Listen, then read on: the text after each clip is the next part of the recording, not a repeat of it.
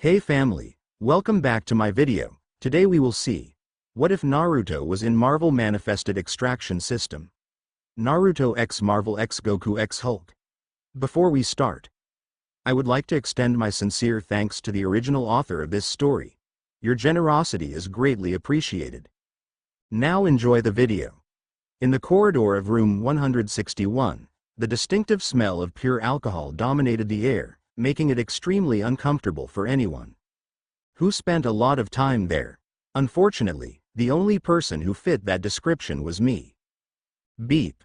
The heart monitor next to my bed emitted a constant beep, indicating day after day that my life still persisted, even if by a thread. That morning, like all the countless other mornings I spent in that room, my eyes were fixed on the dull ceiling when I woke up. Every day it was the same view.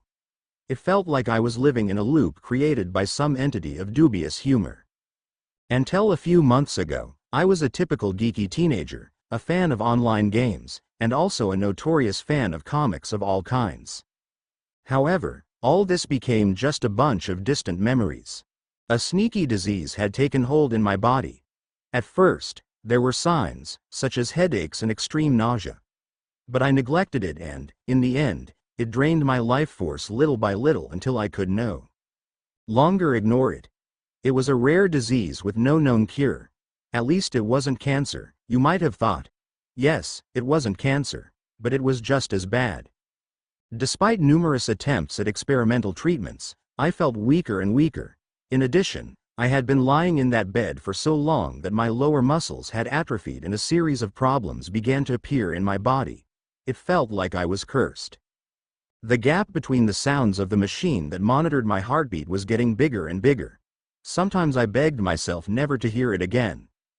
After all these months, lying in bed, I could barely move my fingers, as my body reserved most of its nutrients for trying to fight the disease immunologically. So I couldn't even read my favorite comics. Maybe I could use a screen, a smartphone or a tablet, but my eyes burned whenever they were open for a few seconds. The doctors said it was because of the disease too. Shit.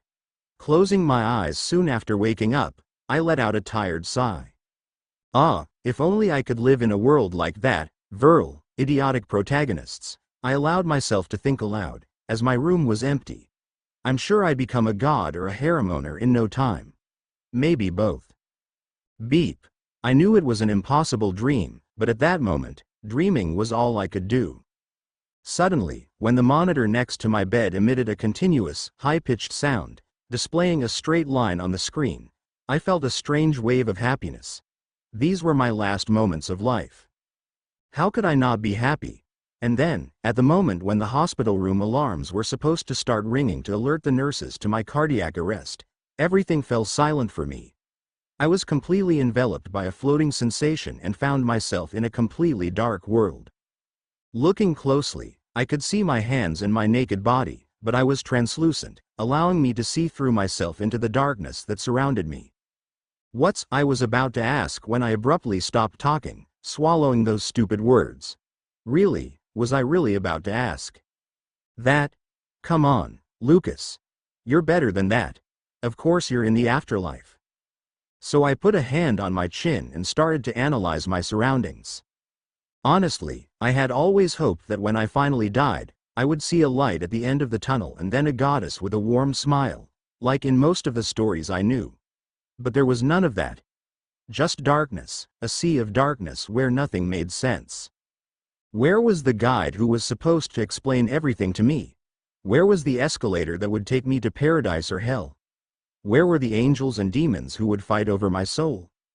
This isn't fair, I muttered to myself. The rolling school I understand, but there isn't even a goddess with a pair of generous breasts to hug me. Suddenly, an idea began to weigh on my mind. What if I was trapped between life and death, in an endless limbo? Could this be the real afterlife? A vast nothingness? These theories made me shudder. Being trapped, going nowhere, with no chance of a final judgment, was even worse than burning in hell or spending months and months in hospital. To my relief and surprise, I suddenly felt a tug on one of my ankles, as if an invisible hand was grabbing me and pulling me down. Huh? I looked down and saw nothing but darkness. Am I starting to get delirious?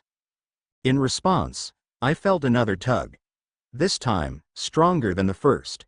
Immediately, I knew it wasn't my mind playing tricks on me. My heart raced, and I instinctively began to fight it, trying to swim upwards. No, no, forget what I thought, I'm happy here. Stop pulling me down.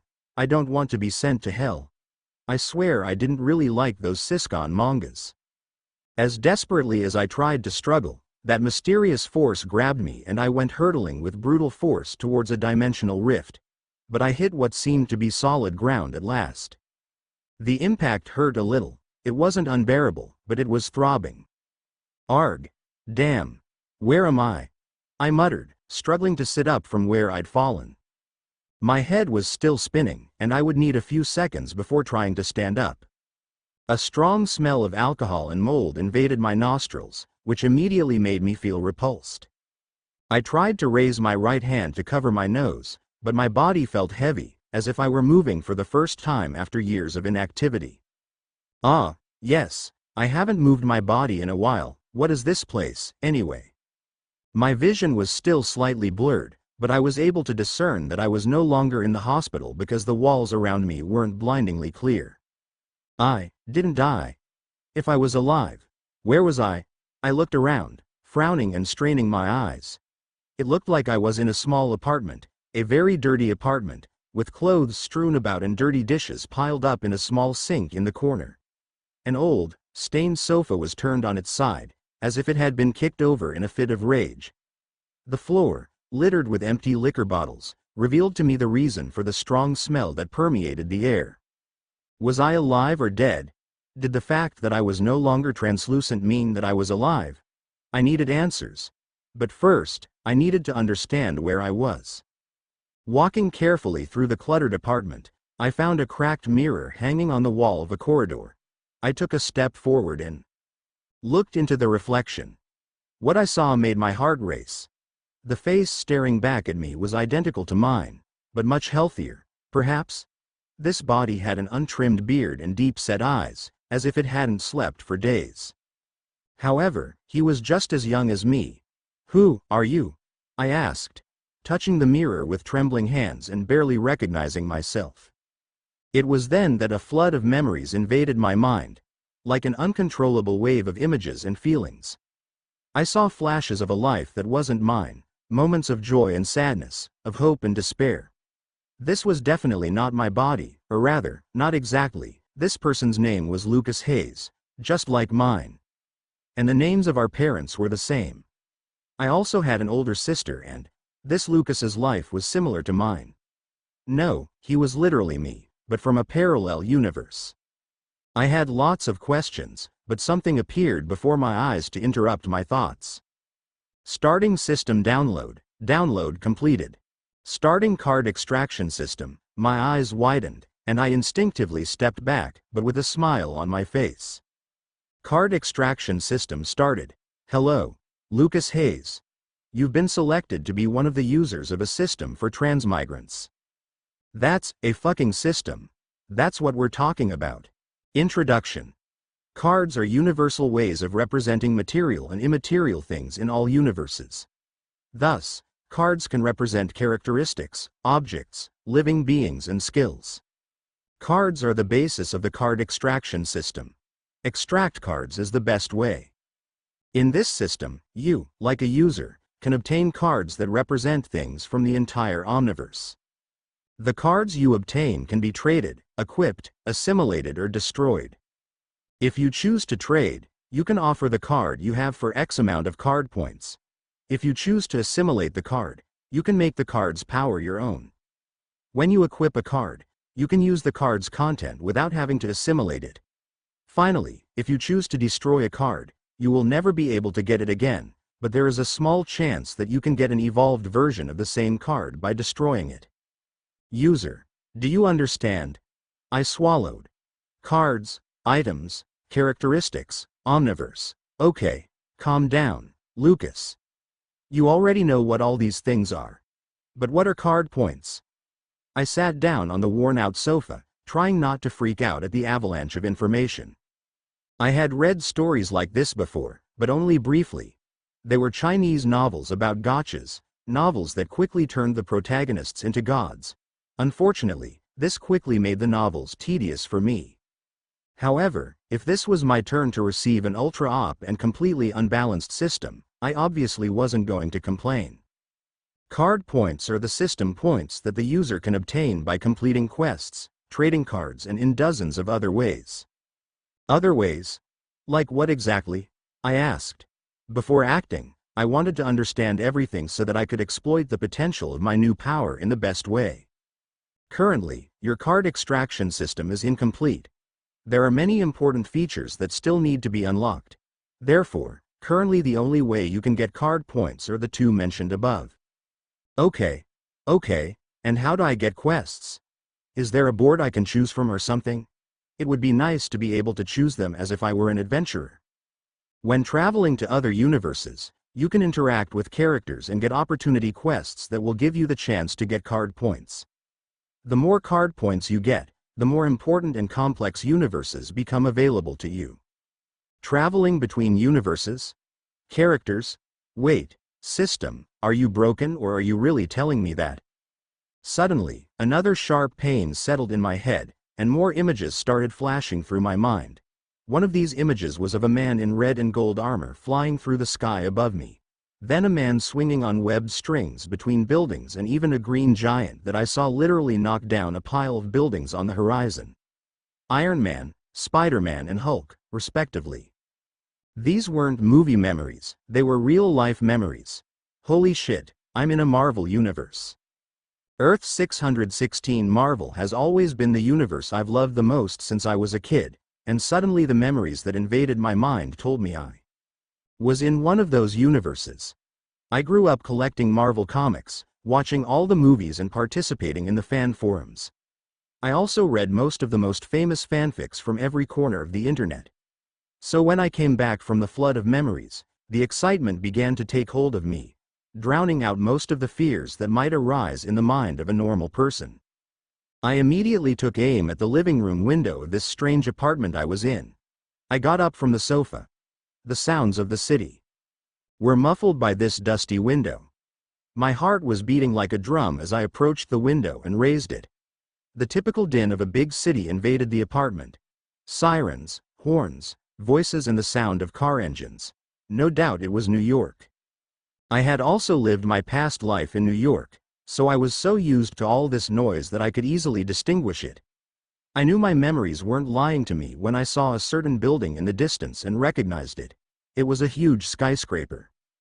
The Baxter Building, I recognized it, and my lips curved into a smile. Where in some universes there was the iconic Avengers Tower, in the universe I was in, there was the Baxter Building with a big 4 lit up where an A should be. Home of the Fantastic Four. Which means, I really am in Marvel. More specifically, you're on Earth 616 of the Marvel multiverse. 616? So I'm in the main comic book universe? Yes. The Earth 616 is known as the catalyst universe for several dangerous multiversal events. Use caution when operating in this world. Caution? You're right. Now that the initial euphoria has worn off, I see what you mean. Marvel's universes could be wonderfully complex, exciting, and fun, but they definitely weren't safe, especially for ordinary people like me. But first of all, why am I in this body that looks so much like mine? If this was a transmigration, I shouldn't have a beard and be a little thinner? It was then that more images began to flash through my mind, almost as if my mind or something larger was trying to answer my questions. I already knew that they were fragments of memories. This time I saw myself in a dark bar, drowning my sorrows in glasses of cheap whiskey.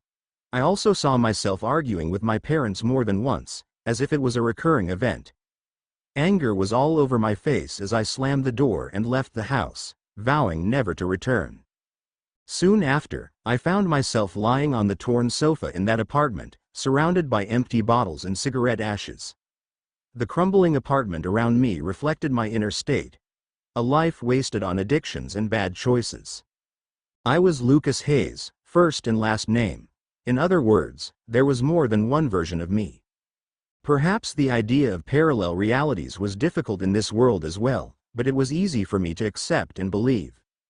In this universe, my variant didn't get sick, but something worse happened. This version of me was consumed by alcohol and drug addiction at an early age, and he dropped out of high school, cut ties with his family, and isolated himself in a small apartment in the worst part of New York. To make a long story short, after a year of drug abuse, the original Lucas Hayes of this universe died, and moments after his heart stopped, his heart started beating again, but with my soul possessing it. That's how I ended up in this body, living the life of an alternate version of myself that existed in one of Marvel's universes. An addict, huh? At least that explains the nausea I'm feeling, I said to myself, falling to my knees after this avalanche of memories. I clung to the nearby sofa and forced myself to stand up. My head was still throbbing, but at least I had an explanation for my current situation. In a way, having a history in the 616 universe was exciting because not only did I have my memories as a comic book fan who loved the Marvel universe, but I could also access, albeit involuntarily, the memories of Lucas Hayes who lived in this world. It was hard to take it all in and still be sane, but none of it could be worse than spending months in a hospital bed until I died. Before I could even begin to think about my next steps, or rather my first steps as a transmogrified person, someone started banging on my apartment door, almost ripping the hinges off. Bam! Bam! Bam! Instinctively, I took a step toward the door, but a memory burst into my mind. The Lucas of this universe had gotten involved with the wrong people, dangerous people. In order to maintain his addictions, he had accumulated debts with many people who shouldn't even be breathing the same air. Shit, I whispered to myself and took a few steps back. I can't open it or they'll kill me. They're definitely going to kill me. I owe $70,000. The knocking on the door stopped for a moment, but from behind it came a deep, cold voice. I know you're in there, Hayes. The landlord told us you arrived at dawn and haven't left since. There's no point in hiding, because if you don't open this door now, I'm going to break it down and finish you off, anyway. I knew that I was in a critical situation. I couldn't let despair get the better of me. Gasping for breath, I ran into the apartment's small kitchen, hoping to find something I could use to defend myself. I hurriedly opened the drawers, looking for a knife, but all I found was disposable plastic cutlery. This is useless. Think, should I take a bottle and break it? No, I'd have to go for the jugular vein to kill it, and it would have to be a big guy. I wouldn't stand a chance. You don't want to open it, do you? I'll open it for you, the aggressive collector said as he put an ear to the door and heard sounds coming from inside the apartment. Then came the first kick at the door to break it down, but it wouldn't just open. Suddenly I remembered the system. In stories like this, people usually win by using the system, right? System. Can I get any skills? At the moment, the only way to acquire skills is through quests. However, there is a way for you to get a skill shop for 15,000 card points. Do you want that? Yes. Sorry, the transaction failed due to insufficient balance. What's my balance? Card points balance, 1,500. That's it? I'm going to die now. Bam. The debt collector gave another kick. I know. System, you said I can travel to other universes, right? Get me out of here.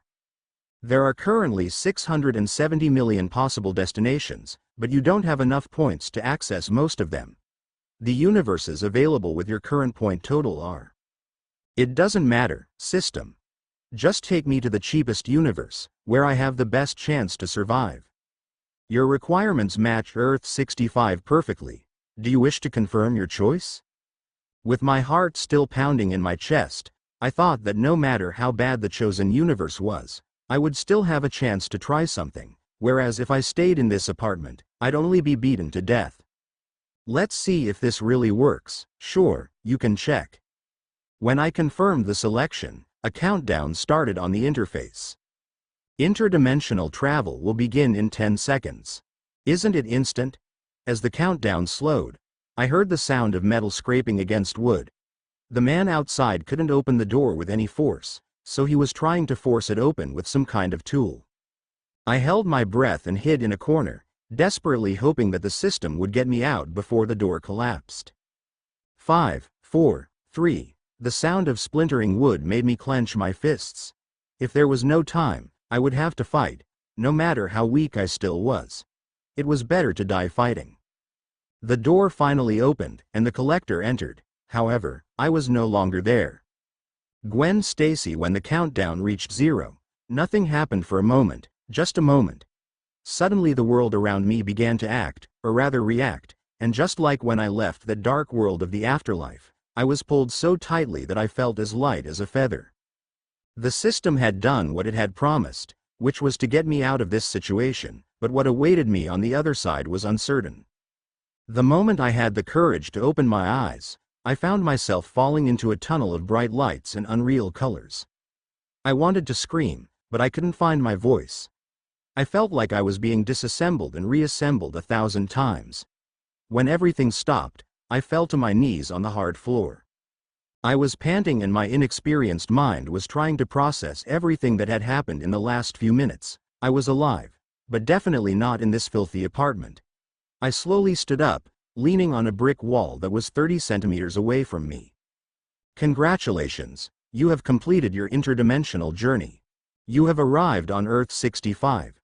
This universe is known for its unique version of many characters and events, but the risk of death is average. You have spent 1,000 card points to complete this journey. The return trip will be available in 24 hours for 0 cost. Earth 65, that set off alarm bells in my mind. I remembered that universe very well.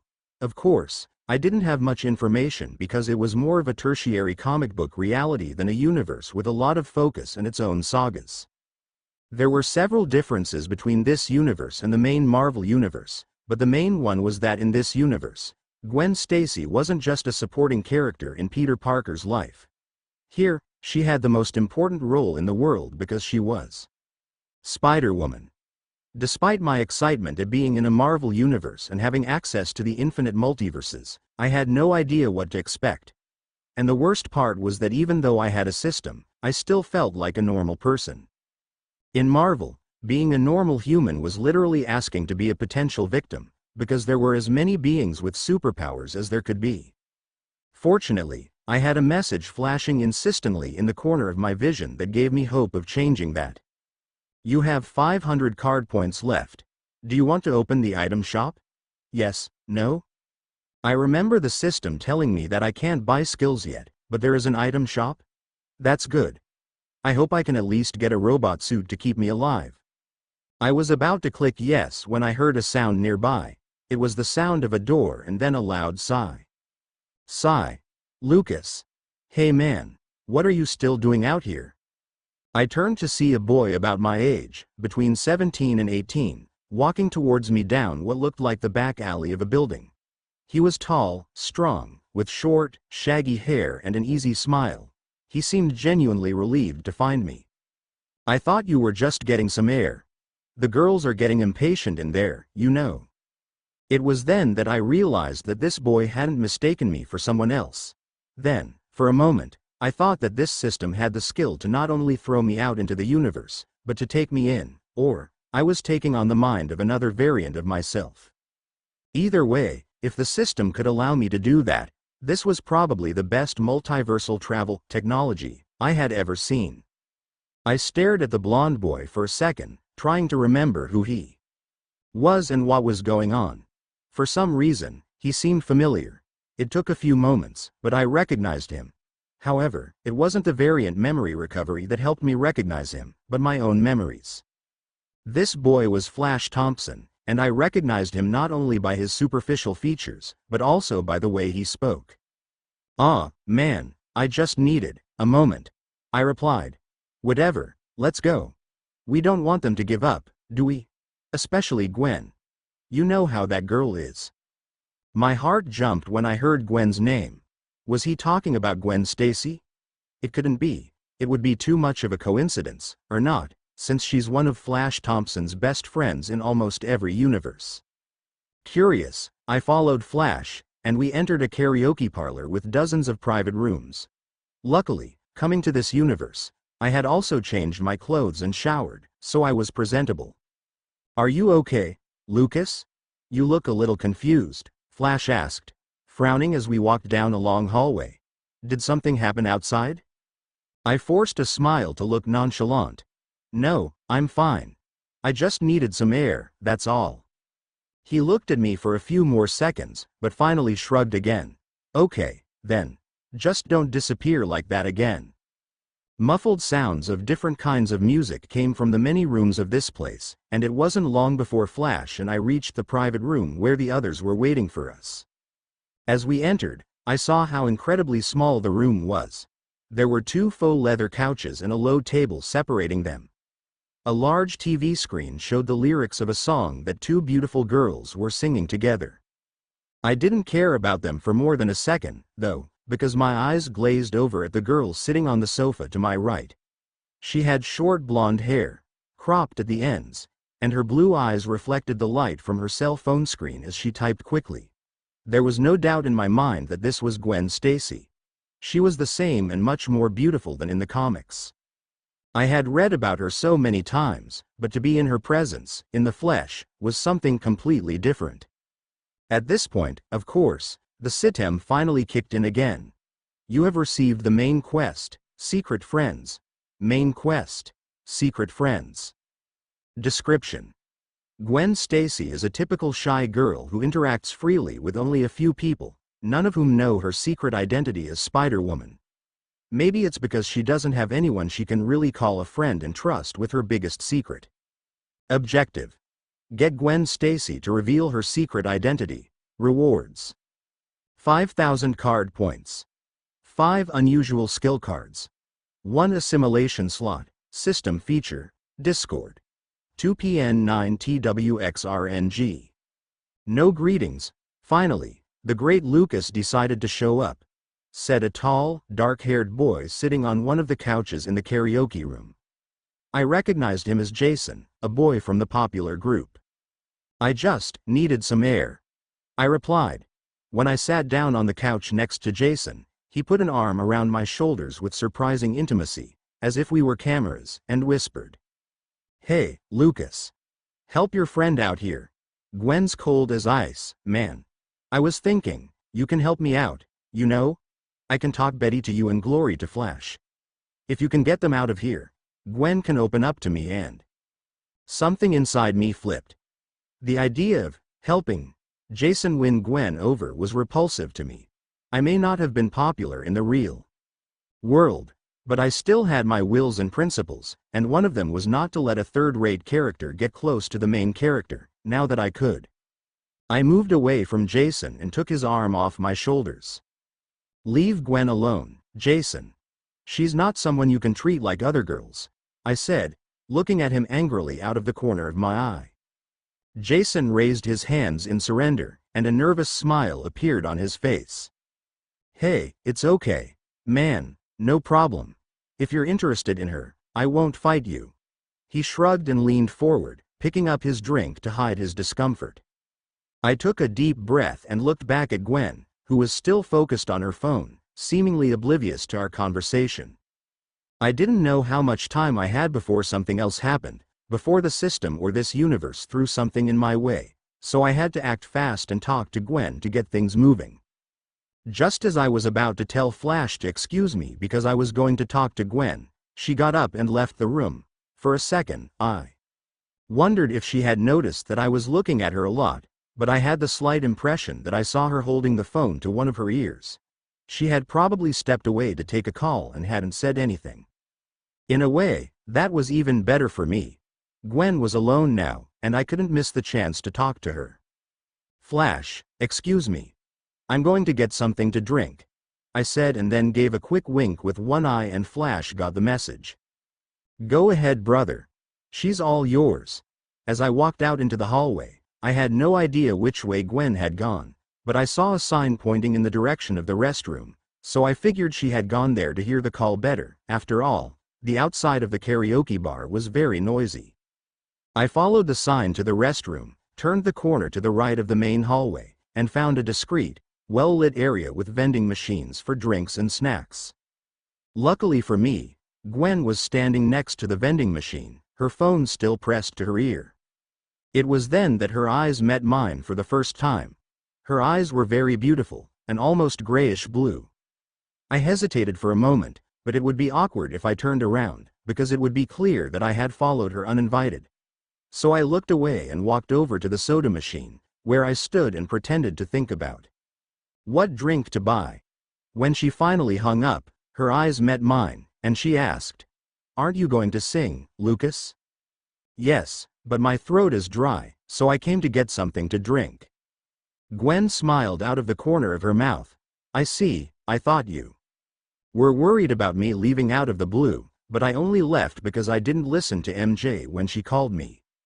"You read me perfectly," I said, putting a hand on the back of my neck and laughing nervously. "I have a good intuition. It's almost like a sixth sense?" I asked. "Yes, exactly. How did you know what word I was going to use? I think I can read other people well too." "You must be a good observer," Gwen commented with a discreet smile. "Ah, well, I've always been more observant than communicative, so." I just couldn't tell her that I had developed my talents for observation because I was often barely able to talk to the nurses at the hospital because I was on too much medication. At the end of the karaoke night, I needed a place to sleep. I could ask one of the guys to put me up for the night, but I had their number in the phone book of the old button cell phone in my pocket. So, before resorting to that last option, I decided to go to the building where I used to live before I went to the hospital in the real world. My parents bought an apartment in this building before I was born and moved in. That's where I lived all my life until my home became the hospital. So part of me hoped it wouldn't be any different in this universe. When I reached the street of my building, I saw how similar everything was, except that the streets were much dirtier and the walls of the buildings were full of graffiti. When I got to my floor, I easily found my apartment. There was a 56 just above the peephole on the door.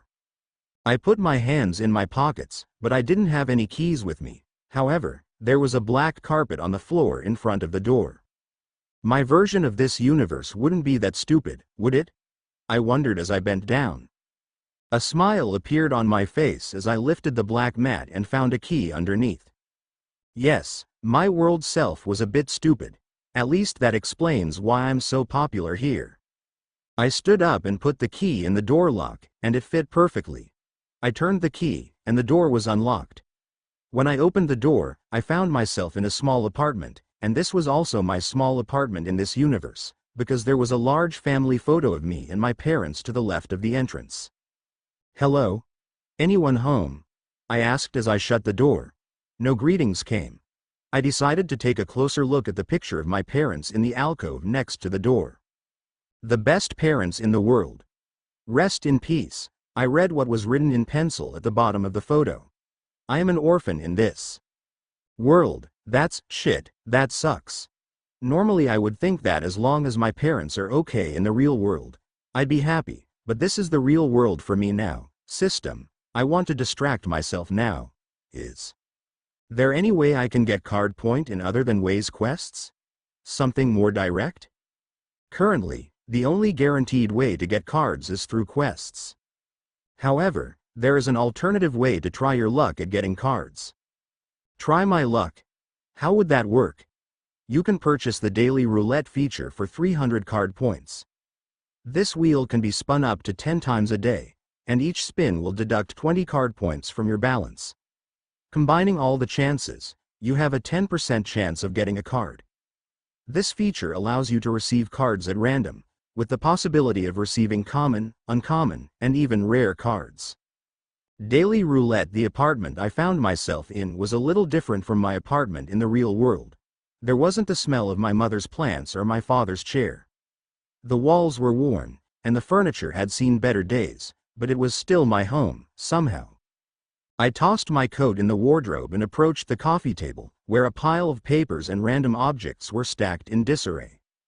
The place was too quiet, and the absence of any sound except for the echo of my own breathing was a little disconcerting. This was probably only the second time in months that I'd experienced complete silence, the first being when I spent a few seconds in the darkness of the afterlife. As I walked around the apartment, nostalgia hit hard. The large family photo on the wall, the sofa I knew well, and even the small kitchen. As I stopped to look at it all, I finally realized that the apartment I fled when I first came to the Marvel multiverse was also this one. These two apartments were just alternate versions of the place I used to live with my family, but knowing that didn't make it any easier to see everything differently. I went to my room. There was a single bed and a closed notebook on a dusty desk. I threw myself on the bed, stretched my hand to the ceiling and said, "System, you talked about a daily roulette wheel that could spin up to 10 times a day. How many card points do I have now?" Card points balance. 500.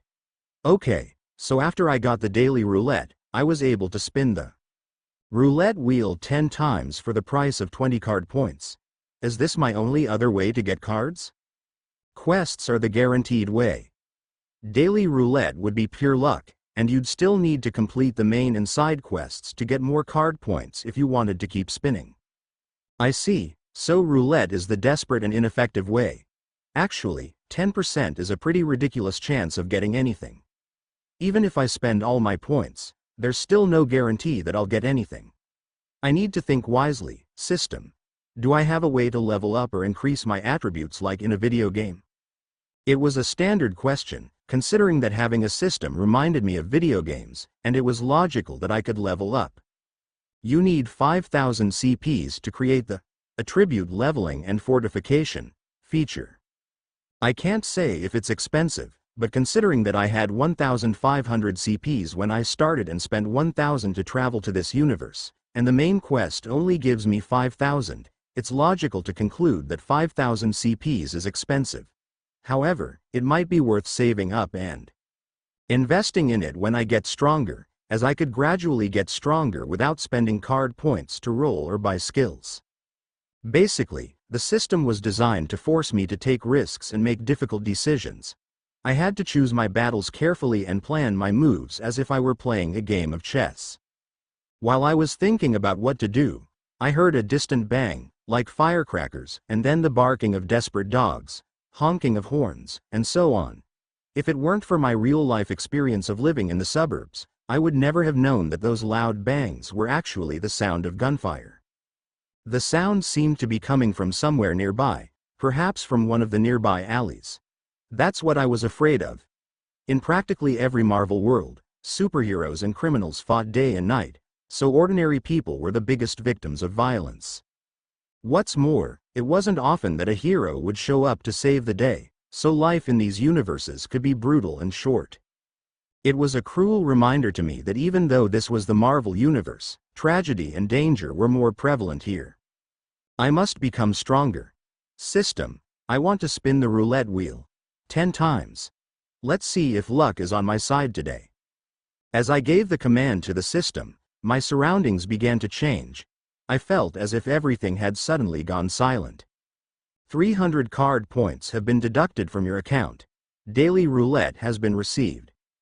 The soft feeling of lying in bed disappeared as a blinding brightness filled the room. After a few seconds, a floating, translucent, and glittering interface appeared in front of me. At its center was a circular roulette wheel, divided into several sections so colorful and segmented that I could not tell what each section represented. So this is what daily roulette looks like. The roulette wheel had many parts with bright colors, but most of it was white, representing the absence of a prize. Remember, there's a 10% chance of getting a card per spin. Do you want to continue? Yes, let's go. 20 card points have been debited. As soon as I gave the command, the roulette wheel began to spin, the bright colors blending into the white as the wheel spun at top speed. The sound that accompanied the spinning of the wheel was a high-pitched hum, but soon the wheel began to slow. I held my breath, almost regretting what I had done. Man, my mom always told me not to fall for gambling ads on the internet and waste my money, so I always invested in my studies. Well, actually I invested my pocket money in novels, manhwas and fanfics, but they were supplementary studies. How could I have fallen for the easy prize hype just when it mattered most? I was pretty sure I wasn't going to get anything. A guaranteed prize every 10 spins would still be good, but the odds weren't stacked. And the first spin came up empty, just as I had predicted. Damn. Nothing. You still have 9 spins left. I shook my head. Now that I've started, I have to make it count. The roulette wheel spun again, and I watched as the second and third spins also stopped on empty spots. I was about to give up, but the pride inside me didn't want things to end like this. Then, on the fourth spin, something different happened. The roulette wheel began to slow down, and this time it stopped on one of the bright spots. The symbol that appeared on the screen was a red eye with a tomo. Wait, is that a Sharingan? The system confirmed. You have received the skill card, Sharingan, skill, Sharingan. Description. This skill grants the user advanced ocular skills, including accelerated movement perception, copying skills, and, depending on the user's evolution, other ocular-related skills. Rating. Rare. Assimilation. Not assimilated. This is fucking awesome. The fact that I had received a Sharingan was something far beyond what I had expected. This was a power that I, in particular, considered to be one of the most attractive powers in Naruto. I could hardly believe my luck, and there were more turns to come. Who knew what I could do? With my heart pounding, I continued to spin the wheel. Most of the following spins were again fruitless, but on the last spin, the roulette wheel slowed down and stopped on a pixelated symbol. An iron pickaxe. You have received the weapon card, Minecraft Iron Pickaxe. Item. Minecraft Iron Pickaxe. Description. This item allows the user to mine and destroy objects as if they were in the Minecraft universe. Its durskill is limited, but it can be used as an efficient tool in various situations. Rating. Uncommon. Durability. 251 swings. You have reached the limit of 10 rolls per day. Try again tomorrow. I was completely speechless. As much as it might seem like a joke to get such an item, I was very happy to see that it was possible to get Minecraft items. What if I could get an Ender's Dragon egg? What if I could also get items from mods? I thought to myself, perhaps because I was still unable to grasp what the skill to obtain powers and items from across the Omniverse really meant. It wasn't impossible for me to obtain some of the most attractive powers from all the works, such as JoJo's stance or even Gojo's Mugen from Jujutsu Kaisen. I can't believe it, I got 2 really good items with only 10 spins. I think I need to touch them to see if they're real. System. Please equip the pickaxe I just received. The Minecraft Iron Pickaxe weapon card has been equipped. Slots of your deck are filled. What's that? I fill slots when I use a card. Skill cards. Slots of your deck are filled. What is this? I take up slots when I use a card. And there are only 3 slots to use cards at the same time, I muttered to myself. The system was definitely designed to maintain a certain balance, a balance to prevent me from simply accumulating powers without any restriction. Anyway, the Sharingan was a powerful enough power, and there was still the option of assimilation, which I could assume from my knowledge of Chinese novels meant that I would make the Sharingan a permanent part of my skills. System. Can I assimilate any card? You can only assimilate skill cards. I see. And how many skills can I assimilate at once? You only have 1 assimilation slot at the moment. In other words, if I chose to assimilate the Sharingan now, it would take up my only available assimilation slot. It was a decision I couldn't make lightly. Still, the prospect of having the Sharingan, with all its attributes and skills, permanently as mine was too tempting to ignore. System. How long would it take me to assimilate the Sharingan? The process of assimilating the Sharingan skill will take 32 hours. During this time, you won't be able to use this skill card, occupy the assimilation slot with another skill, or cancel the assimilation.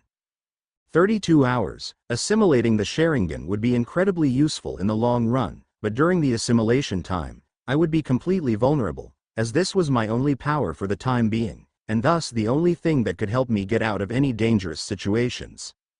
I turned away from the mirror and paced the small, almost empty room. The Minecraft pickaxe was undoubtedly a unique tool and could be extremely useful in certain situations, but walking around with an iron pickaxe wouldn't go unnoticed. In fact, It would be an incredibly bizarre sight to anyone who saw me on the street, and considering I was in a universe where heroes and villains could be anywhere, I didn't want to draw attention in such an unnecessary way. There's no point in using the pickaxe yet. I made a decision. System: I want to equip the Sharingan. The skill card, Sharingan, was equipped. Slots of your deck are filled. I felt a slight pressure in my eyes as the Sharingan was activated, so I ran into the bathroom of my apartment, and when I looked in the mirror, I saw that my left eye pupil was red, and there was a tomo in it. Surprisingly, my perspective of the world around me began to sharpen, as if the world had gained a new level of detail that I had been unable to perceive before. In a way, it felt like going from 60 Hz on the monitor to 360 Hz. Every time my left eye moved, I saw a projection of what I was about to see before I actually saw it. It was difficult to explain. It's only a one-tomo Sharingan in one eye, but it made a huge difference. Still, I can understand now why this is only a rare reward, and not legendary or whatever nomenclature is used for the highest rating in this system. It would have been much better for me to get a Mangekyu directly, but I can't be greedy. I didn't even have to experience anger or fear to activate my Sharingan, so that's great. I opened my left eye wide in front of the mirror with the help of my fingers, trying to see if this wasn't some kind of special, super technological lens that imitated the Sharingan, but obviously, it wasn't. It was. In any case, this system had indeed imbued me with a Sharingan with enormous ease, and I could only be grateful that the Sharingan hadn't appeared on my hand like the iron pickaxe had. Otherwise I would have had to rip out one of my eyes myself to put the Sharingan on. I can assimilate the Sharingan later, when it's safe and I'm more experienced. For now, I'd better use it as needed and concentrate on finding more quests or ways to get card points. With the Sharingan equipped, my nerdy, adventurous side was itching to test its cap skills right away. The shots I heard didn't go far. With so much adrenaline in my body, I couldn't just stand around and wait for the quests to come to me, so I thought I'd investigate the area further. I opened the closet and looked for an outfit that would be appropriate for an investigation. I didn't want to look like a thief, but I wanted to be able to hide quickly. I was wearing a red sweatshirt, which wasn't very good for hiding in the dark alleys of New York. So I grabbed a black hooded jacket from my closet. I pulled the hood over my head, covering most of my face, and put on a turtleneck underneath that I would never wear in any other situation. When I reached the first floor of my building, I pushed open the door and stepped out onto the sidewalk. I looked left and then right, trying to decide where to go. I still needed to better understand how to use my skills, so it wouldn't do to go to the bad side of Brooklyn where I could do drugs, so I went left. With my hands in my jacket pockets and my head down, I blended in with the crowd that always seemed to be present in this city, even at night. As I walked, I noticed that most of the local businesses were closed. Those that were open didn't seem very friendly. This was the side of New York that wasn't shown in the newspapers, and in this universe it wasn't very different from mine. On the sidewalk where I was standing, I saw a group of men gathered around an improvised fire in a garbage can. They weren't beggars, for they were well dressed and talking loudly. When the bald man among them realized I was watching as I approached, he reacted immediately. "Hey, kid, you lost something?" he said, reaching out to grab me. The other two smiled mockingly, as if they had done this countless times before. It was a classic move to rip people off. For certain people, a touch was enough to steal something from other people, the classic thieves. As soon as the man's hand came towards me, I stepped aside and deftly dodged it.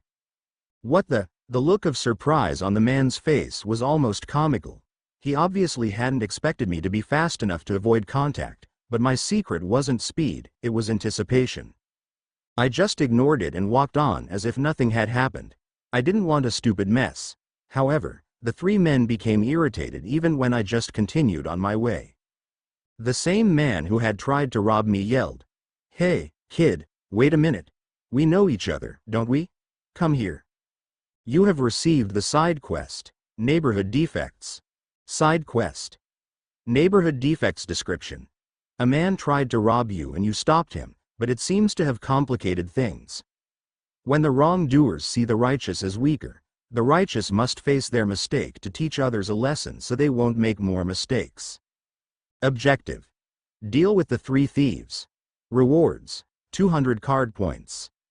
And here we go with the classic extra scene. Calm down, the goal is just to deal, I thought at that moment.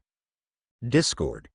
2PN9TWXRNG Spider Gwen. The side quest the system had presented me with came to mind as I watched the 3 men approach me. They seemed irritated by my attempt to ignore them. Objective: deal with the 3 thieves. The quest may seem simple, but the word deal meant that the choice of method I would use to deal with them was in my hands. I could accomplish this quest in several different ways, and the easiest of those ways, violence, was not my first option because we were in public. Lose something, boy? One of the men asked, but his body language told me he wasn't expecting a fight. This intimidation seemed more like a plan B in case the theft didn't work. Not really. I was just passing through. You know who we were. But let's do this the easy way. Okay. Make it easy and hand over all the money you got there. He held out his hand, expecting me to obey without question. Look, I don't want any trouble. I'm from the neighborhood. I live in the Valley building. So if I were you, I'd reconsider. Reconsider? Boy, you know, New York is a dangerous city, and I'm not just talking about the heroes patrolling the streets. If you think you can just rob anyone and get away with it, you might not know this city as well as you think, and you're going to find out that there are some pretty bad people who don't like it. Thefts and robberies lead to reports and calls to the police, which can screw the guys around here. Are you threatening me, kid? An older man asked, and the other 2 took 2 steps back. I'm trying to warn you. You know, we're all neighborhood pals. For a moment, I saw the old man become conflicted. He scratched the back of his head, clicked his tongue, and turned to walk away. Leave him alone, boys. Kid, you're lucky I'm in a good mood today. Get out of here soon. The 3 men walked slowly away, back to the trash can on the sidewalk. I breathed a sigh of relief and said to myself on my way back, I bluffed, and it worked. What a stroke of luck. Congratulations. You've completed the side quest, Neighborhood Defects. 200 card points have been added to your account. It was only a small victory, but any extra points were welcome. With this quest, I recouped my risky investment in the roulette. As I walked around the area, I realized that crime was more prevalent and brazen on this earth than in most of the Marvel worlds I'd seen in the comics. It was strange because Gwen, the Spider-Woman of this universe, had the same powers, the same code of conduct as Peter Parker, and worked just as hard to protect the city. It didn't make sense to have more crime than in the universes where he was Spider-Man. As I thought about this, I remembered something important. In the comics that tell Gwen Stacy's origin story as Spider-Woman on this earth, Peter Parker became the Lizard, and after he died, Spider-Woman was falsely accused of killing him, making her a wanted person by the police. These events took place on Earth 65, so it made sense that many criminals would take advantage of the situation. They didn't see Gwen as a hero, but as a criminal just like them, so maybe they didn't fear her too much. When I realized that this city was sinking into crime because the figure who was supposed to protect the citizens was considered a public enemy by the police, I felt that I had to help her in some way. Maybe that way I could gain her recognition and become worthy of her telling me who she was on her own. And the first opportunity for me to make a difference came when I was in a more isolated part of the area, with few pedestrians and even fewer cars. After hearing truck noises coming from the middle of a block, I entered a dark alley and spotted a group of men loading several crates into a moving truck, an action that was suspicious to say the least, given what appeared to be an abandoned shed. Let's go faster, boys. Mr. Murdoch isn't very patient, so we'd better speed things up. I don't want anything to go wrong, said the man coordinating the shipment. He had his hand in a gun holster the whole time. The name, Murdoch, caught my attention. I knew that, in most universes, the only person with that name was Matt Murdock, the Daredevil. If I remember correctly, Murdoch is a villain in this world.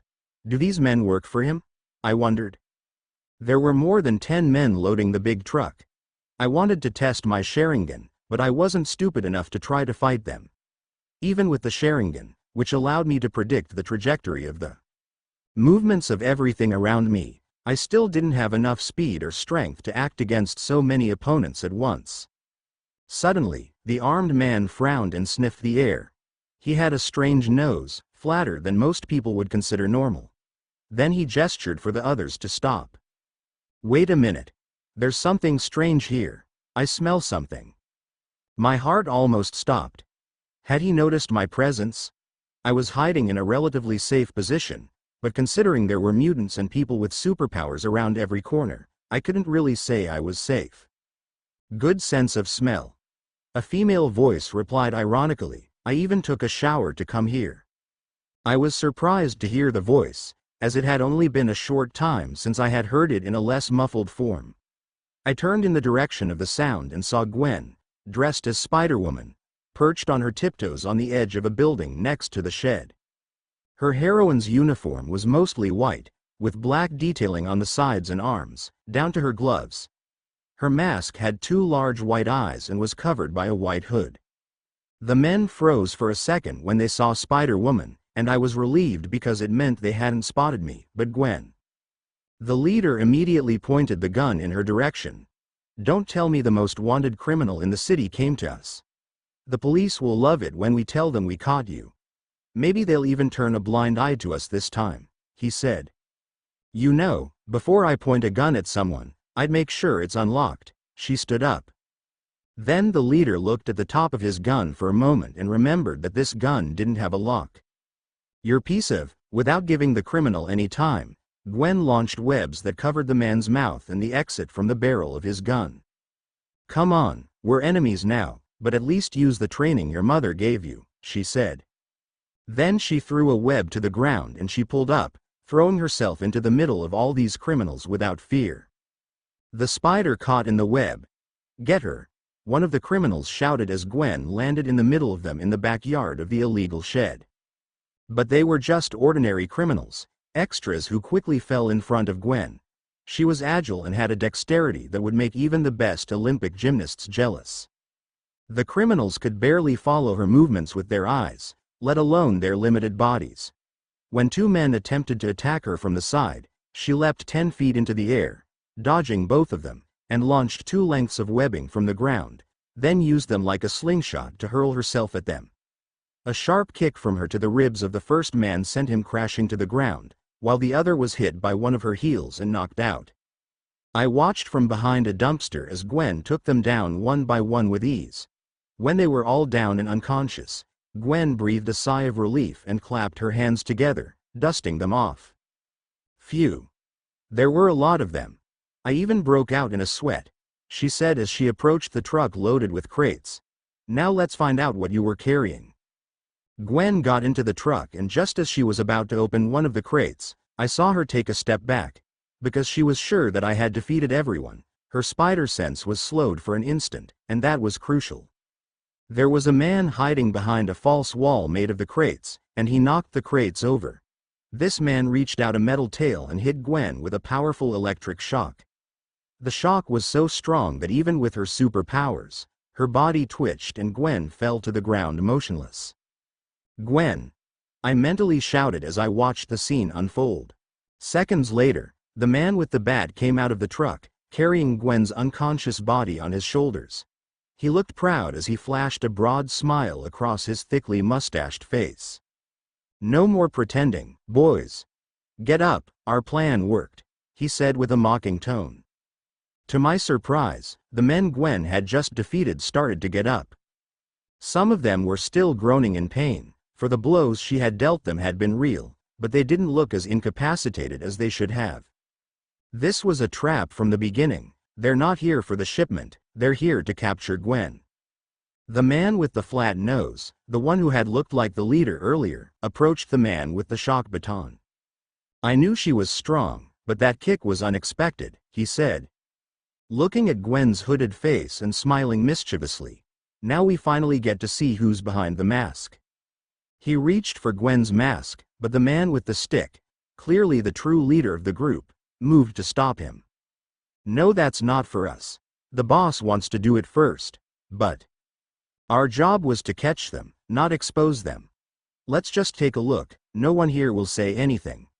After all, we risked our lives to carry out your plan. You risked your lives? Shut up. You know Spiderwoman doesn't kill. Now, instead of being curious, call the boss.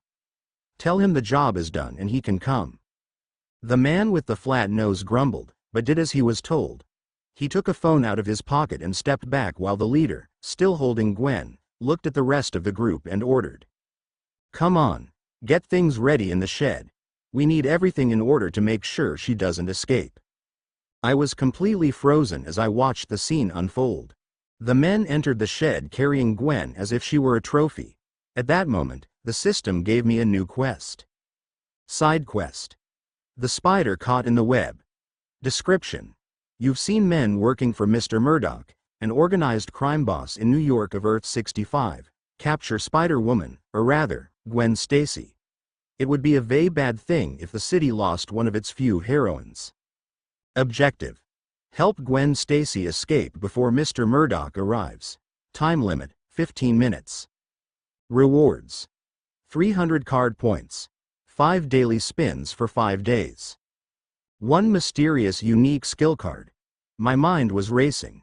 I only had 15 minutes to help Gwen escape.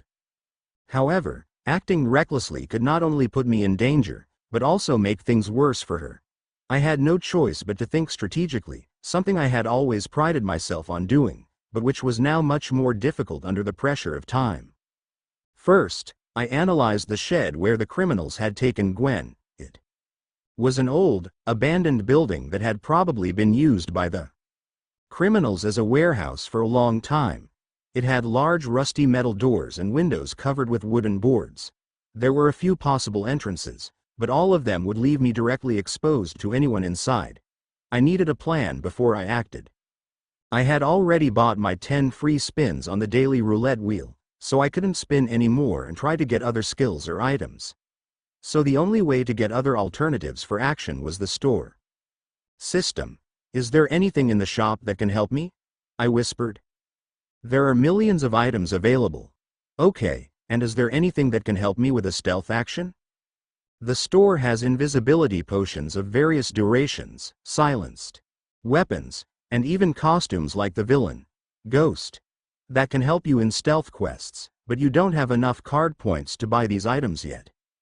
You sound like you're mocking me when you talk like that. Fortunately, the quest didn't require me to eliminate or neutralize the criminals. Perhaps, instead of concentrating on defeating them, I could act stealthily just to create a distraction for the criminals and then act. It was then that I had a new idea. System. Do you have any smoke bombs for sale? Yes, low-spreading smoke bombs are available for 200 card points each. Please note. Due to supply and demand, the price of each item may increase after you purchase 2 units. I want to buy a smoke bomb, I decided quickly. It would cost me 200 carbon monophosphide, which was all I had, and I only wanted to buy it because I knew that this smoke bomb would be the difference between success and failure in this quest. Purchase completed. 200 CPs deducted. 1 unit of smoke bomb added to inventory. Now I had something to work with. The smoke bomb could give me the cover I needed to get to Gwen and get her out of there. The Sharingan would help me see through the smoke better than most of my enemies. What about the iron pickaxe from Minecraft? Well, I knew the mechanics of Minecraft well. I spent hours playing it, after all, and I knew that the pickaxe was capable of breaking blocks and opening paths, but there were very few situations where it would be good as a weapon. It would be best to use my own fists when necessary. Finally, I had to find another way to get to the balcony. This shed looks old. Buildings used to have an exit on the terrace to let people out to smoke and fix the ventilation pipes.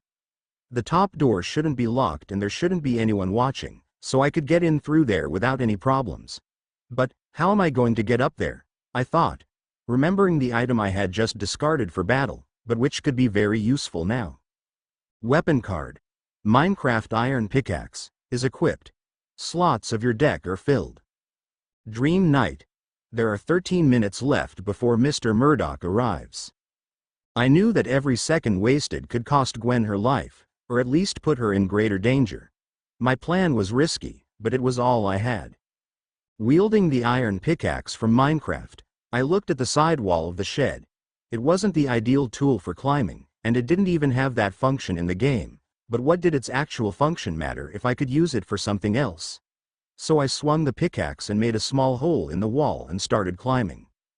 The holes created by the pickaxe were where I put my hand when I moved the pickaxe from one place to another. Luckily, the city was so noisy that the sound of the pickaxe's brief clatter was inaudible to those inside. When I finally managed to hoist myself onto the roof of the shed, I crawled out onto the flat, dusty surface of the terrace. The view from up there was no better than from the dark alley. The roof was covered in rusty gutters and debris, with a few broken boards and panes of glass here and there. What really caught my eye was the ventilation structure, with fans bringing fresh air into the warehouse. There were also glass windows, like skylights, all covered with wood. Luckily, there were gaps between these boards, and these gaps were big enough for me to peek inside the shed. That's when I saw Gwen strapped into a metal chair, her hands chained behind her, in the middle of the empty shed. She was still unconscious. The man with the stun baton was standing next to her, talking on the phone to someone who sounded like their boss. I had little time to save Gwen, and the clock seemed to be ticking. There were 10 minutes left before Mr. Murdoch arrived. My plan depended on creating enough of a distraction to get her out without alerting the others. In other words, the ideal would be for me to go in, free them, and we'd leave undetected. A plan I know is unlikely to be executed perfectly. Fortunately, there were new items I'd found on the roof that could help me increase my chances. I took the smoke bomb from my inventory and held it tightly, knowing that this little device was my best chance. I positioned myself next to one of the large industrial vents with openings onto the terraces, mentally calculated the right moment, and released the smoke bomb inside. Upon impact with the inside of the metal pipe, it made a short pop and then began to release a dense cloud of gray smoke. Thanks to the ventilation structure, a single smoke bomb quickly began to spread throughout the shed. Within a minute, the place was completely enveloped in the fog, and the men began coughing. "What the hell is this?" the man with the cane shouted, trying in vain to see through the smoke. "Fuck. Who the fuck was smoking near the pipes? The machine room in the basement must have malfunctioned again. Someone go and fix it now. The boss will be here soon, don't ruin everything. Open the windows to let the smoke out." "What windows, idiots? All the windows in here were boarded up so no one could see what was going on in here when it was that lizard guy's lab." I had very little time, about a minute or two, before the smoke spread too much. That time would have been longer if the smoke bomb had been thrown into a small room, but the smoke was all over the shed. But while the criminals were talking, I had already entered the shed through the patio door and was quickly walking down the stairs. Through the smoke I could see the silhouettes of the men moving as they tried to see. "Kevin. Where are you?" "I'm here. Brother. Get your hand off me, I'm not Kevin." Because I had the Sharingan, it was as if the world around me was in slow motion, and in a way I couldn't explain, I could almost see them through the smoke. I knew the Sharingan allowed users to see people's chakra, only what I saw wasn't like the visual representation of chakra shown in the anime. It wasn't blue lines spreading through the body like blood vessels, but a small bluish flame in the center of each one. Ignoring all of this and focusing on what was actually happening, I stealthily approached the man with the shock wand. Disoriented, he swung the cane from side to side, trying to keep the smoke away from him, but I could see exactly where the cane was going. When he turned around, taking advantage of his moment of vulnerskill, I used the pickaxe to strike his hand, forcing him to drop the staff. "Ugh! What was that?" He let out a scream of pain, and I grabbed the staff in midair and used it against him, applying an electrical discharge that made him tremble and fall instantly to the ground, unconscious. Thump! "Captain, what was that noise?" Some of the Seminoles, still lost in the smoke, began to approach, probably realizing that something was wrong. "Are you all right, Captain?" I was running out of time, and even though I could barely breathe in the thick fog, I had to act fast. Spider-Woman. Can you hear me? I whispered, slapping Gwen lightly across the face. For a brief moment, I watched Gwen expectantly, waiting for any sign that she was waking up. When she moved her head a little and let out a faint, sleepy moan, an overwhelming feeling of relief washed over me. Huh? She still seemed to be recovering, and her body was clearly limp and disoriented. We have to get out of here. I don't know where the keys to the padlock are, but you can break the chains, right? Lucas? She asked, and I was startled. Of course she recognized my voice, you idiot. Try to force a different tone on her. I thought and tried to raise my voice when I answered her. And no, I'm Dream Knight. For some reason, I spoke an idiotic name I used on some of my online gaming accounts. Do you think you can run? I'll try, but we still have to get out of here after I let you go. But my time was even more limited than I expected. The smoke began to dissipate and the silhouettes of the criminals became clearer to me. Soon they could see that someone was trying to loosen Gwen's chains. Captain, there's a guy trying to help. The voice of one of the criminals echoed through the shed as he noticed me, and he stopped when he saw his leader on the ground. Shit, they killed the captain. Guys, get over here. We've got an intruder. My eyes widened at the speed with which the chaos erupted. The men were running toward me, still carrying trails of smoke. Suddenly, everything inside me instinctively closed around a single thought. Protect Gwen at all costs and wait for her to wake up. If she doesn't wake up, I'll have to beat everyone up and get her out of here, I muttered.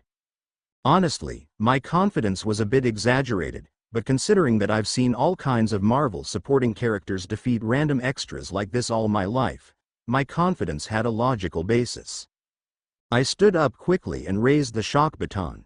When one of the criminals tried to attack me with an iron bar, I had already figured out where he was aiming his attack. With a step to the side, I dodged the attack and let the iron bar pass inches from me. It was as if time had slowed down as the attack cut through the air, and I used the opening to drive the shock baton into the man's stomach, firing an electric charge that knocked him to the ground with a choked scream. Two more coming from the left, I realized as I turned. The two attacked almost simultaneously. One had a metal pipe, the other a knife. But the Sharingan made me see everything. I ducked quickly, dodging the blow from the pipe as I spun around and struck the blade of the knife with the staff, sparks flying as metal clashed against metal. Fuck. This guy's a maniac. The man with the knife shouted, stepping back for a moment as he was disarmed. But the others didn't hesitate. They advanced, and I was forced to retreat close to Gwen. It was then, as if by miracle, that Gwen finally raised her head.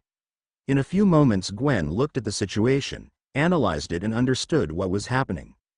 Suddenly Gwen let out a scream of rage and the chains holding her down snapped and broke with a crashing crack as she fell to the ground with a heavy thud.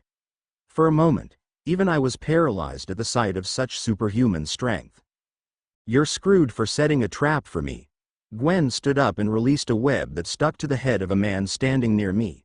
Immediately, Gwen pulled on the web, pulled the man toward her, and struck him with a blow that knocked him to the ground.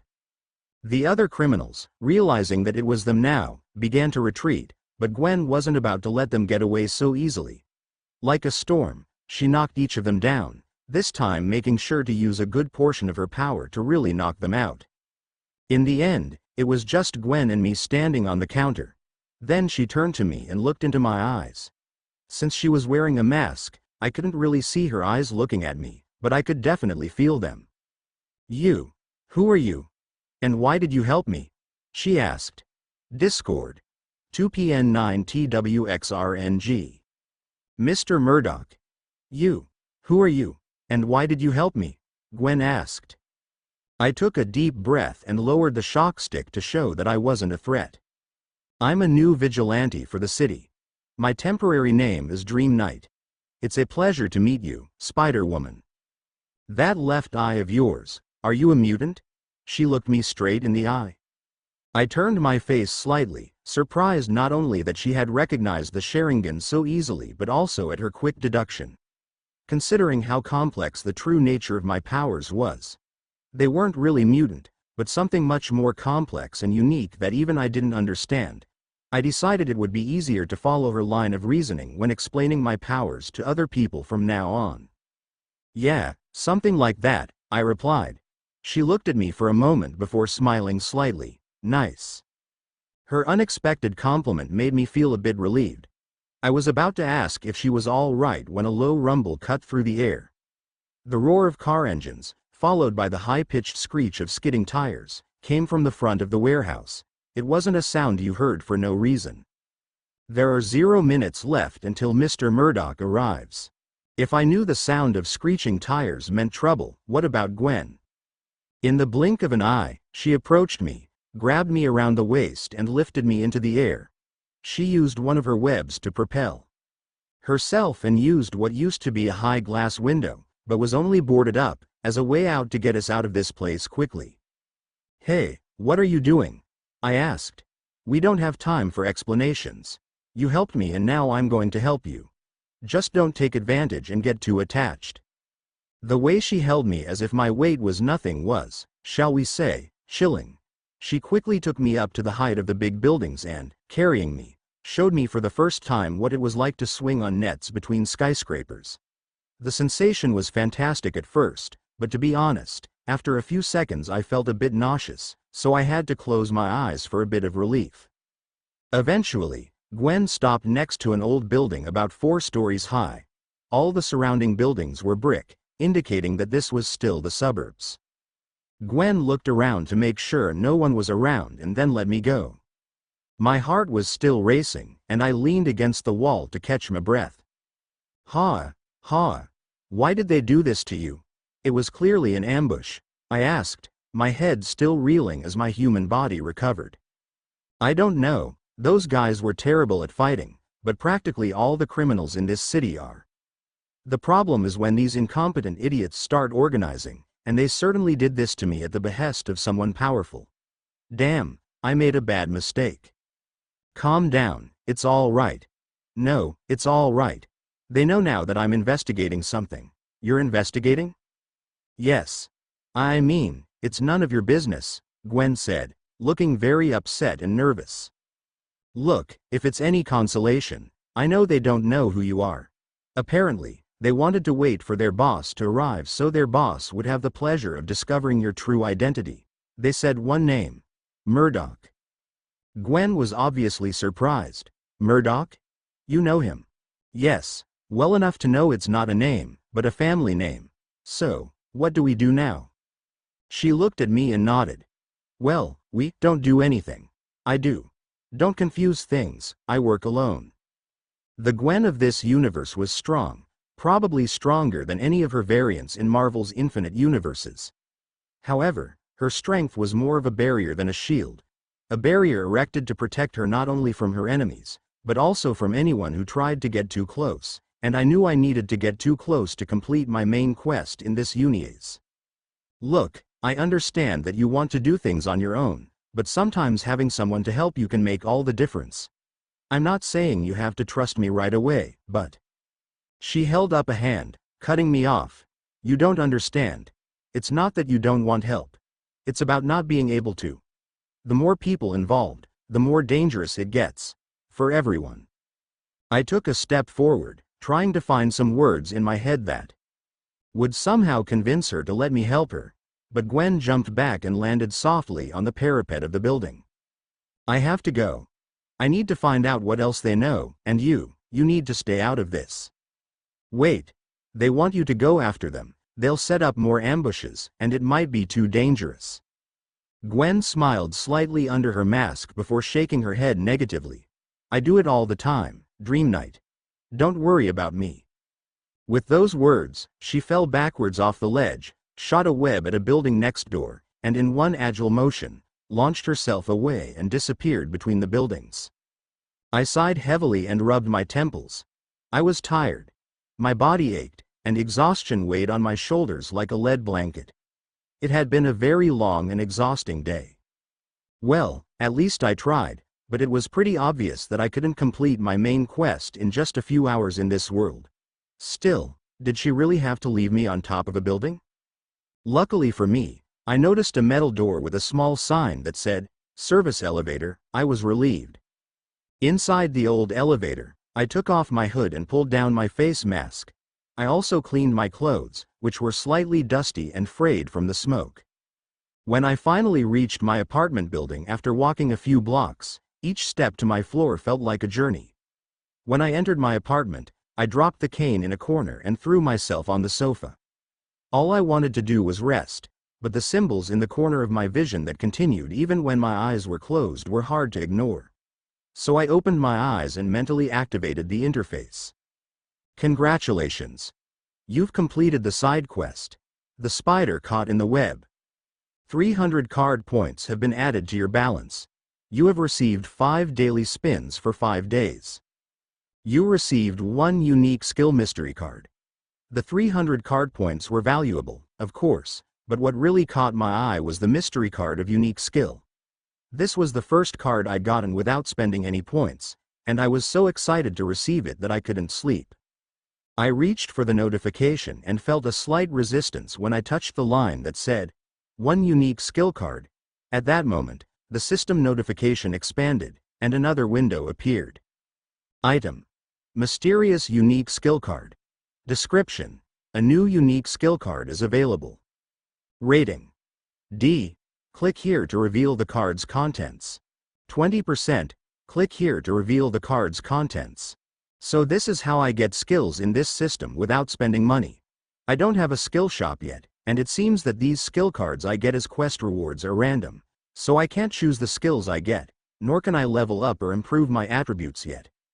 Well, even though they're random skills, at least I can get skills without spending card points on the roulette wheel. All I have to do is click here and... When my fingers finally touched reveal, the window glowed brightly and started spinning until it turned into a card. Unique skill card revealed.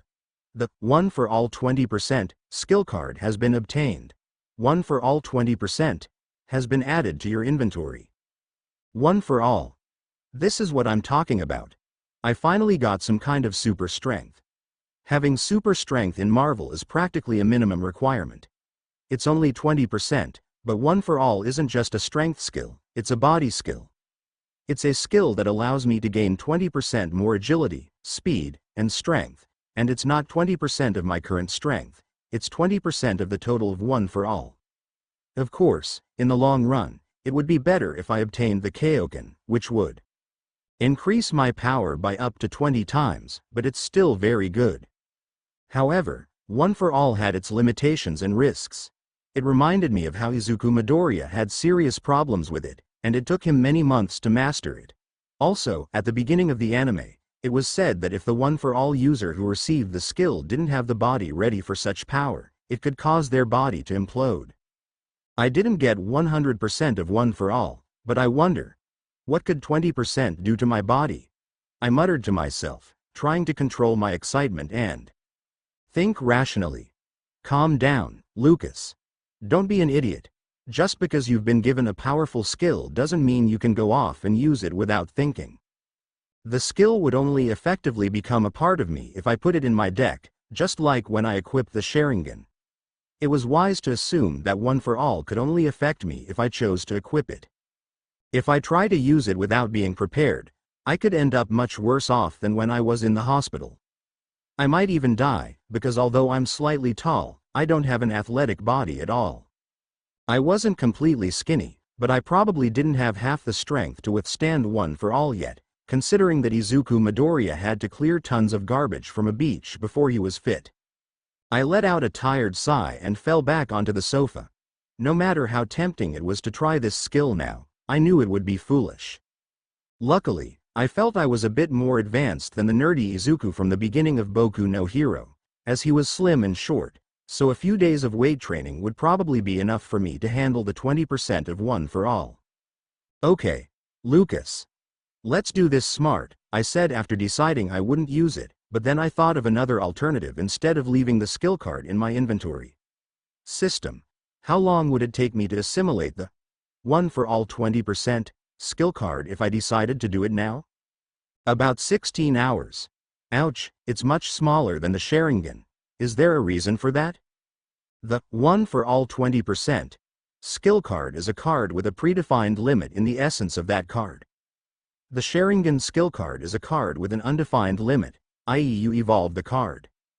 Basically, I can get another Tomo in my Sharingan and so on, but I'll never be able to reach 21% of one for all. Alright, system, you can set it to assimilate one for all, please. The one for all 20% skill card has been placed in the assimilation slot and will remain there for the next 16 hours. This action cannot be reversed, but as a benefit, assimilation will nullify all possible side effects of using the skill. You now have 0 assimilation slots. It was a good idea to assimilate one for all. Thanks to the benefit of assimilation, I wouldn't have to train to endure this quirk, so I closed the interface with a simple thought and went to the messy bed in my room. The mattress was thin and hard, and the bedding was far from inviting, but after the crazy events of the day, I was mentally exhausted. I needed energy and clarity to face the next day. After all, what had happened so far was just the beginning. The next morning, I was still in a semi-conscious state in my bed when the shrill sound of a ringing telephone began to echo through the room. It took me a few moments to remember where I was and why I was there. It was my first night of sleep after months in the hospital, and it was a relief to wake up and see not a white ceiling, but the window of my apartment with sunlight streaming in. The phone was still ringing. Who is calling me at this hour? When I managed to answer the phone, my voice was still hoarse from sleep. Hello? Who is this? Lucas? Where are you, man? The voice on the other end of the line was familiar, but my brain still wasn't processing it properly. Who was? Are you still sleeping? Wake up, bro. Today's a school day and there's also a match, remember? Match? Class, I asked automatically, taking the phone away from my ear for a second to see the name of the contact I was talking to. Oh, shit. Flash, what time is it? I asked, because the old phone was incapable of holding a call and displaying the time. I could already imagine that the time wasn't in my favor. It's almost 11:30. I can understand you not coming to other classes, but you have to come to the game at least. All right, and where do we go to school anyway? Midtown High School, man. What world are you in? Right? I'll be there. I quickly hung up the phone. I was so focused on all the chaos that had happened since I had been thrown into this universe that, honestly, the idea of a normal routine like school had completely slipped my mind. However, if I was living the life of Lucas Hayes in this world, that meant I had normal teenage responsibilities, including going to school and playing on the team. Man, being part of the popular crowd really took some effort. When I got up, I looked in the mirror next to my bed and saw that I was still wearing the same wrinkled clothes from yesterday. I didn't have much time to get ready, but I had to at least get out of those dirty clothes and take a shower to get rid of the smell of sweat. The day had barely begun, and I was already racing against the clock. After hurriedly getting dressed, I left the apartment. When I arrived at the bus stop, I joined a small crowd of workers waiting for the next bus. I only had to wait for the bus to arrive, but my thoughts returned to the system I now had at my disposal. It was addictive to think about the possibilities. I had already acquired the Sharingan, one of the most iconic skills in the Naruto universe, and also one for all. But I wanted more. The roulette wheel could give me common skill cards, which I imagined would be something like knowing how to cut vegetables, but it could also give me uncommon and rare skills from all over the Omniverse. I know I couldn't always get something as powerful as the Sharingan, but maybe I could get a hockey skill card from One Piece, which wasn't as rare a power as a Kekkei Genkai like the Sharingan was in the Naruto universe, or maybe I could get the Force from Star Wars. I had 300 CPs, enough to spin the roulette wheel 15 times. Normally I could only spin 10 times a day, but the day before I had earned 5 extra spins for 5 days. So, while my bus didn't arrive, I mentally opened the system interface and selected the daily roulette wheel. Come on, something good, I want something good. Being a popular guy even though I was at a bus stop, no one seemed to be able to see the windows of the system that I could see, as I had imagined. The daily roulette wheel spun rapidly. When it finally stopped for the first time, I widened my eyes because on the first spin it stopped on a light-colored space instead of a white one, but my face closed into an expression of boredom. You have received the item card, Fish-Sish Backpack, Fortnite. But what? I said, immediately regretting it as the man in the suit next to me looked at me. Something wrong, boy? Oh, sorry, it was nothing. I took 2 steps to the side, away from the man. Still, my indignation hadn't gone away. It wasn't possible. Had I been given a Fortnite backpack? How could that help me in any way? I knew better than to expect something out of the ordinary at every turn. But a backpack? That was nothing that could help me in the real world, let alone the Marvel Universe. I swallowed my frustration and continued to spin, trying to recover. In my mind, all I had to do was be patient and persistent, but the next few spins were even worse. With each spin, my hope of getting anything really diminished until I had spent all 300 of my CPs. Even though I had a 10% chance of getting an item, I didn't get any items for the next 14 spins. I couldn't believe it. 15 spins and the only useful thing I got was a Fish-Sish backpack, which I honestly had no idea how to use. The system told me that the backpack could be used to store items and that it didn't take up any deck space, but that was the least you'd expect from a backpack, right? I felt a little cheated, like my luck was laughing at me. It was as if the system was reminding me that as lucky as I had been to get the Sharingan, this wasn't going to be normal. System, what are the odds of me getting another item like the Sharingan in the daily roulette? The daily roulette wheel gives the user a chance to win common, uncommon, and rare rank cards. These chances are 6% for a common item or card, 3% for an uncommon, and finally 1% for a rare. The Sharingan skill card is a rare card, and it's only one of thousands of rare skill cards, so it's highly unlikely that you'll be able to get a repeat card in the near future. In other words, statistically speaking, the fact that I got the Sharingan on my first 10 rolls was a tremendous stroke of luck, and I don't think I'll be able to get the Sharingan again. This is hard to accept, but I can still place another ocular skill in my right eye. I was processing my disappointment and mentally consoling myself when the bus finally arrived. I got on quickly, avoiding any eye contact with the other passengers, who seemed to be in their own worlds. Once on the bus, I found an empty seat by the window and sat down to let my mind wander.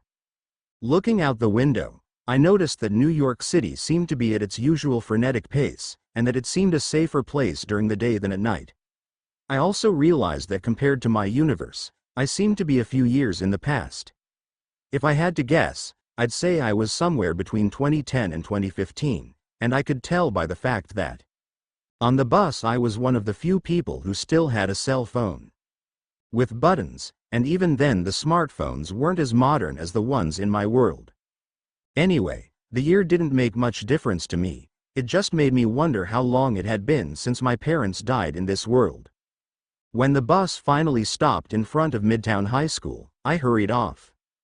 The school was identical to what I had expected, a large building with old architecture and dozens of windows. Unfortunately, I didn't have much time to appreciate the facade of the school that I'd only seen in comics, so I quickly entered and started walking quickly through the corridors. I was already late, and considering the time, it was wise to assume that I should already be in the locker room getting ready for the game. My legs were on automatic as I walked fast enough to get there on time, but not so fast that I'd get scolded for running. Hurriedly, I rounded a corner and almost ran into someone, but they swerved. Whoa! I stopped abruptly after the person had saved us from an embarrassing collision. Coincidentally, the person who stepped back was Gwen Stacy. Sorry, I was distracted, I said, but my heart was beating fast, and not just from the near collision. No, it was my fault. I was a little out of it too. She tucked her blonde hair behind her ear and asked, "Did you just get here too?" Yes. I lost track of time, it was a busy night. Let me guess. Was it because of the game tonight? Yes, that's right, I replied, trying to sound convincing. I kept thinking about the game and ended up not sleeping properly. Gwen laughed softly. I understand completely. I missed the time too. I was busy with some things last night and ended up going to bed late. School stuff? Not exactly, she replied, looking away. Just stuff, you know. Yeah, I can understand that. I replied, after all, if anyone understood what she'd been through the night before, it was definitely me. Just then, the bell rang for the start of the next class, and a warning came over the loudspeaker. Good morning, students of Midtown High School. If you don't have a class next period, please make your way to the gym to support our basketball team in the city championship. Basketball. That was okay. I wasn't very good at basketball, but I had watched a few games without meaning to. At least it wasn't American football, otherwise I'd be screwed. I think we'd better go find our friends, or rather, I should go find the girls. They have to go to the locker room to change for the game, don't they? Oh yeah, that's right. See you soon, Gwen. See you, and good luck in the game, Lucas. Arriving at the locker room, I hesitated for a second before opening the door. The locker room was full of boys changing, and of course Flash Thompson was the first to speak when I entered. Well, if it isn't our late star. I hope you had a good rest, Lucas. We're going to need you in today's game. Of course, I'm always ready. What do you think of our strategy for today? Asked one of the other boys, whom I didn't even recognize. Oh, the strategy, I think it's solid. We're ready to explode, right? I just said what they wanted to hear. Flash patted me on the back. That's it, come on, guys. We haven't got all day. A man who was definitely the coach, judging by his mustache and tight sweatpants, came into the locker room. Today is the city semifinal, and we have a real chance to bring home the trophy this year. We were lucky to have this game on our field and not theirs. Let's make the most of it. I want you all on the court in 5 minutes, all right? Let's show them we can play basketball like nobody else in this town. Up until that moment, I had believed that all I had to do was survive the game without looking like a complete idiot, but, well, my plans had to change when a system message popped up. You have received the side quest. Classifying and impressing, side quest. Classifying and impressing. Description. The Midtown High School basketball team is in the semifinals of the city basketball championship. However, their opponent is one of the favorites to win the championship. Objective. Qualify your team for the city basketball finals. Rewards. 200 card points. 1 general skill card. 1 omniversal anime travel ticket.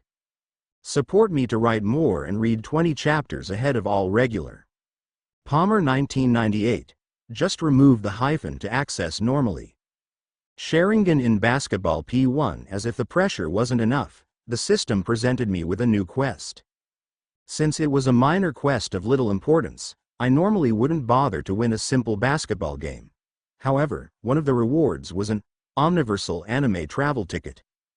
When I asked what exactly it was, the system told me that it was a travel ticket that allowed me to travel for free to the universe of an anime of my choice, but my stay there was limited to 1 week. Which was a break time in all the Marvel universes. Even though it was only for 7 days, that time in an anime world was enough for me to do a lot of things. In addition, according to the system, in the future, for more difficult and dangerous quests, I could get Omniverse travel super tickets, which could let me stay up to 6 months in one world of the Omniverse. There were also infinite Omniverse travel tickets that made universes available to me forever. There were so many possibilities that I felt a little lost. For now, I just had to do my best and win the basketball game. Come on, guys, it's now or never. This is our moment. I want to see each and every one of you give it everything you've got on the court. They're not going to take it easy, so you can't either, the coach said. There was a collective response, a cry of, yes, sir. All the players were ready, or at least they seemed to be. I, on the other hand, felt like an imposter, trying to convince myself that I could do it. We walked in a line to the gym, where the sound of the crowd in the stands indicated that the crowd was excited. As we entered the court, the crowd applauded us and I was a little dismayed. I looked up at the bleachers and, as expected, saw Gwen and the other girls from the night before sitting together, but this time there was one more person who couldn't make it to karaoke night. Mary Jane. With her red hair, she looked excited and sang along with the other girls. I shook my head and looked away from her. No, leave MJ alone, at least in this universe, Lucas, I thought. Warm-up started, and we spread out on the court to practice some shots. I grabbed a ball and headed for the three-point line, trying to remember the basics. Right. Hand in the middle, knees bent and moderate power. I remembered the basic lessons I'd learned about basketball my freshman year of high school. But, as anyone could easily deduce from my knowledge of several works of fiction, I was no model athlete. So when I threw the ball, it hit the rim of the hoop and bounced out. I looked around, trying to cover up my mistake, but no one seemed to notice except the coach. "Lucas, are you okay?" he asked as he walked up to me. "You don't usually make mistakes this big." "Yeah, I just didn't sleep very well. I think I'm a little off today." "You're not feeling confident, are you?" I hesitated before answering. "Not much, to be honest." The coach sighed, but instead of criticizing me, he nodded slowly. "I understand. But remember one thing, Lucas. You're still better than most of the players we have on the bench. See for yourself." I looked in the direction he was pointing and saw the reserves. Most of them wore expressions of boredom or indifference. Some were distracted, fiddling with their cell phones or talking to each other. This didn't excite me, but made me more afraid of ruining everything. Still, if people were counting on me, I'd try not to disappoint them. "You're playing wing today. Stay focused. We don't need you to make every basket, but we need you to play with the team like you know how. I trust you, kid." "Thanks, coach." At least this coach was nice and believed in me, because the coach at my real school in real life looked at me funny every time he passed me in the hallways. The game started with a throw-in, and Flash jumped high to get the ball. As I watched my teammates move, I stepped forward and Flash threw the ball right to me. Instinctively, I caught it and, without thinking too much, I looked at the basket and started running. A whistle blew beside me. "Run," said the referee, a big man in the middle of the court. "Hayes, what are you doing?" "3 steps, just 3 steps," the coach yelled. "Oh, I forgot. I'm not supposed to take more than 3 steps with the ball in basketball," I thought as a bead of sweat ran down my forehead, and then I yelled, "Wrong." The next play was fast. The opposing team exchanged passes effectively, and soon one of the players threw the ball toward our basket. The basket was clean and they scored the first 2 points of the game. When we came back on offense, Flash passed the ball to me again. I needed to redeem myself, but the fear of making another mistake was paralyzing with so many eyes judging me all the time. I started hitting the ball on the ground, trying to focus on the basics, but soon found myself surrounded by 2 opposing players. I looked around, desperately looking for a way out. "Lucas, over here," Flash shouted, but the ball was already out of my hands, intercepted by an opponent heading for our basket. 2 more points for their team. "Damn it, Hayes. Are you asleep? Wake up, kid." The game went on, and with every mistake I made, I felt the weight of the team's expectations crushing me even more. And if I didn't do anything, I'd not only ruin it for everyone, I'd be largely responsible for the loss. Well, that didn't have to happen. I had the Sharingan. Yes, I know it was a bit unfair to use it against normal people, but it was still better to see strangers sad than those I knew. I just had to concentrate on disguising myself very well so that no one would see my eyes, especially Gwen, or she would recognize me from the night before. Before I did, I looked at the coach, who was still angry on the sidelines, and at my teammates on the court, who were trying to stay calm despite the mistakes I was making. "I have to do this." That was when I activated the Sharingan. The change in my perspective of the world around me was immediate. The colors in the world around me became clearer, and the players' movements seemed slower, as if I had been given extra time to process everything. I watched the other players more closely, focusing on Flash's movements and those of his opponents. Every detail, every micro-movement of theirs began to be picked up by my Sharingan. Dribbling, shooting, and intercepting weren't that difficult, not when I could literally copy the best players on the court in all the fundamentals and become the amalgamation of them all. Support me to write more and read 20 chapters ahead of all regular. Palmer 1998. Just remove the hyphen to access normally. Sharingan in Basketball P2. With the Sharingan activated, the world seemed to unfold in slow motion through my eyes. Every movement, every breath of the players around me was visible, predictable. It wasn't just as if I could anticipate their actions before they even decided what to do. It was as if my body somehow understood. Learned and my mind memorized it. When Flash Thompson had the ball again, he passed to me as I appeared to his left. I picked up the ball and took a step to the side to prevent the player in front of me from jumping and hitting the ball. Then I bent my knees and shot. The ball spun in the air and crossed the field in a perfect trajectory. I immediately turned my back to return, not even needing to look to know that I'd hit it, because with the Sharingan I was able to copy the throwing technique I'd seen the other players use during the game. Flash approached me as we walked back to our part of the court. "That's how it's done, Lucas, that's you." Apparently, my version in this universe knew how to play basketball very well, and that's why everyone trusted me so much. The tactic I used so that no one would notice that my eyes were absurdly red was to unequip and equip the Sharingan nonstop. There was no cooldown for this, so I was able to abuse it. After using it, I would deactivate it while keeping my head down so no one would notice.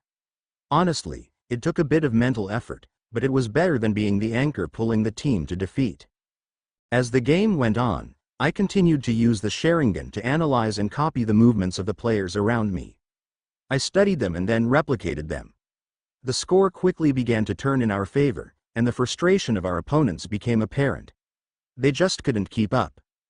On one of the final possessions, with the score 89-64, Flash inbounded the ball to me again.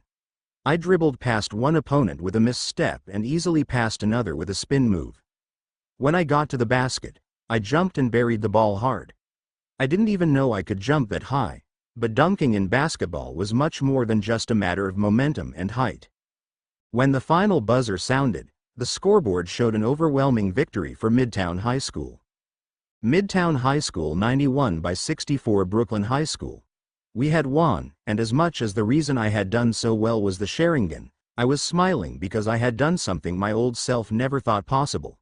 Be the star of a school basketball game. Congratulations! You have completed the side quest, classifying and impressing. 200 card points have been added to your balance. You received 1 common skill card. You received 1 omniversal anime travel ticket. Wow, good job. I think this was your best game yet, Flash said, slapping me on the back when we got back to the locker room. Talking to Gwen alone yesterday gave you a lot of motivation, didn't it? What? Lucas Hayes is dating Gwen Stacy. That's news. It is, agreed Kenny McFarlane, a tall blonde boy from the Popular Kids. I thought she'd never get involved with anyone after what happened with that weirdo Peter Parker. Hearing this, I quickly turned to Kenny. My body reacted before my mind could decide if this was a good idea or not. I grabbed him by the collar of his shirt and pushed him hard against the metal locker, making a loud noise that echoed through the locker room. Conversation immediately stopped, and all eyes turned to us. "Don't talk about Peter Parker like that," I ordered, gritting my teeth. The shock on Kenny's face showed that I had caught him off guard. What? Parker's already dead, and I was just kidding, man. Kenny stammered. It's not funny. The locker room was silent for a moment, and Flash approached to try to calm them down. Relax, Lucas. Kenny really is a jerk sometimes. He didn't mean anything.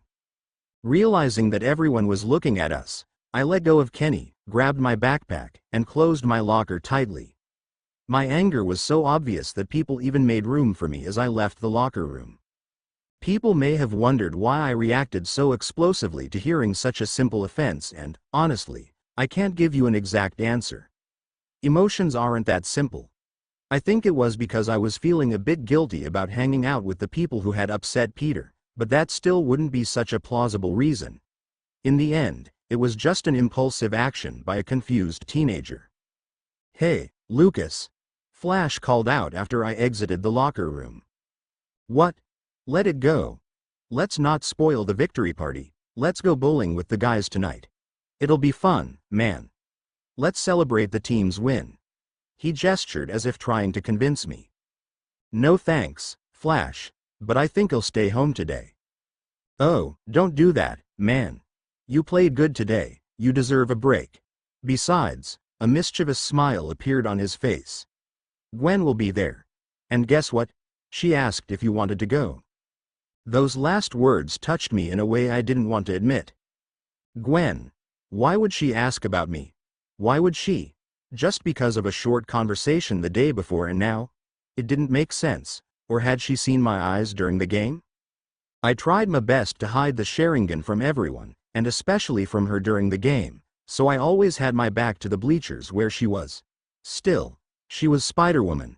Could she have noticed that my eyes were different when even my teammates on the court hadn't? Yeah, it looked like I'd only get those answers if I accepted Flash's invitation and kept this friendship going a little longer. Okay. I'll go. Flash gave me a big smile. That's how you say it. We'll have fun, you'll see. Later that day, the bowling alley near the school was busy as usual after school. When I walked in, the first thing I saw was the usual group near one of the lanes. I wasn't sure what to expect tonight, but the desire to understand what Gwen really thought of me was what pushed me forward. Flash was the first to notice me, raising his hand in an exaggerated wave. Lucas, I thought you ran away, man. He laughed, and the others in the group turned to look at me. So I forced a smile, trying to look confident, like someone who had been the star of the basketball team in a semifinal game, because I was. As I got closer, I realized there was someone in the group I didn't know. A tall boy with brown hair and a serious look was standing next to Mary Jane. He seemed out of place, as if he was there more out of obligation than choice. Ah, Lucas, this is my best friend, Harry Osborn, MJ said, introducing the boy with a smile. Harry, this is Lucas. He just started school this year, and he's on the basketball team. Osborn? I repeated. Of course I knew who Harry Osborn was, but I tried to pretend that I was just trying to remember. I know that name. Your family has a big business in town, right? I continued, reaching out to shake his hand. Yes, the Oscorp. My father runs it all. Harry returned the handshake. Yeah, I think I've heard of it. Nice to meet you. The conversation was interrupted by Flash, who stepped forward. With his usual enthusiasm. Okay. Let's get down to business. Let's pair up. Gwen, how would you like to play with Lucas? You'd make a great team. My heart leapt. Of course Flash would suggest it, without even trying to hide it. I looked at Gwen, who smiled slightly and didn't show much surprise at the suggestion. Fine with me, she said, putting her phone back in her pocket. That's it, so, I think it would be cool if the other pairs were MJ and Harry, me and Glory, and finally Jason and Betty, Flash said, already handing out the cards without asking the others' opinions. That way the EIG-Tivas can compete to see who gets the most points. I like that. Glory said. That's fine with me, isn't it, Harry? MJ asked. Yeah, it's fine. Gwen positioned herself next to me. Let's see what you got, Lucas. You're a good shot, aren't you?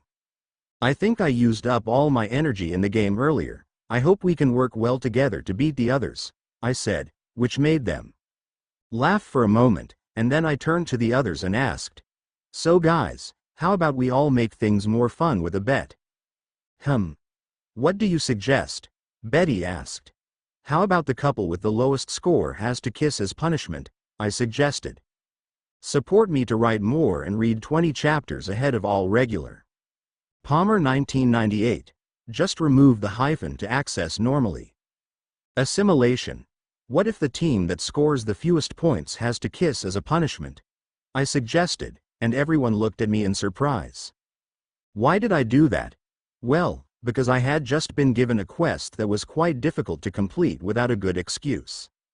Side quest. Flirting description. You're a teenager. You're in the phase of trying out all sorts of things, but you didn't used to be popular with girls and maybe that can start to change now. Objective. Kiss someone. Rewards, 100 card points. One system feature. It didn't have to be Gwen. The system didn't have her as an option, but she was my partner in the game, and if I could kiss anyone in this place, it would definitely be her. So I proposed this interesting bet, which I knew the boys would immediately agree to. Surprisingly, Harry Osborn, after crossing his arms and looking at MJ, was the first to agree. I think it might be interesting. MJ looked at him in surprise, but then sighed, me too. Flash, of course, loved the suggestion. I'll do it, come on, it'll be fun. I looked at Gwen and waited for her reaction. She looked at me with those eyes that seemed to see beyond the surface. Okay. Why not? Said Gwen.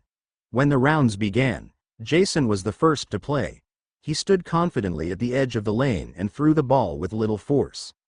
The ball went straight and hit 9 pins the first time. Boy, I really am the best, Jason celebrated, but his joy annoyed his partner. You idiot, why are you so happy? Aren't you going to kiss me? Betty asked. Jason was a little surprised. Yeah, it's just that you and I already. Huh.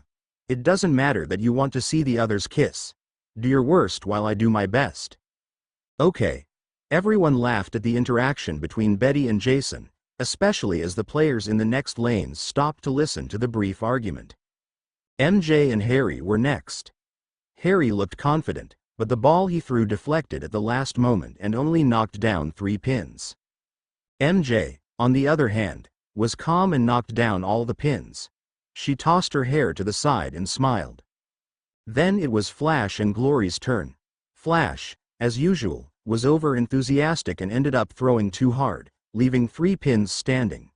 Glory, while less dramatic, didn't get a strike either, so Flash gave her a look of feigned disapproval, which got almost the whole group laughing again. Finally, it was my turn. I picked up the bowling ball, feeling its weight as I spun it in my hands.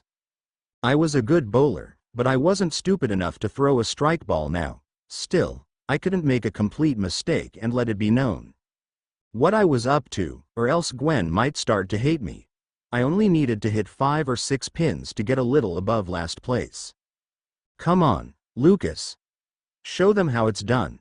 Flash shouted with a big grin, then gave me a one-eyed wink. He was probably waiting for me to make a deliberate mistake.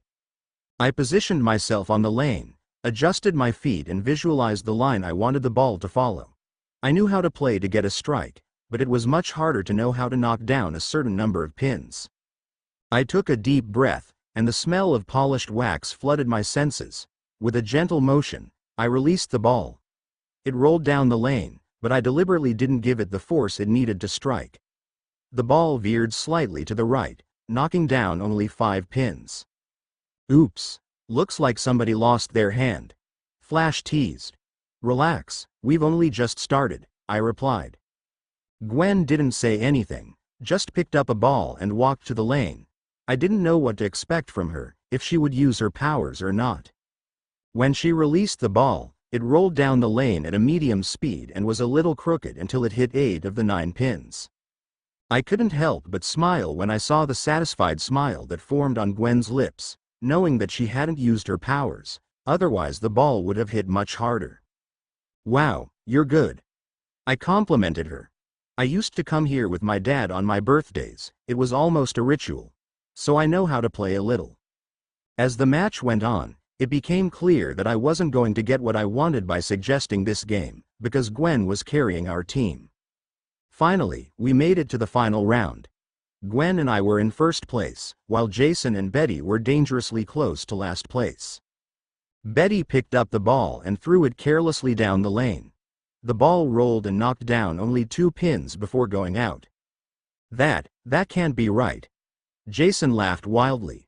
I told you to take it seriously, but if you wanted to kiss me so badly, just ask. Hey, I tried. It was just bad luck.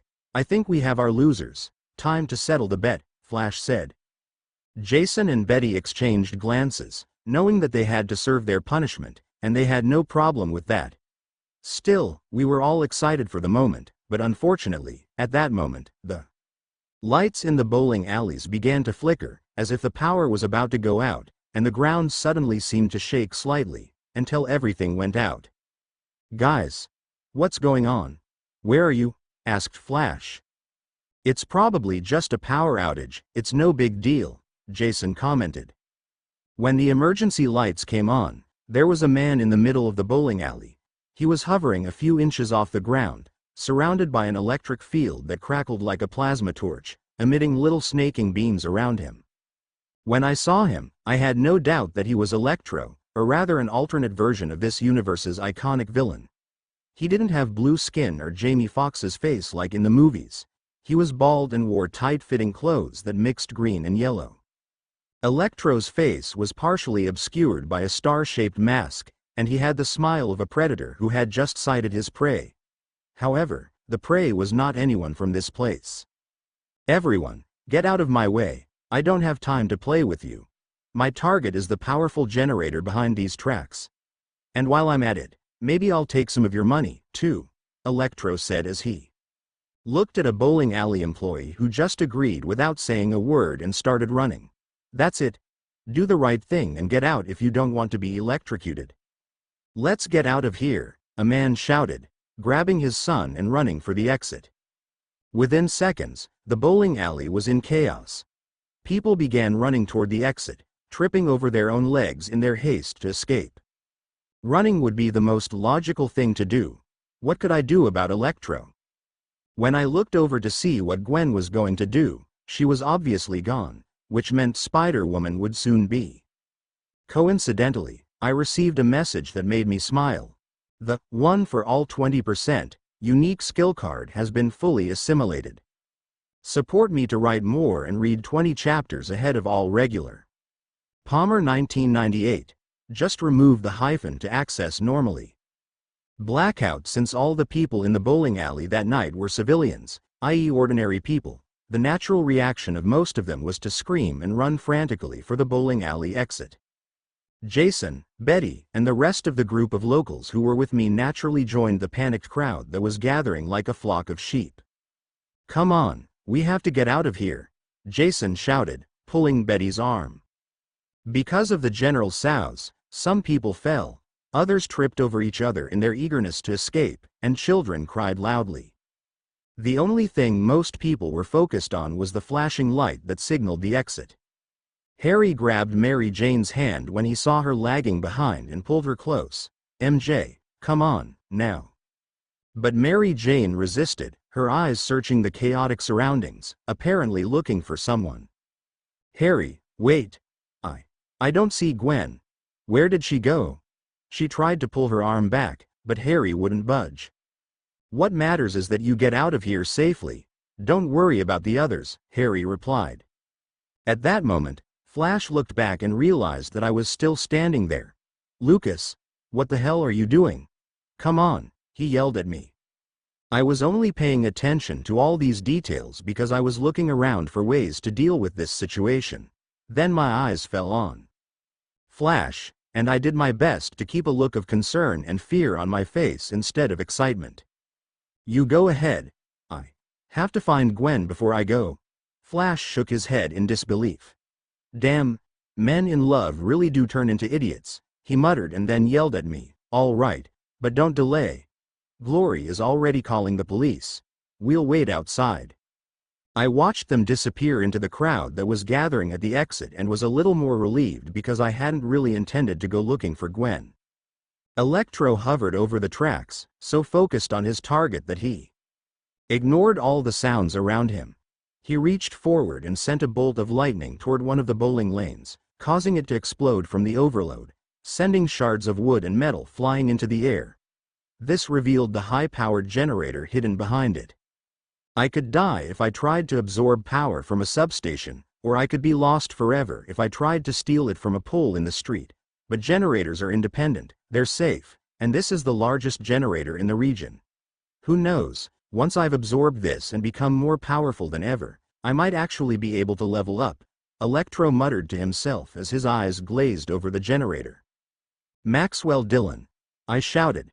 My voice easily reached Electro, even though he chose to ignore everything around him, because what I shouted was his real name. Electro stopped and turned around slowly. His eyes radiated surprise, while his sadistic smile seemed forced.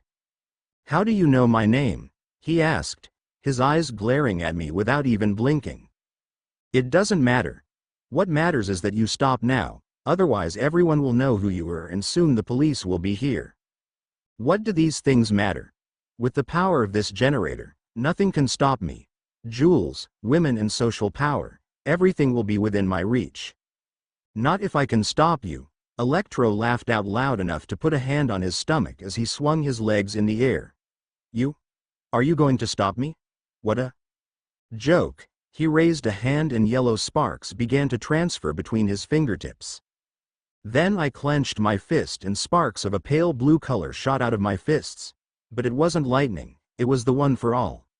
I looked to my right and saw a bowling ball in the compartment where they usually waited to be thrown, so I picked one up and threw it as hard as I could.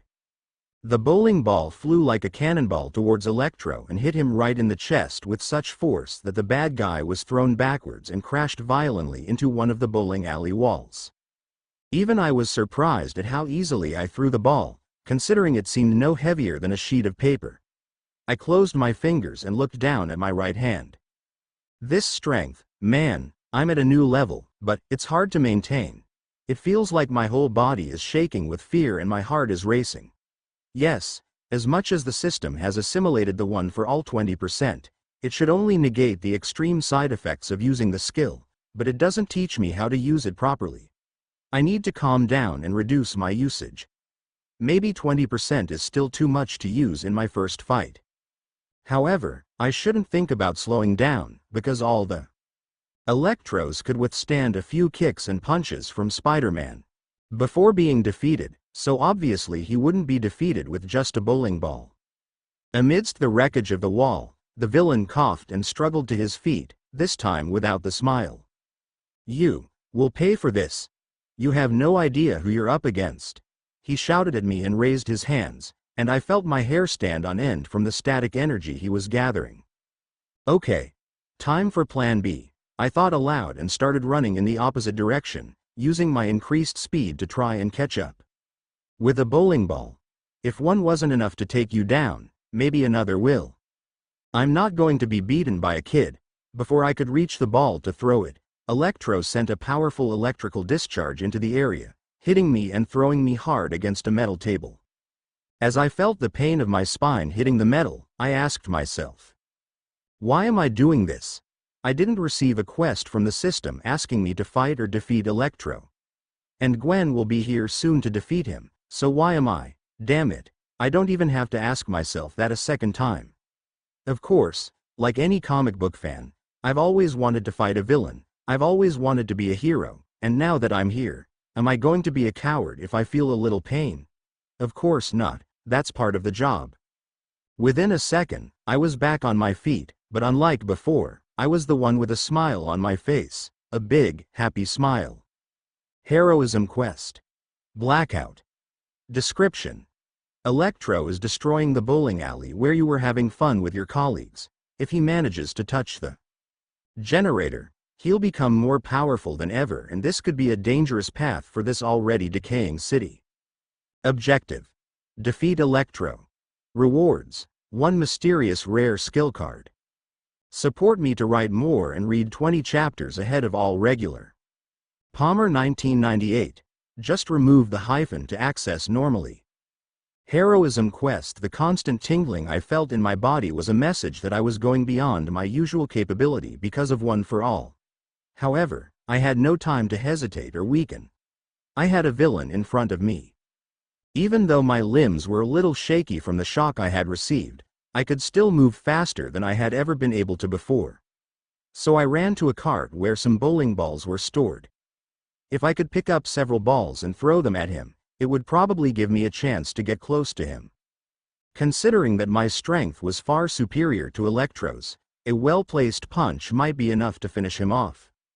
Electro was still a bit sore after being hit by the ball I threw, but when he saw me running, he stretched out his right hand with a scream of fury while holding his slightly sprained right shoulder with the other. Still, I had time to get to the bowling balls, and instead of picking them up one by one and throwing them, I grabbed the trolley with all my strength and threw it all at Electro. The balls flew toward Electro, but he screamed and fired a huge bolt of lightning that hit one ball and traveled to the others, exploding them into hundreds of fragments still in the air. "You're not going to surprise me again, kid," Electro said to me. What Electro hadn't counted on, however, was that the debris from the bowling balls would create a curtain of smoke that was short and very thin, but still more than enough for me to enjoy. When the smoke suddenly cut in half, something strange, which seemed to be made of small pixel-like cubes, flew at Electro. He only noticed it when it was inches away from him, and it hit him on the head with a deafening sound. The world around Electro spun for a moment as he felt the impact on his head, followed by a sharp pain that sent him reeling. His ears were ringing, and for a moment everything seemed distant, as if he were submerged in water. He touched his head with a trembling hand, trying to make sense of what had happened. When he looked down, his eyes were fixed on the object thought that hit him and fallen to the ground. It was a very strange thing. A tool, perhaps, that seemed to have come from a dream. The shape resembled a pickaxe, but it was made of small cubes. The handle was long and thin, made of a dark, smooth wood, while the head of the tool was made of iron, but not just any iron. It seemed rigid, sturdy, but made of blocks, as if from a game. What the FK is that? He must have thought at that moment, and then he remembered that he was in a battle. It was almost too late for him, because I saw my chance after I threw the Minecraft iron pickaxe and ran towards Electro. Although I was fast and strong, I had nowhere near the agility and verticality that Spider-Man had to deal with someone with electric powers. Electro realized I was coming his way and managed to recover in time to push off and unleash another area-wide electrical discharge. Even with the Sharingan, I could not have dodged it, so I was hit and began to be electrocuted. The sensation was terribly worse than being accidentally shocked in a tomb. My muscles began to contract involuntarily, including my fingers, and my mind went blank. What's more, I felt like my body was burning from the inside out. Electro was panting. Still, with a cruel smile, he said as he electrocuted me. "Ah, young man, you're only feeling a little bit of my power. When the human body is exposed to a constant high voltage like this, the electric current passes through your muscles, interrupting all the signals your brain is trying to send. You see, human muscles contract and relax using electrical impulses that the brain sends through the nervous system, but when you're hit by a powerful electrical discharge, that current takes over." He was right. All I could see at that moment was a wobbly version of the world, and my mind kept switching on and off. Right now, the electricity must be overloading your nerves, causing them to fire wildly. It's like I've taken over the reins of your own body. Isn't it fascinating? You want to move, you want to fight, but you can't. And if you go on like this for too long, your muscles start to get damaged, and your heart. Well, it's a muscle too, you know? Put enough strain on it and, well, it could just stop beating. What's up, unlikely hero? Are you beginning to understand how fragile flesh really is in the face of the power of electricity? "I won't give up," I muttered. "What? Can you still talk? Your brain should be fried." "Are you kidding?" I played, lol. "My mind is already fried." With one last burst of strength, I took 2 steps forward, grabbed Electro's chin with my right hand, and threw him to the ground. Electro's body hit the ground with such force that it shook the ground. I immediately tried to land a devastating blow to knock him out. My arm came up, but suddenly it locked. Electro, though wounded and clearly frightened by my strength, started to get up with a nervous smile.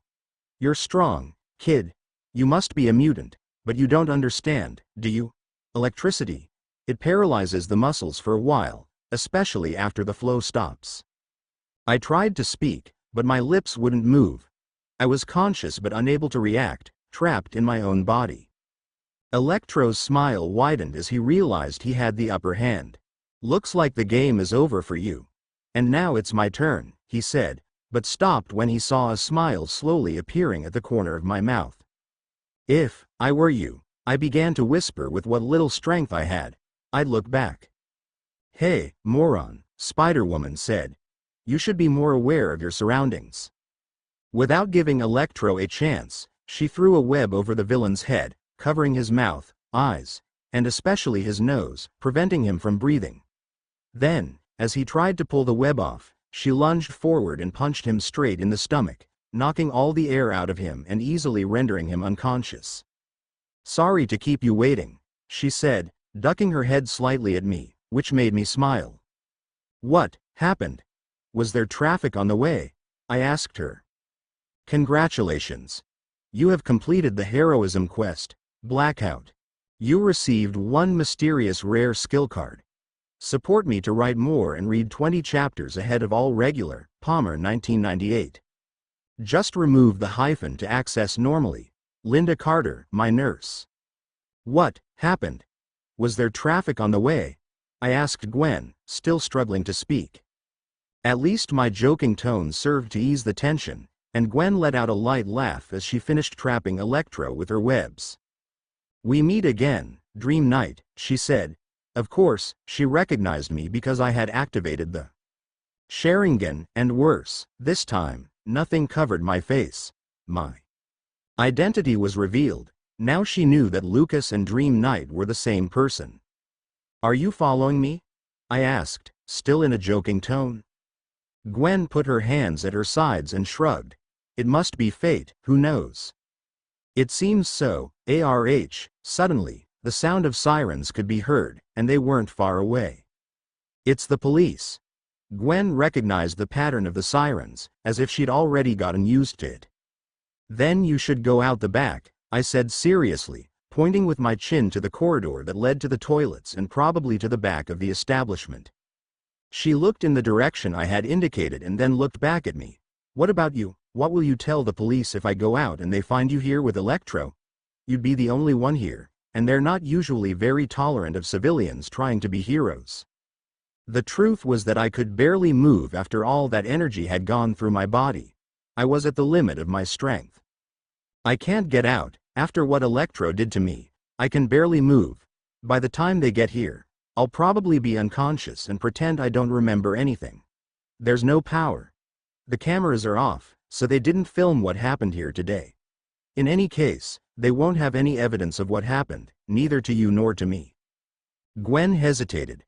I could see it through her mask, but she also knew that she couldn't stay in this place much longer because she was wanted.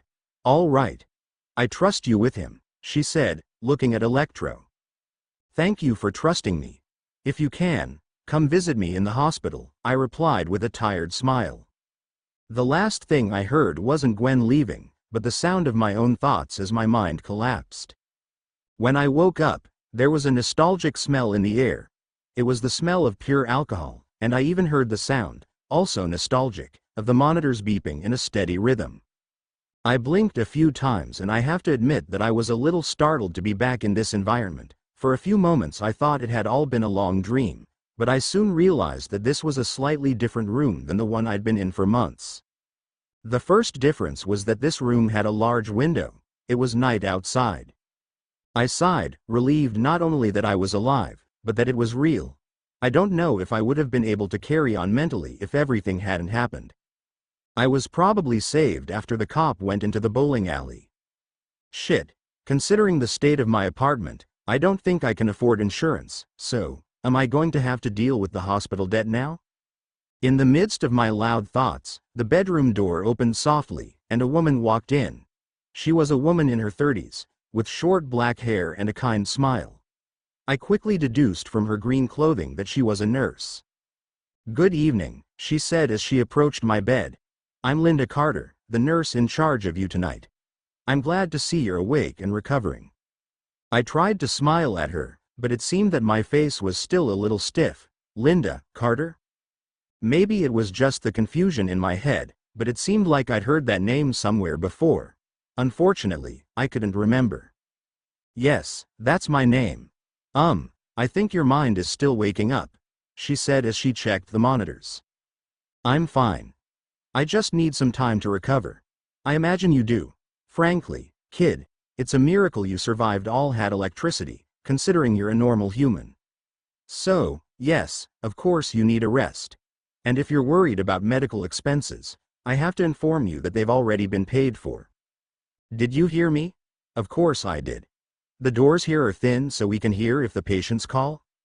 Who paid for my treatment? Linda Carter approached the edge of my bed, picked up a folder and opened it. As she mentally read the name, even she was a little surprised. The bill was paid by Harry Osborn. Isn't that the billionaire's son? Harry Osborn. He paid my bill.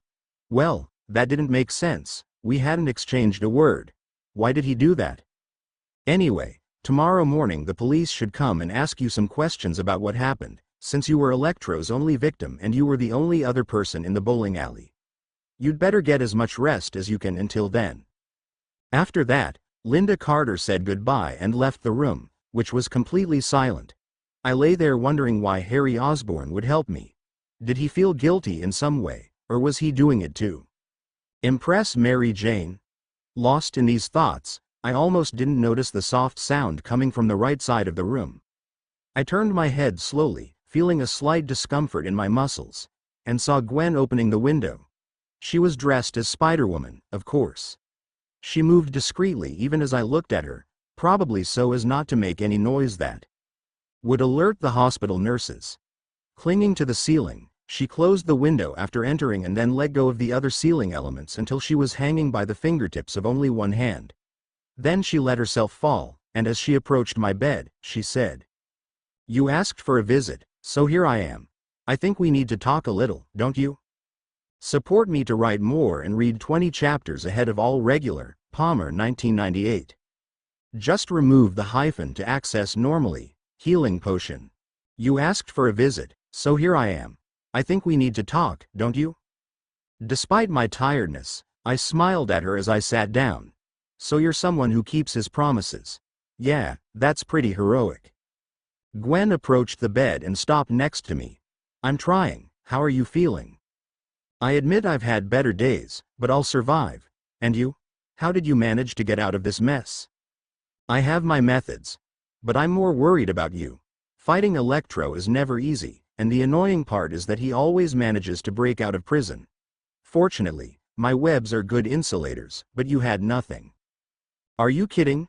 I'm made of steel. Look at me." I raised my arms and at that moment I felt a stab in my spine. Ouch. Gwen laughed, obviously feeling guilty because she stopped herself. "Please don't move too much so you can recover." I looked at her and said in a serious tone, "You know who I am now, don't you? You know my face, and by now you probably know my name. I imagine you've come here to lecture me on how dangerous all this is and that I should stop trying to be a vigilante." She looked at me and this time I couldn't read the expression behind the white mask with the big eyes. Then Gwen crossed her arms and nodded as she turned to the window. "I'd be a big hypocrite if I kept warning you about the dangers of all this while I kept doing it myself. So, no, I didn't come here to ask you to give up, but to ask for your help." "My help?" "Yes. Maybe it's too much, considering you saved my ass that time in the shed, but I don't think I can do this next plan of mine on my own. In exchange for your help, I promise to take off my mask and show you my face as well. It would be the fairest thing to do, considering that I know your face now." Her suggestion cheered me up, because it not only meant that she would trust me, but also that I would be able to complete the main quest one had been given when I arrived in this universe. So I was excited, but I tried not to show that excitement in my answer. "Okay, I'll help you. What do you need?" Gwen then pulled out a chair with a net on it in the hospital room near my bed and sat down. Over the next few minutes, she told me that she was investigating the man who had tried to capture her the other time.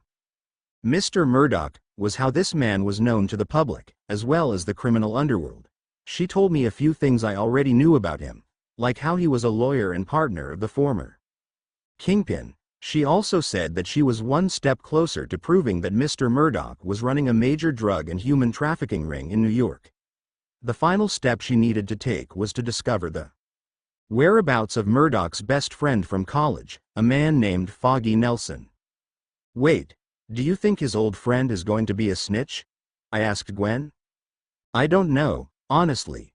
Foggy Nelson and Murdoch were best friends, and he may still have some vestige of loyalty or friendship that prevents him from acting and condemning Murdoch, but I have a feeling there's something to the story between those two. If anyone knows all of Murdoch's secrets, it's definitely Foggy. They've shared everything, their lives, their dreams, and even their passion for the same woman from what I could find. Now, I don't know if Murdoch bullied him into leaving town or if he left of his own free will, but this could be the hard evidence I've been looking for so many weeks. The problem is, if Murdoch suspects Foggy might turn on him, maybe he's around him, always watching. Gwen remained silent, as if she had known about this possibility even before I had to warn her. Fighting crime meant taking risks, and she knew that better than anyone. I sighed and started to get up from the hospital bed. Gwen abruptly stood up from her chair when she saw me trying to get out of bed. "Wait, what are you doing?" she asked. "You know where to find Foggy, right? Well, let's go. Just give me 5 minutes and I'll be downstairs," I said as I walked towards the bathroom door. Gwen nodded, and in the blink of an eye she had already opened the bedroom window and climbed out with her webs. I honestly didn't know how I had survived Electro's attacks, considering the high voltage and what it had done to my body. My only explanation was that the One for All gave me a certain resistance beyond what was natural, and that was why I survived. But even though my body was still sore, I wanted to fight. When I was alone with the system, I asked, "Hey, system, tell me, is there any kind of healing or revitalizing potion in the shop?" Opening item shop. Basic healing potion 100 card points. Partially removes pain and slowly heals minor wounds, effects do not stack. Medium healing potion 1000 card points. Completely eliminates pain and quickly heals deep cuts, effects do not stack. Advanced healing potion 3000 card points instantly heals any wound, but does not regenerate lost limbs, effects do not stack. Just as I thought, even the best healing potions are still a bit expensive for me, but I can make it work. Simple healing potion purchased. 100 card points deducted. A glass vial containing a greenish liquid, just like in role-playing games, appeared in the air, and I grabbed it with my right hand. I stared at it for a few moments, then pulled the stopper out of the bottle and brought it to my lips. The liquid tasted shocking and citrusy at the same time, similar to pineapple, but gradually becoming more citrusy and stronger, so I closed my eyes and swallowed it all in one go. I immediately felt the difference. A wave of heat began to spread through my body, even causing a little itching, and I felt uncomfortable for a moment until the warmth became pleasant. The pain I had been feeling, especially in my limbs and spine, began to subside. I moved my shoulders and noticed that the muscles in my body did not feel as stiff as before. I flexed my fingers and toes to test the range of motion, and even though I had only taken a simple potion, I felt almost completely revitalized. Wow, these potions will be very useful when I go to an even more dangerous world, but it would be better if I could get a regeneration power, because I could leave healing potions only for emergencies when I need to help other people. Anyway, I can save those ideas for later. Right now, I need to. Item. Mysterious Rare Skill Card. Description. A new rare skill card is available. Rarity. D. Click here to reveal the card's contents. The Sharingan was a rare skill card, too, right? That means I'm going to get something that's the same rarity as the Sharingan. Support me to write more and read 20 chapters ahead of all regular, Palmer 1998. Just remove the hyphen to access normally. From Jujutsu Kaisen. Rare skill card revealed. The skill card, Blood Manipulation, from Jujutsu Kaisen, has been obtained. Blood Manipulation has been added to your inventory. The anxious smile on my face gradually disappeared. Honestly, I was hoping to get something like Bankai, or at worst, Demon Slayer's Breath of the Sun, but what I got was a Jujutsu Kaisen skill. Skill. Blood Manipulation, from Jujutsu Kaisen. Description. Inherited by members of the Kamo family, blood manipulation is a technique that allows its users to control and manipulate their own blood in different ways, from hardening it to heating or cooling it. Classification. Rare. Assimilation. Not started. I frowned, confused. In theory, it wasn't a bad skill, but unlike the skills I had obtained so far, I had no knowledge of this skill, so I was discouraged. Eventually, I would receive a skill or item from a work I didn't know. After all, this system covered the entire multiverse, but it was a bit disheartening not to know anything about the skill I had just received when I needed it. I'm glad it was an anime skill, but unfortunately I only watched a few episodes of Jujutsu Kaisen before I ended up in the hospital and never left. The part about manipulating one's own blood caught my attention. This would be very useful on certain occasions, considering that I could make the effects of something wear off faster, or simply warm my body when I was cold, but something told me I was thinking small. After all, this is a rare skill, so it must be powerful in its own way. Since I don't know it and have no one to consult at the moment, I'd like to test something for comparison. System. How long would it take me to assimilate the blood manipulation skill? 7 days. Ouch, that's already a lot longer than it took for One for All, and longer than it took for Sharingan. That means that this skill is quite powerful and I'm just not able to understand it. Okay, I think I want to try it. System. Add the blood manipulation skill to the deck. Warning. The user still has little cursed energy. Using jujutsu techniques may quickly exhaust you and leave you incapacitated for a few minutes after use. Shit. This is a problem. How can I go into battle without testing my new skill first? That would be like trying to shoot without checking to see if the magazine is in the gun. My concern was acute. I was in a universe surrounded by villains and superheroes, so any mistake could endanger my life or that of someone completely innocent. System. Is there a way to increase my cursed energy so that I can use this skill without running out so quickly? I remembered the explanation about jujutsu techniques and cursed energy from the beginning of the anime, and as far as I could remember, people were born with an innate amount of cursed energy, but they could increase it through training. There is a way to increase your cursed energy in the shop. Hope appeared in my eyes for a moment. Great. What is it? Cursed Energy Increase Pill 3000 card points. This pill permanently increases the user's spiritual energy by 50%. My glimmer of hope vanished as quickly as it appeared. 3000? Tisk. I clucked my tongue in frustration. Damn it, I don't even have that many points yet. Why the hell are you giving me a skill I can't even use properly? Useless. Completely useless. Frustrated, I threw aside all the system windows in front of me and crossed my arms. Well, that was my complicated relationship with the system at first. But I didn't think it was that useless, not least because seconds later I sighed and whispered. System, I'm sorry, what are the cheapest clothes you have for me? I just want something that doesn't make me look like I just escaped from the hospital. At that moment, I looked at the white clothes I was wearing. After dressing up in a black sweatshirt, generic jeans, and black sneakers, I was even a little happy with the system for charging me only 45 CPs.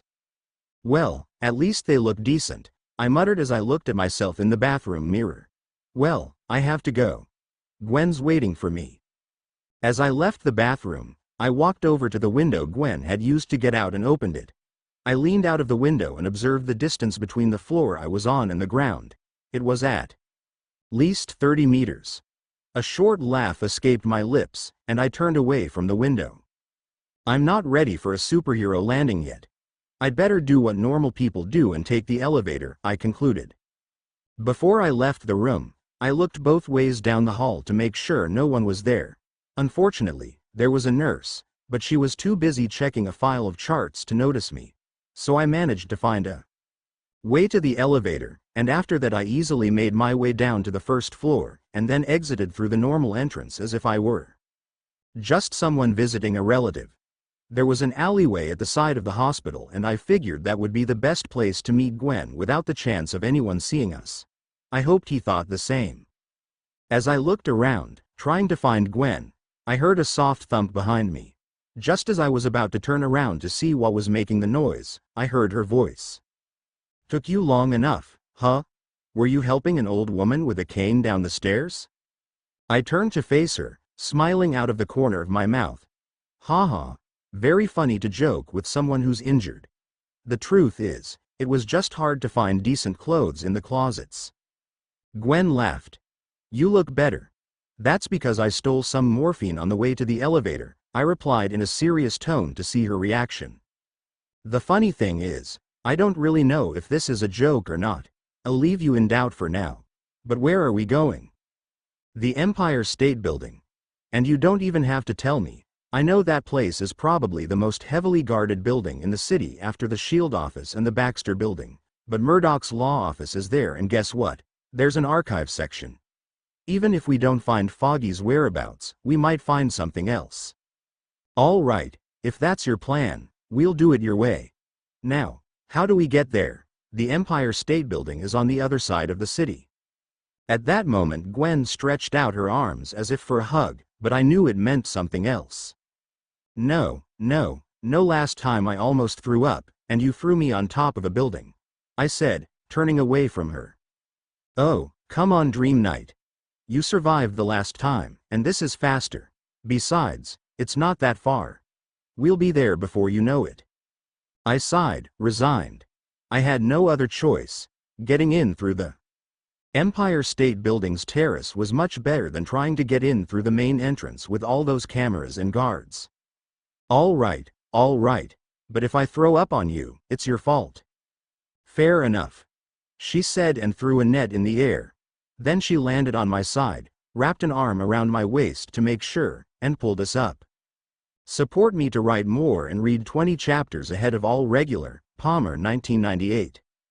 Just remove the hyphen to access normally, Empire State Building. When Gwen and I landed on the hard concrete terrace of the Empire State Building, I staggered forward a little, but quickly pulled myself together. It only took a few seconds with my hands on my knees to calm my stomach. Did you see that? No big deal, Gwen said, looking at me, and then began to analyze her surroundings. As expected, the place was completely empty, and at that moment a strong icy wind was blowing, making the air seem sharper than usual. At that moment, I raised my head and saw the horizon. It seemed as if you could see the whole city from up there. We were frighteningly high, and a part of me didn't want to enjoy the view. But Gwen seemed to be perfectly used to it. She approached one of the edges of the terrace, looked down, then came back up to me and pulled a small device out of one of the pockets at her waist. Listen, Dream Knight. We need access to the archive section of Murdoch's law firm on the 8th floor. This time of night, the building is practically deserted, but that doesn't mean there aren't security guards and cameras everywhere. Right, and how are we supposed to get in? I thought we'd take the fire escape that leads to the terrace. She nodded and activated the device in her hand. The device projected a small hologram of the interior of the Empire State Building, with the location of the archives highlighted in red. Very cool, I thought. I think taking the stairs would be a bit risky. It may be empty, but most of this place is heavily guarded. Cameras, guards, motion sensors, and who knows what else. Our best chance is to go through the maintenance floor, which is a few levels down. There's an air duct that connects to the lower levels, including Murdoch's office. If we can do that, we'll avoid most of the security systems. I looked at the hologram, paying attention to the path. Okay, but one thing still doesn't make sense to me. This building is 102 stories high, and from what this hologram shows, the maintenance floor is on the 85th floor. We're on the roof. How are we going to get down all these floors if we don't use the stairs? Gwen turned the device off and put it in her pocket. She turned her head to me and said, "Isn't it obvious? If the inside of the building is so heavily guarded, all we have to do is go outside and we won't get caught." What? Don't worry, I'm sure no one will see us. No one on the street looks up, and no one can see that high. If we're not lucky, someone from another building might see us, but the police will take a long time to understand the call. There are a lot of tips about me to the police, but most of them are hoaxes, so the police only pay attention when there are a lot of calls pointing to the same location, she said. She said, at the same time beginning to shrug her tense shoulders.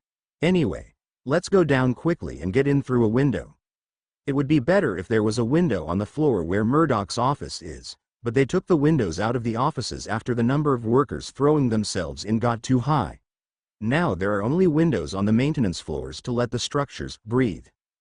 Which meant that Gwen's idea really was the best. Okay, let's go down quickly and get in through the maintenance window. What if something happens? What will be the decisive idea? I asked, trying to be cool. Gwen stopped, shrugging her shoulders. This is exactly why I wanted to have a partner specifically for this mission. If we're Discovered. The plan will change. You go ahead, Dream Knight.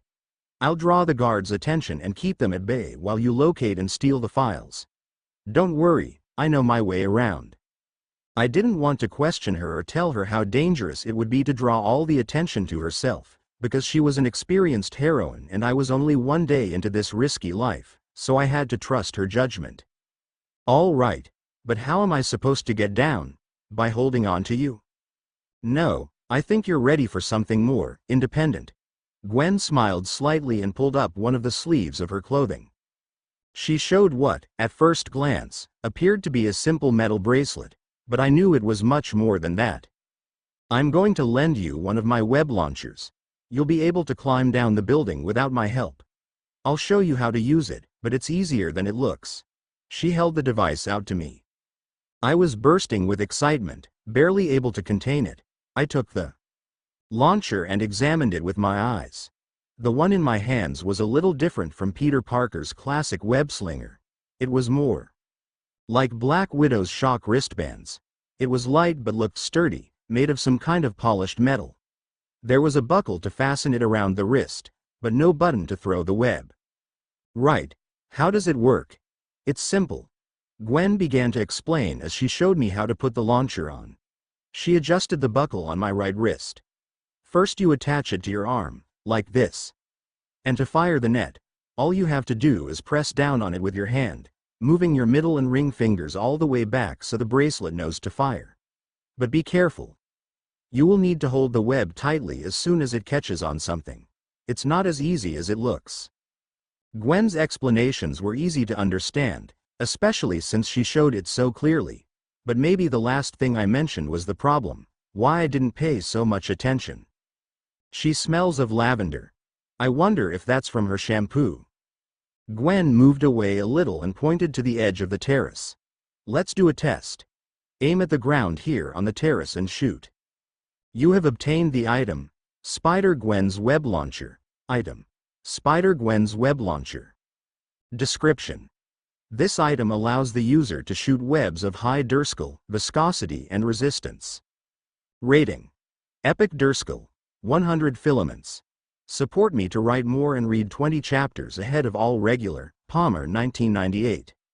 Just remove the hyphen to access normally, web launcher string.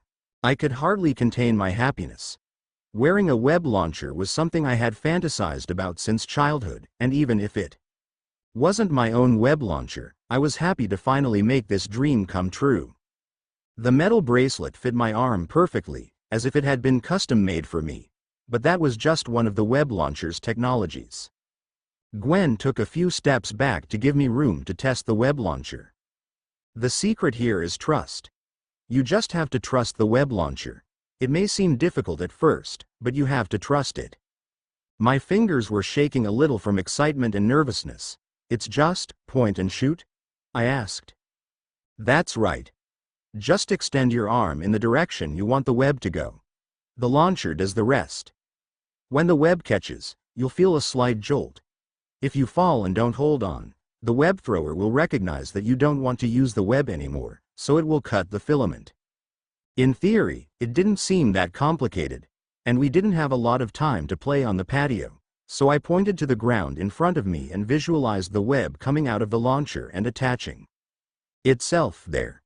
Then I brought my middle and ring fingers together and made the necessary gesture to activate the device. The sound of the web shooting out was just like I remembered from the movies, a buzz like a spray. The silver thread came off easily and stuck to the concrete. I did it. Now that the web is attached, the next step is more complicated, but you'll get there. You're going to approach this ledge here and make a downward motion as if you were rappelling. It's not difficult, you just have to trust the webbing. Okay. Let's do it. Even though I couldn't see the expression on Gwen's face, I could tell from the way she looked at me with her head tilted slightly to the right and her arms crossed that she was pleased with my progress. So I walked to the edge of the terrace and stood there, swaying in the wind and looking down at the people as small as ants below. Keep your body weight centered and use your arms to control your speed. Like I said, it's like rappelling, but with a harness. Gwen repeated the abseiling comparison, but I had no climbing experience. I pulled lightly on the webbing to test its strength and, feeling reasonably confident, took a step forward, dropping the weight of my body. The first second was the scariest. The wind hit my face hard, and the ground seemed to disappear beneath me. For a moment I thought I would fall to my death, but the net tensed and held my weight completely. My feet touched the wall of the building and I leaned against it. I gasped for breath, probably because my heart was racing. Yes. Good job. Now just keep going down, you're doing great, Gwen shouted from above. Well, that was easier for her to say than for me to do.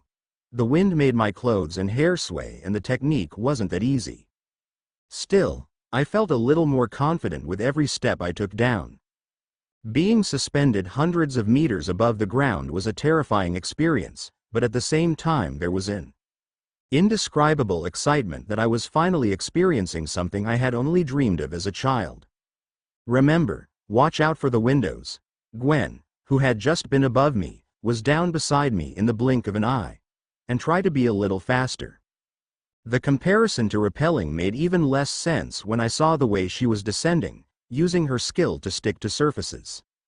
I watched as Gwen approached a window that seemed to be slightly ajar and lifted it enough to sneak in.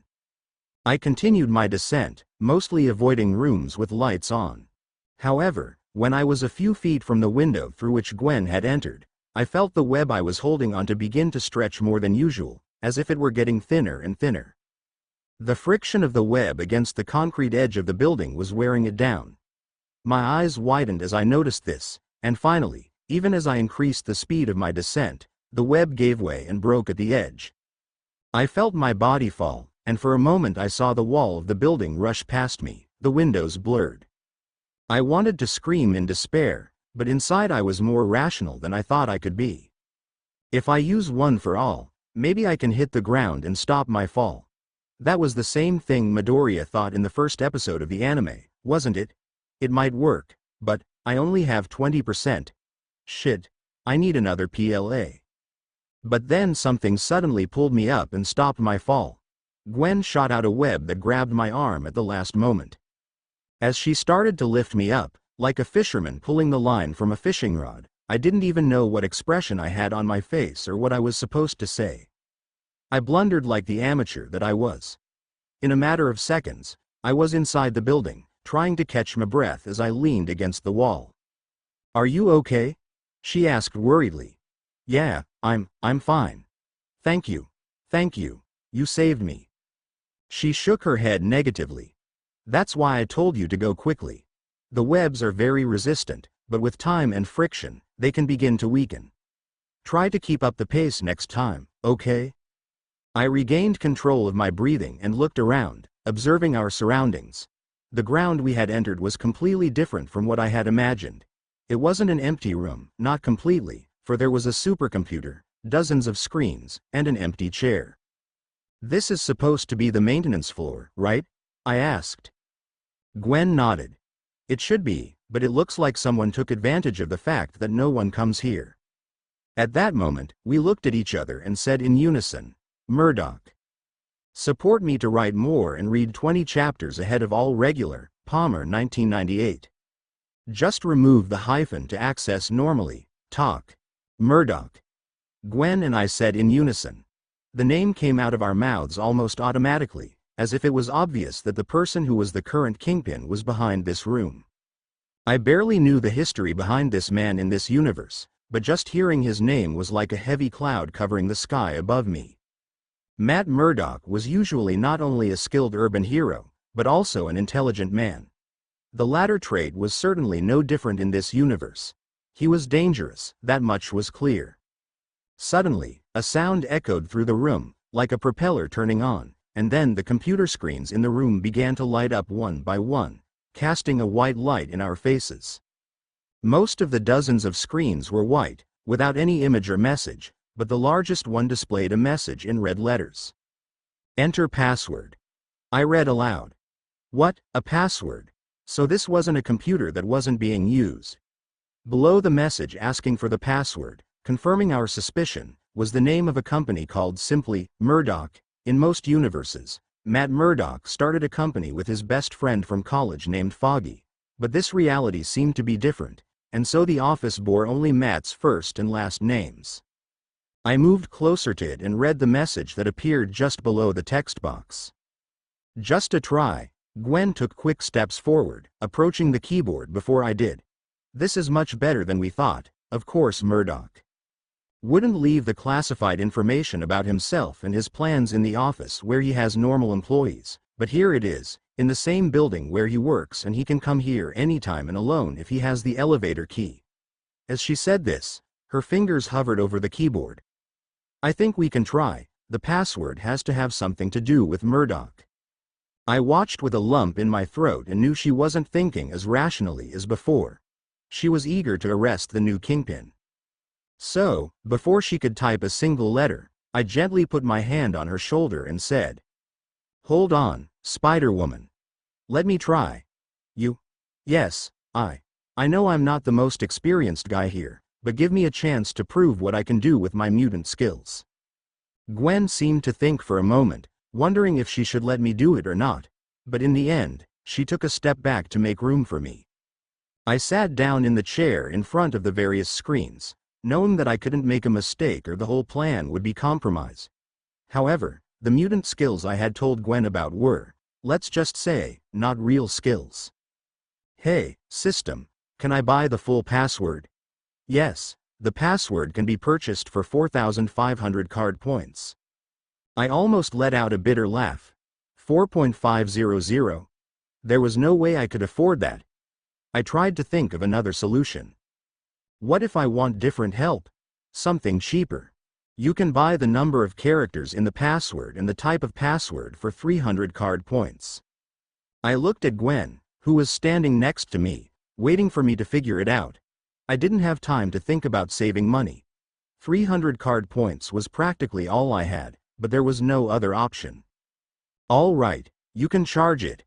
300 card points were deducted from your balance." The password for the personal computer of Matt Murdoch of Earth 65 feet is 9 characters. The type of password is related to his identity. I closed my eyes for a second, trying to put the pieces together. 9 letters and something to do with identity. But what identity? He had so many layers. Matt Murdoch, the blind lawyer.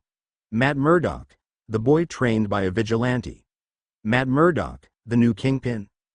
I knew he would never choose something obvious, like his full name or something directly related to his public career or his family. No, that would be suicide for someone like him, someone who lived in the shadows. Most people tended to connect their passwords to something personal, but usually it wasn't that obvious. A connection that maybe only they understood.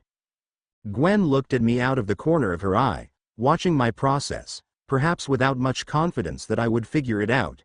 She was worried, impatient, and rightly so. The more time we spent there, the more risks we were taking. I leaned closer to the keyboard and noticed the slight wear on certain keys.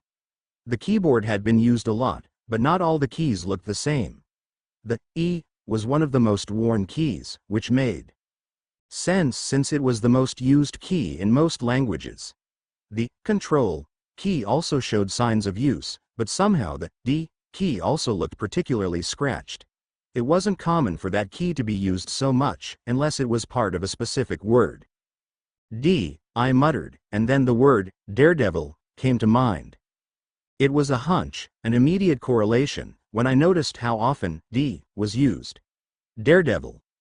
A name that defined Matt Murdoch in most universes, but not this one, because the vigilante Daredevil didn't exist in this universe. So perhaps this was a wish or regret he kept to himself. Is it possible? It wasn't perfect, and it was certainly risky, but it made sense. Daredevil was who Matt really was, what he stood for, both good and bad. Gwen realized I was getting to something, but she didn't know what.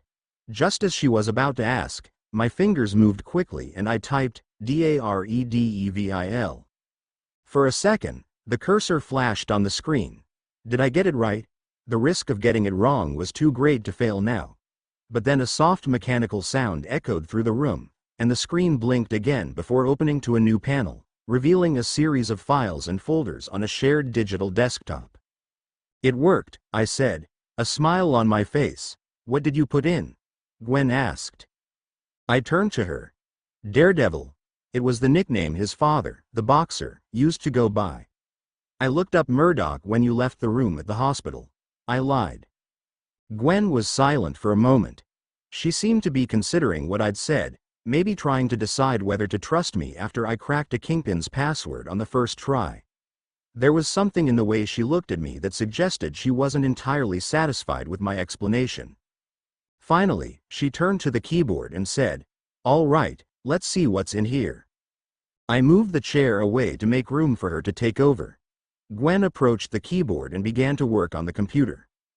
I watched as she typed in a few names and scrolled through folders, looking for anything that might incriminate Murdoch. After a few seconds, she stopped typing and frowned. This doesn't make sense," she muttered. I looked to the right at the screen she was staring at and saw that she had opened a series of documents with Foggy Nelson's name on them. Foggy didn't flee the city, nor was he killed. What? No. Nor is he in exile or anything like that. He's working for the European branch of a company called Hand. Hand?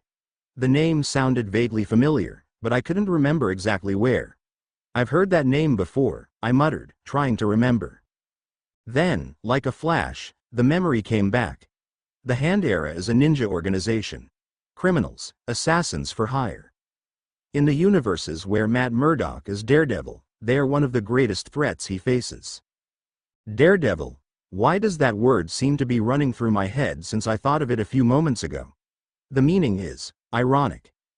Daredevil means someone without fear, and that has always seemed wrong to me when it comes to Matt Murdock. Everything he does is planned, carefully. At the same time that my rational instincts were telling me that something was wrong, Gwen stopped typing as if she sensed something and turned around, but she wasn't looking at me. She was looking at someone in the dimness of the room where the light from the computer monitors couldn't reach. Then we heard it. Talk, talk, talk. It was a common sound, but we recognized it immediately. It was the characteristic sound of a wooden cane hitting the floor. Support me to write more and read 20 chapters ahead of all regular, Palmer 1998. Just remove the hyphen to access normally. The sadist and manipulator. Talk, talk, talk. This unmistakable sound echoed throughout the chamber, making Gwen and I practically freeze. Slowly, I turned in the direction the sound was coming from. From where the brightness of the monitors couldn't reach and the darkness of the maintenance floor continued, we saw a shadow emerge. First I saw a long cane touching the ground and then the man holding it. He was dressed in an immaculately clean blood-red suit and wore dark glasses that hid his eyes but not the wicked smile on his face. He was young, probably in his 30s, with brown hair carefully parted to the right. "I wasn't expecting company," Matt Murdock said in a mischievous tone. "But how nice that the mice decided to come to the cat's house." His words made me feel fear for the first time. A drop of sweat dripped from my forehead onto my nose, but I didn't move. Gwen, on the other hand, reacted almost instantly and shot a web in the man's direction, perhaps intending to trap him before he could try anything.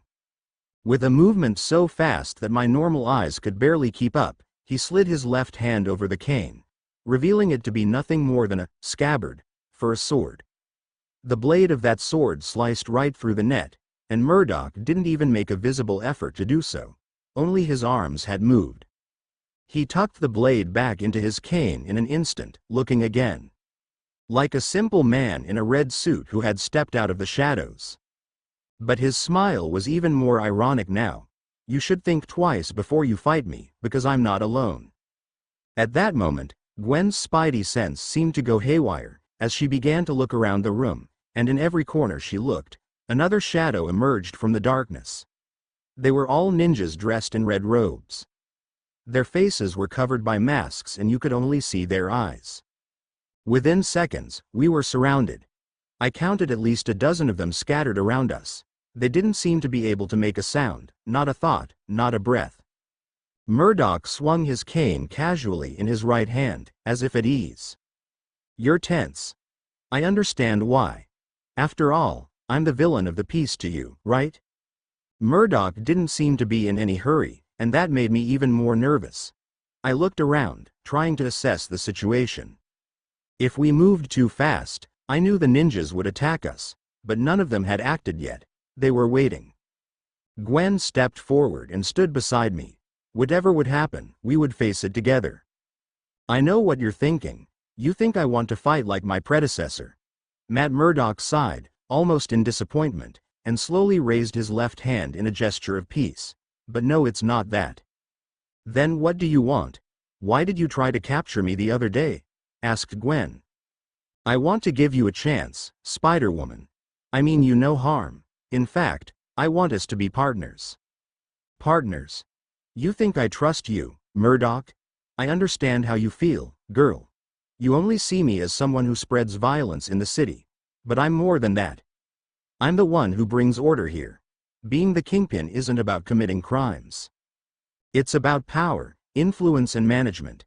Compared to Mr. Fisk, the murder rate in the most dangerous neighborhoods in this city has been cut in half under my watch, and corruption has never been so controlled. Look around you, Murdoch. Not up here, but down there, where the city burns every night. Do you really think you're doing what's best for this city? Gwen asked. I would never trust you. Trust, Spiderwoman, is something you build over time. I'm not here to fight you. That would be a waste of our talents. I'm not interested in your games. Matt Murdoch just smiled wider. This is no game, not for me.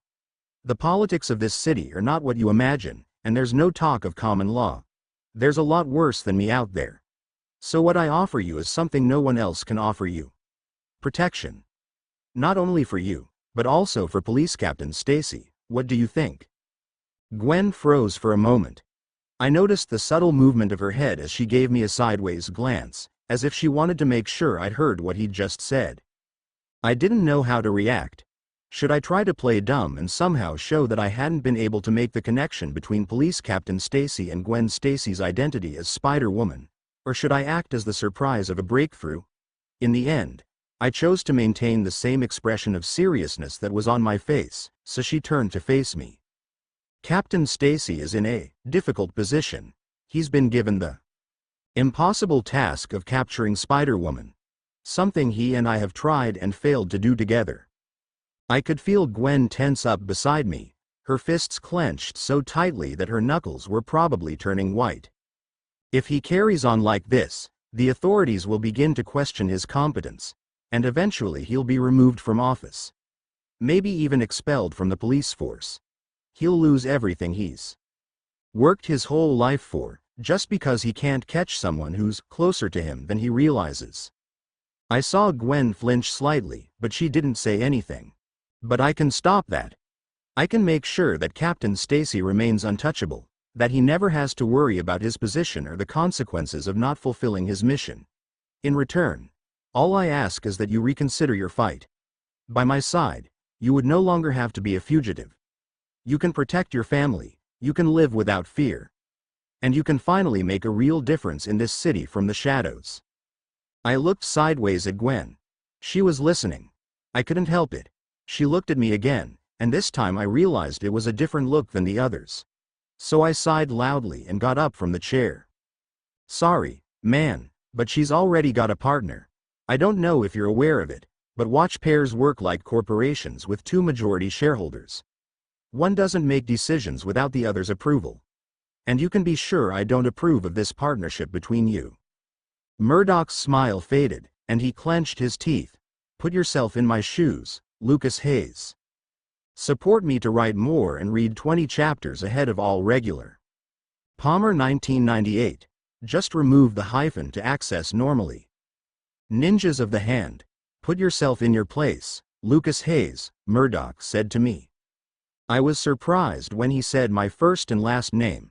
I'd always been careful and covered my face when I acted as a vigilante, so how had he found out? Yes, Lucas, I know who you are. A 17-year-old boy living in the Bronx whose parents died in an accident 6 months ago while on a trip to Montauk. He lives alone and is somehow supporting himself. Nobody knows when, not even his neighbors, but he's a mutant, and to make matters worse, he's the kid who disrupted my Last meeting with Spider-Woman. Oh, boy, you've been a nuisance to me, an annoying, persistent migraine that came on suddenly and hasn't gone away. Huh. When you talk like that, it sounds like you're jealous, I replied with an accusatory tone. Murdoch put his cane in front of his body and held the top of it with both hands. You're new, Lucas, and you're in a situation you can't win. Spider-Woman is against me, and you're the main reason why. So let's settle this right now. The ninjas around Gwen and me finally started to move, walking toward us. These men and women have been trained since they were children by the organization I'm a part of, a hand. They're experts in various types of martial arts, but I'm proud to say that they don't need to use them, because they can kill in an instant. If you think you can fight them, go ahead, Murdoch said with a cold smile. At that moment, a ninja to my left ran towards me. System, equip Sharingan. Skill card. Sharingan, equipped. Slots of your deck are filled. The first ninja threw a sharp knife at me while I was still running, but thanks to the Sharingan, I moved my head to the side and dodged it easily. This ninja seemed surprised, but didn't stop and drew a small sword from his back to try to cut me. At this point, I took a step to the right and let the sword pass by the left side of my abdomen. With the ninja trapped, I raised my left leg and kneed him in the stomach using the power of one for all. Thanks to that man felt the pain of a blow he had never felt before and fainted. I then spun the ninja's body around and easily threw him at another ninja who was very close by, sending them both crashing into a pillar. Gwen, who was busy dealing with her own opponents, saw this scene and said, "I didn't know you were that strong." I smiled. "There's a lot you don't know about me." Gwen fired webs that stuck to the ninjas and briefly immobilized them, but they were good at getting rid of themselves and faster than most criminals in this city. However, the ninjas' techniques were based on stealth, and once the spider sense detected them, they could no longer surprise Gwen. Still, the ninjas were outnumbered and began to surround the two of us. When four of them advanced together, I used my Sharingan and tilted my body to the side, dodging a sword swing and then countering with a blow to the ninja's face. It broke some of his teeth and threw him back several meters. Gwen did pretty much the same thing, but instead of a punch, she kicked and then webbed the ninja to the ceiling. Matt Murdoch watched without moving a muscle as his subordinates were beaten. There was an uneasy calm in his presence, as if waiting for the right moment to act. When most of the ninjas were down and out, I still had my fists raised. Gasping for breath, I looked at the three remaining ninjas who had somehow managed to resist so far. I glanced to my right and saw Gwen, also tired and breathing heavily. This battle was starting to turn in our favor, but it was hard to tell who would win, because even after being defeated, the ninjas kept getting up, no matter how hard we hit them. When only the sound of panting could be heard on the dark floor, Murdoch dropped his cane with a cold smile and let it fall to the ground with a dry thud. "Impressive, you've really managed to impress me. You're even better together than apart. I think I have an idea. How would you both like to work for me?" Gwen and I looked at each other, then back at Murdoch. "No way," we answered simultaneously. Our answer surprisingly made Murdoch smile, so he took off his suit jacket, let it fall to the floor, and began to pull up the sleeves of his white shirt. "I figured you'd answer that. So I'm going to make you kneel down and kiss the back of my hand, if only by force." As he lifted the sleeves of his white shirt, he revealed chiseled muscles and deep scars. His confidence was evident, and he seemed to believe that his skill and training alone made him a match for the two of us. It was an exaggerated confidence, bordering on the ridiculous, but perfectly in keeping with the self-centered nature of the Matt Murdoch of this universe. "Let's get this over with," Gwen said. "I agree." Of course, Matt Murdoch, though trained normally by his master in this universe and trained even more during his youth in Japan, had no additional powers beyond super hearing and martial arts. As a result, he had no chance against two individuals with the skill to predict his attacks and super strength. After less than 2 minutes of fighting, Murdoch was the one on his knees, his sunglasses partially broken and blood dripping from his face and mouth. "Wait, you don't understand. The way of this city must be followed," he said, but collapsed before he could finish. I looked at Murdoch, but came back to reality when Gwen, who was already at the window, said, "Lucas, what are you doing? Let's go. We don't have time, more of his ninjas are going to show up any minute." She held out her hand, and I took it with a smile. Support me to write more and read 20 chapters ahead of all regular. Palmer 1998. Just remove the hyphen to access normally. Secret friends. The next thing I knew, Gwen and I were on top of a building, far away from all the chaos downtown and what had happened at the Empire State Building. The city lights hadn't changed at all from a few minutes ago, but for Gwen and me, everything had changed. Our breathing was heavy and our bodies ached. Hands ninjas weren't the only ones who had been hit. Gwen was leaning against a ventilation shaft on the roof of the building. She was still trying to pull herself together. Her hands were shaking slightly and her torso was rising and falling rapidly. Of course, Gwen wasn't just Spiderwoman, she was also a person who got tired. "Are you okay?" I asked, lowering my mask so she could hear me better. She raised her head and looked at me.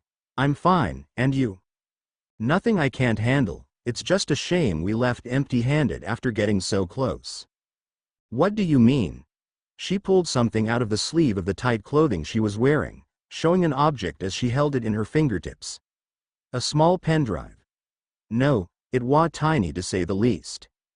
I managed to get this into Murdoch's computer while you were thinking about the password. I stole all the data on it. The only problem is that the data is encrypted. It won't be that easy to access everything at once. It's probably a lot of files, but at least we got something." I just stared at the tiny piece of metal for a moment, then let out a sigh of relief and a short, exasperated laugh. "Ha ha ha, this is really great." My legs finally gave way, and I fell backwards, sitting on the hard floor of the roof. "Yeah, it's great, but it's not enough," she said seriously, looking at the horizon and the city. From my perspective, her silhouette contrasted with the bright city and made me feel the melancholy she probably felt. "What do you mean?" Gwen was silent for a moment, still staring at New York, as if searching for a way to make it easier to say what was on her mind. "Murdoch knows who I am now," she said. "I took every possible precaution. I haven't told anyone but my father who I am. Yet somehow Murdoch knew about me." She turned to me, and in the next instant, her hands went to her neck, where the part that connected the mask of her uniform to her body part was. "That's why." Then she began to lift that part of the mask, and a moment later she removed the white hood, revealing her blonde hair and blue-gray eyes. "You deserve to know who I am." For some reason, Gwen seemed even more beautiful than before. I couldn't tell if it was because of the sweat or because she was shaking her hair to straighten it after taking off the mask. My jaw dropped, and I stared unblinkingly. She turned her face the other way, slightly flushed. "You don't have to pretend you don't know. From the moment Murdoch mentioned Captain Stacy. You probably already made the connection, didn't you?" I didn't say anything for a moment. Part of me wanted to deny it, to say I'd never connected the dots, but that would be lying too much. I nodded slowly, confirming what she already knew. "Yes, I suspected it. In fact, I suspected it ever since I first heard your voice after we left the warehouse. You can't make it much thicker." Really? I wanted to tell you as soon as I saw you in the bowling alley and saw your eyes, but I had to be absolutely sure that I could trust you first. Because the more people know, the more." At that moment, with Gwen sitting next to me, talking with a slightly red face and a smile at the corner of her mouth, everything stopped for me, and not figuratively. Literally everything stopped. The world around me turned gray, or rather colorless. What's going on? I asked myself, noticing that the city had suddenly gone silent. Then I looked to my left and saw a screen floating by. "Congratulations. You have completed the main quest, Secret Friends. 5,000 card points have been added to your account. You have received 5 mysterious cards of uncommon skills. You have received 1 assimilation slot." I was relieved to see that the reason time had stopped was just because of the system. Phew, so this happens when I complete a main quest. What a scare. The rewards were very good, well worth the effort. Warning. Now that you've completed your first main quest, you're ready for the first test of the card extraction system. First test. Your first test as a beta tester user will begin in 48 hours. Be prepared and collect as many cards as you can. When I finished reading this last message, it automatically closed, and the world around me instantly took on color. The clouds in the night sky began to move again, and I heard Gwen finish. "Dangerous stays," she said. I was still in a bit of shock, surprised and scared at the same time. What did the system mean by first test? Was it an extra mission, a challenge, or something else? I'd seen dozens, maybe even hundreds, of manga with systems, but this one was very different from the ones I was used to. "Lucas, are you okay? You look paler than when we fought Murdoch," Gwen asked. I slowly turned my head towards her, and my eyes met hers. This was the first time I'd been able to look into her eyes when she knew who I was and who she was, so it was different in a way. I felt like I could trust her, maybe because she had told me her secret identity and I didn't want to lie anymore. So I put my head down, looked at the black concrete of the terrace and said, "Gwen, why didn't you ask me about my powers before? Aren't you curious?" She frowned, surprised at my sudden entry into the subject. "I haven't asked because I don't think it's my place to ask such questions. In fact, you haven't asked mine either. You're Spiderwoman. Everyone knows what your powers are. But it's different. You said you were a mutant. I'm not a mutant. I got my powers after being bitten by a strange spider." I put my hand to the back of my head. "I'm not a mutant. But you're clearly stronger than most people, and you still have those eyes of yours." "I know. I'm not an ordinary person either, I'll be honest with you, Gwen. I'm from another universe. A universe just like the one we're in, but different in some ways and maybe a little better," I revealed, though I was hesitant and unsure of how she would react. I didn't tell her the whole truth because that would be too much even for Gwen, someone used to the multiverse. There was a long second of silence after my revelation, a single second, and then Gwen took both my hands, which made me look at her. Then I heard a voice that radiated happiness. Another universe? So there really are others? That's really cool. What? You're not mad at me?" "Why should I be? Because I lied to you.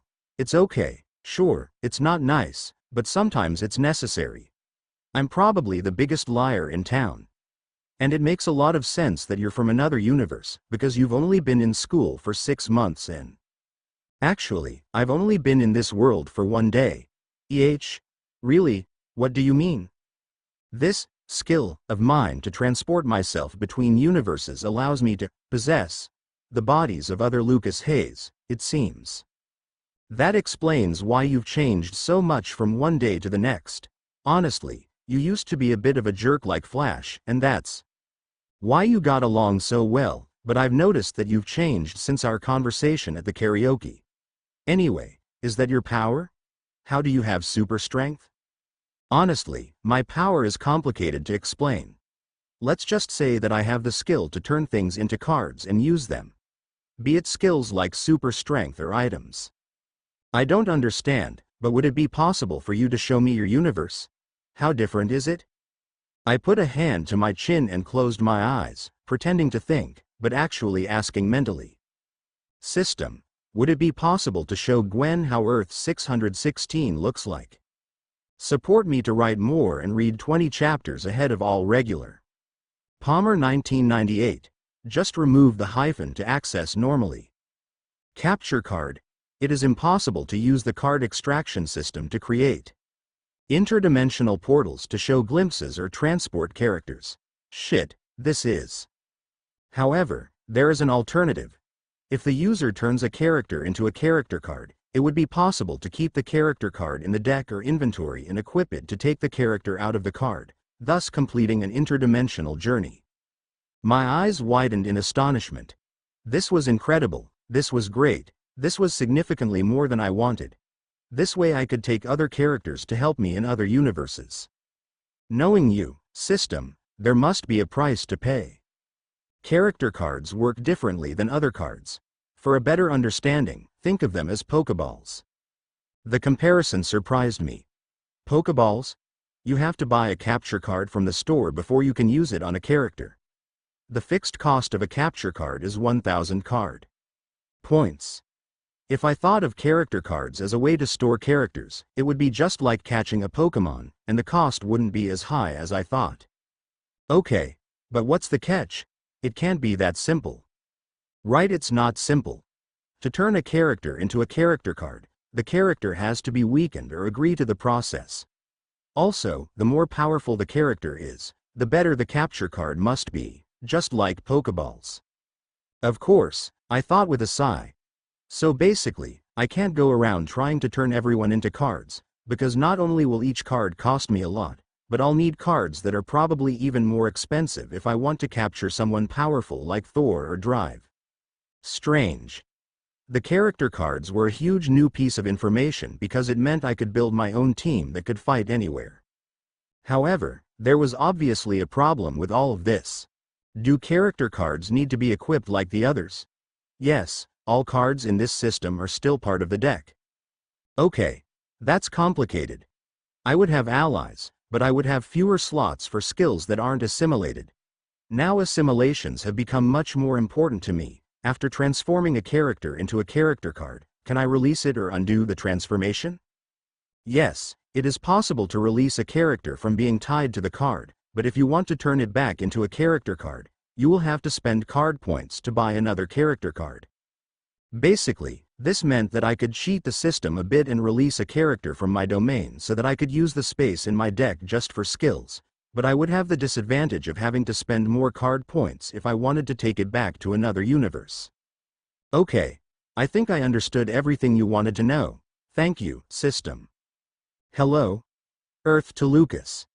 Gwen was in front of me, trying to get my attention somehow, while I was completely focused on my thoughts the whole time. You wanted to know if I could show you my universe, right? Yes, I can, but only if you come with me. Really? Then let's go. Wait, aren't you accepting too quickly? What about your father? What about school? I haven't slept at home for a few days now, ever since my dad found out I was Spiderwoman. He told me to leave before he changed his mind and locked me up, so I did.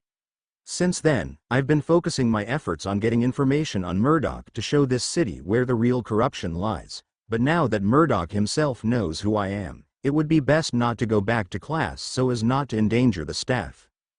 Okay, so we're going on this trip. But I have to say, it's a little complicated. It's not like I can open a portal and pull you into my world like in the science fiction movies we know.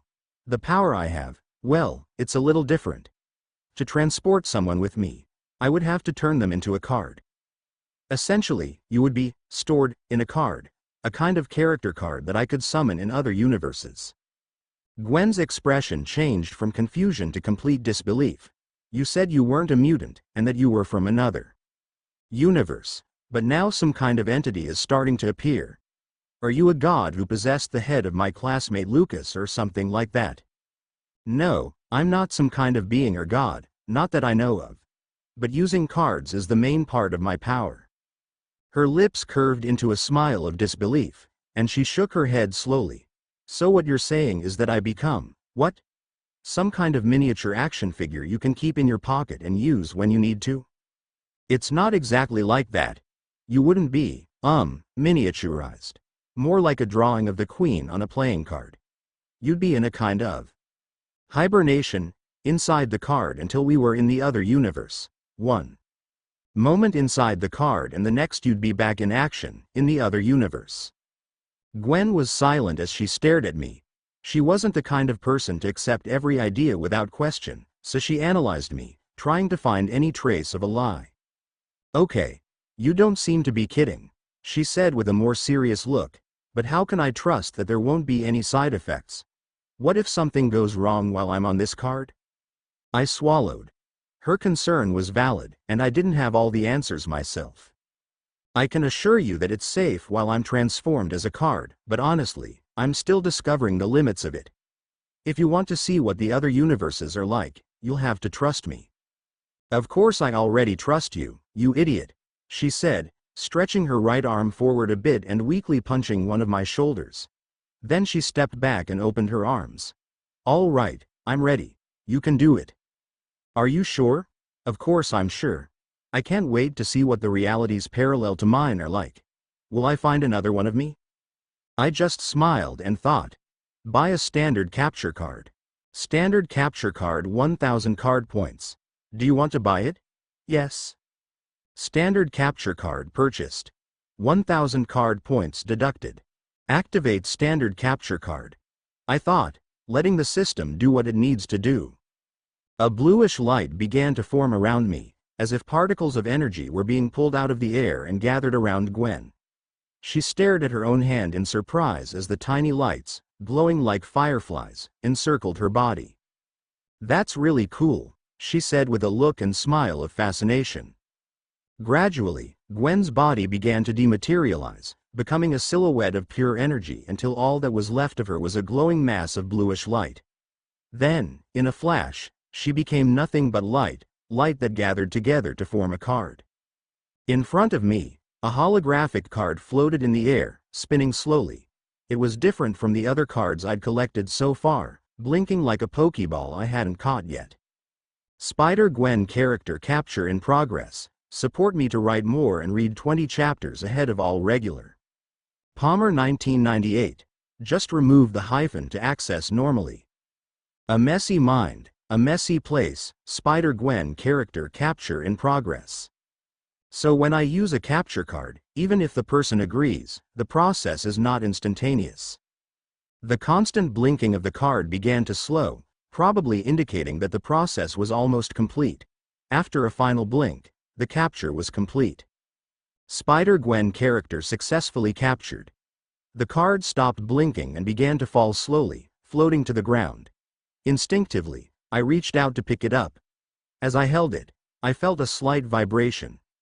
My eyes immediately focused on the image decorating the surface of the card.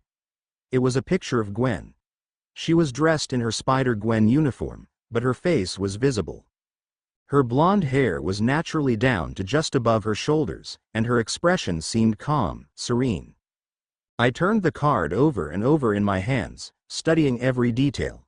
On the back of the card was some information about Gwen, like her age, her powers, and some of her history. It was as if the system had cataloged everything Gwen was capable of. "So that's it," I said aloud. "System, I think it's time to leave this universe. Has the 24 hours passed?" "Yes, the zero-cost trip to Earth 616 is now available." "Very well, so take me home. Interdimensional travel will begin in 10 seconds. After the countdown ended, a hole appeared beneath my feet and I fell into a tunnel so crazy that I could smell smells and colors I'd never seen before. The space between realities seemed to be a mixture of all of them, and the experience made me slightly nauseous. Then, as quickly as it had begun, it ended. When I opened my eyes, I was back in my dark, smelly room on Earth 616. Just like when I left, the place was a mess, but a few things were different. My bed had dirty sheets and my shoes were out of place. The laundry basket was overturned, with clothes on the floor, and the dresser had all of its drawers open and rifled through. The guy who broke into my house wasn't satisfied with not finding me and tried to rob me, but I doubt I had any money anywhere in this apartment. So I went into the living room of the apartment, where I found papers and notebooks scattered all over the floor, leftover food on plates that already had an unpleasant smell in the air. Empty soda and beer bottles were scattered about, some broken, others knocked over in a corner, as if they had been thrown in a moment of anger or desperation. I took a step forward and heard the crack of glass breaking under my weight. Damn, this place is like a dump. I can't let Gwen see it and present it as my place. I think I'll take advantage of the fact that time doesn't pass for her on Wednesday and clean this place up. Indeed, the place was a mess, and it wasn't just a mess. It was a reflection of the state this body was in before I took it over. But first I went to the door of my apartment. The door itself was intact, but the handle was completely out of place, indicating that the man had managed to get in that way. Fortunately, the door was closed, and since New York was a city where most people didn't interfere with other people's lives, no one seemed to have noticed either my disappearance or the break-in. It was a little sad, actually. I rubbed my temples and decided to start working on this place. Considering the bright light coming through the windows, I could easily tell that it was daytime, possibly around noon. I'm tired and hungry and need to get some sleep, but I can hold out a little longer. Gwen and I can get something to eat later and explore this town together. It'll be safer for me that way, too. The first thing I did was go to the sink, where the dirty dishes were piled up like a restaurant sink. I turned on the faucet and was glad there was still running water. I patiently washed each plate, and after not doing it for so long, washing dishes was surprisingly relaxing. I felt a small dopamine rush with each plate I placed in the colander. After a few minutes, all the dishes were washed and organized. The next step was to tackle the rest of the mess. I started by picking up the papers scattered on the floor, even picking up a notebook that was covered in a slice of dried pizza. It was amazing that this place wasn't infested with cockroaches and rats. I can't believe myself lived like this. I'm going to need more garbage bags. I went to a small utility room, found some black bags, and started filling them with all the dirt I could find. After that, I started leaving them outside my apartment in the hallway so I could take them to the street. The living room was full of empty bottles, and I started picking them up one by one. The glass shards, however, were scattered haphazardly, and the dark wooden floor made them a little hard to find. Just when I thought I had swept the floor to perfection, the sunlight hit a shard of glass and revealed it to me. I crouched down and picked it up, but that piece of glass was incredibly sharp and gave me a shallow cut on my hand. I'm not ashamed to say that my voice dropped a little. I held up my finger and stood up. The shard of glass made a cut just over an inch deep. It was nothing, but my blood ran down my finger. Normally, I would just put my finger in my mouth to ease the pain with my saliva and go back to what I was doing, but seeing my blood reminded me of the skill I had acquired. That skill, I decided that it wasn't worth using against the destroyer, and it wasn't because I would be incapacitated for a few minutes, but I'm back now and everything is calmer. I think I can give it a try. Does the user want to equip the blood manipulation from Jujutsu Kaisen skill card? Support me to write more and read 20 chapters ahead of all regular, Palmer 1998. Just remove the hyphen to access normally, Felicia. Does the user wish to equip the skill card, blood manipulation, from Jujutsu Kaisen? After hesitating for a few seconds, I confirmed it. At first, when the power of this skill card began to take effect, I felt the strangest sensation of my life so far, more like traveling to another universe. It felt like something was flowing through me and around me at the same time. The sensation was similar to a tingling sensation, but it wasn't. When I looked at the blood flowing down the tip of my right index finger, I felt that this was somehow a part of me, and better yet, I could control it. Let's see if this is what it looks like, I said to myself and raised my right hand. With a thought, I tried to command the blood flowing from the cut. At first I couldn't and I didn't see it move, but after a few seconds of concentrating on it, I saw the blood slowly making its way back into me. This is working, I'm getting better. The feeling of control was as if I was directing an invisible current through my body. As the blood returned to my body, I made sure to turn my hand over and look at my finger from different angles. With the confidence that I really could control my blood as I wished, it was time to try something new. So I extended my arm forward and pointed my index finger, literally making a gun signal. Let's see if I can turn my hand into a gun. It would be great if I could shoot my blood at breakneck speed, so I would never have to carry anything to protect myself. This time, I closed my eyes and began to imagine my blood coming out of my finger in a rapid burst. I could feel the blood coming out, but it wasn't what I wanted. Only one large drop jumped out and fell miserably to the ground inches in front of me. That wasn't how I imagined it, I said as I watched my blood spread evenly across the wooden floor. My control of this skill was clearly still in its infancy and I needed more practice. Maybe I should use the Omniversal Anime travel ticket and go to the Jujutsu Kaisen universe. This power originated from there, so the best place to master this power is surely in the world it originated from. I thought aloud as I walked to the kitchen to get a damp cloth to clean the floor. After all, I didn't want to ingest the blood that fell on the floor. When I reached the kitchen, however, I felt a sudden weakness that quickly brought me to my knees. For the first few moments, I thought I was going to have another one of those memory recovery sessions, but I just felt so much like my world was spinning and nothing else was happening. I must be a little dehydrated. Suddenly, the dizziness got worse and my vision went black. You've used too much cursed energy, and you're exhausted. You will pass out in 3, 2. I don't even remember the last second of the countdown because I passed out right there on the kitchen floor. Hours later, I woke up to the insistent sound of someone knocking on my apartment door. Knock, knock. Asterisk. At first it was normal, but soon the knocking became impatient. Knock, knock. My head throbbed and hurt a little, which made me slowly open my eyes and finally stand up, using the kitchen counter for support. The apartment was semi-clear, and considering that everything was orange, it was already late afternoon. Who could that be? I muttered when the knocking at my door didn't stop.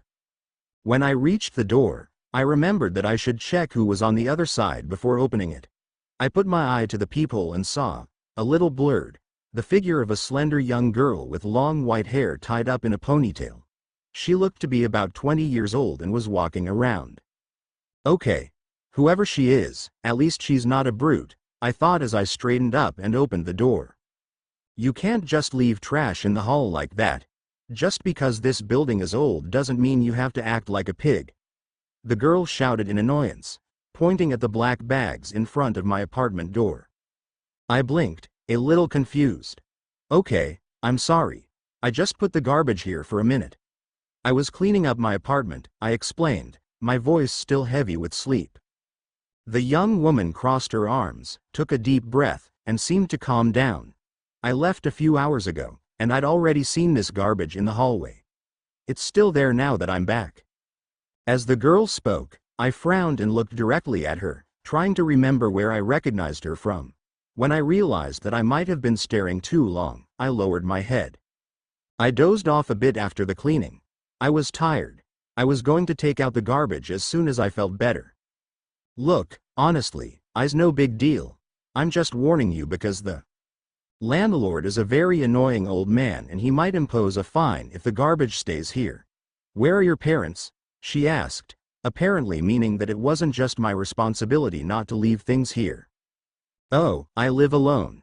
She frowned, and I could tell she was taking a closer look at the situation. Well, I understand how it is. Living alone can be tiring. I smiled to reassure her. Yes, that's true. Life here has been a bit challenging. My name is Lucas Hayes, by the way. Are you a neighbor? Yes. I live in apartment 17 on the 5th floor. My name is Felicia. I shook her hand. Lucas. Lucas Hayes. Nice to meet you. Nice to meet you. Anyway, Hayes, don't leave the trash in the hallway, okay? Now, if you'll excuse me, I'm going to my apartment. It's been a long day. As the girl walked up the wooden stairs, I walked down with the bags of garbage. The building was the same as always, a small building in the suburbs of the Bronx. As soon as I entered my apartment, I had an epiphany that made me finally connect this girl's face and features with her name. My eyebrows went up. There weren't many girls with white hair who were also named Felicia. So, even though I was still a little slow and sleepy, I realized that my neighbor was Felicia Hardy, also known as the Black Cat in the Marvel universes. It can't be. My first comic book crush is my neighbor. An incredulous and delighted smile appeared on my face. For many boys my age, their first comic book crush was either Mary Jane or Wonder Woman, but mine was Black Cat, because the first comic I read was by a classmate, and that comic was amazing. Spider-Man Volume 1. Okay, now things are starting to get very interesting in this building. Support me to write more and read 20 chapters ahead of all regular. Palmer 1998. Just remove the hyphen to access normally. Alternative reality. I ended up staying in my apartment building a little longer than I expected, so Gwen had already been in the letter for several hours. When I remembered that, I decided to ignore the fact that Felicia Hardy was my neighbor, at least for now. System. Equip Spider-Gwen character card. At that moment, the blue sparks I had seen earlier began to fly out of my chest, and Gwen's form began to materialize in front of me. First, I saw the outline of her beautiful body, and a few seconds later, Gwen appeared fully dressed in her black and white costume. She opened her eyes and looked around the room, frowning almost immediately. Sniff, sniff, what is that smell? She shook her head, brushed a few strands of hair out of her face, and then walked over to the window with determined steps. I frowned. Smell? What do you mean? Immediately, Gwen looked around, found herself, and with a smile on her face, went to the window and stuck her head out. Her eyes lit up as she saw the golden sunset and the city that was more orderly than her own. I'm definitely in another world, aren't I? An ordinary person probably wouldn't notice it so easily, but I know New York very well. Also, this world smells different. I can't explain it, but it doesn't have the same density as where I come from. She turned her head towards me with an incredulous smile. I frowned and took a deep breath, trying to feel at least a little of what she was describing. The air seemed the same to me as it had always been, a mixture of New York pollution, but to Gwen, who had been born and lived all her life in the other universe, the change was perhaps more noticeable. Maybe it's the cleaner air, or something, I said. Gwen continued to look outside and then climbed onto the windowsill. Maybe I should go for a walk. See what this town is like. At that moment my heart jumped in my chest. Hey, don't even think about it, I said, grabbing her by the hood of her costume.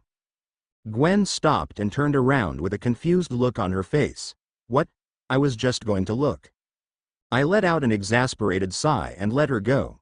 You can't just leave like that. There are other heroes here, and even, there's a Spider-Man. That last part seemed to really get her attention. Her eyes widened. A Spider-Man? Not a Spiderwoman, like me. Here, in this world, Peter Parker is Spider-Man, I revealed. Gwen stood motionless as she tried to process what I had just said. Her eyes showed pain and happiness at the same time. She climbed down from the window and walked all the way back into the apartment. Peter was my best friend. In my world, he died. She swallowed and turned her face away, as if to hide her watery eyes. My throat tightened. I knew her whole story, with her Peter dying. I'm sorry, Gwen, I really am. She nodded and looked straight ahead again. No, I'm actually glad to hear it.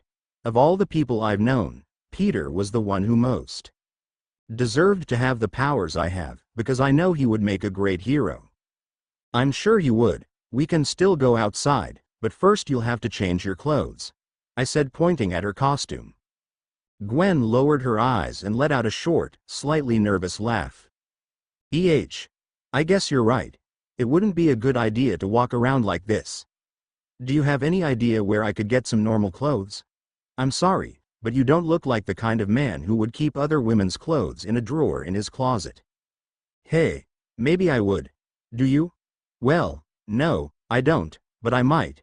Anyway, I can do it for you, I said, and then I thought. System, I want a set of women's casual clothes. Nothing much. 55 card points were deducted. Then, out of nowhere, a set of women's clothes appeared in my hand. Simple, practical, and perfectly suited for Gwen. She looked at me as she took the clothes I held out to her. Wow, that was efficient. I'd ask you how you did it, but you'd say it was complicated, wouldn't you? So where's your bathroom? I pointed to a door off the small kitchen. Over there. Make yourself at home. She started toward the bathroom, but stopped before opening the door, looking over her shoulder with a playful smile. And don't even think about following me or spying on me, okay? I blushed immediately. I wouldn't do that. You can rest easy, Gwen. She laughed quietly and went into the bathroom. The truth was, as much as I tried to keep my composure, it was hard to ignore the fact that Gwen Stacy was here, with me, in my apartment. 2 minutes later, I heard the bathroom door open. Gwen came back into the room, dressed in casual clothes. A white t-shirt and dark jeans that fit her perfectly. So how'd I look? She turned once to show off her full appearance. You look great. She smiled, but frowned. Something's bothering you, isn't it? You can tell me, I'm a good listener. I sat down on the sofa and she sat next to me. Well, I guess I'm not so good at hiding things. I don't think you're bad, but you remember that I'm good at analyzing people, right? She said, referring to our conversation at the karaoke. Gwen, I have a feeling something big is about to happen.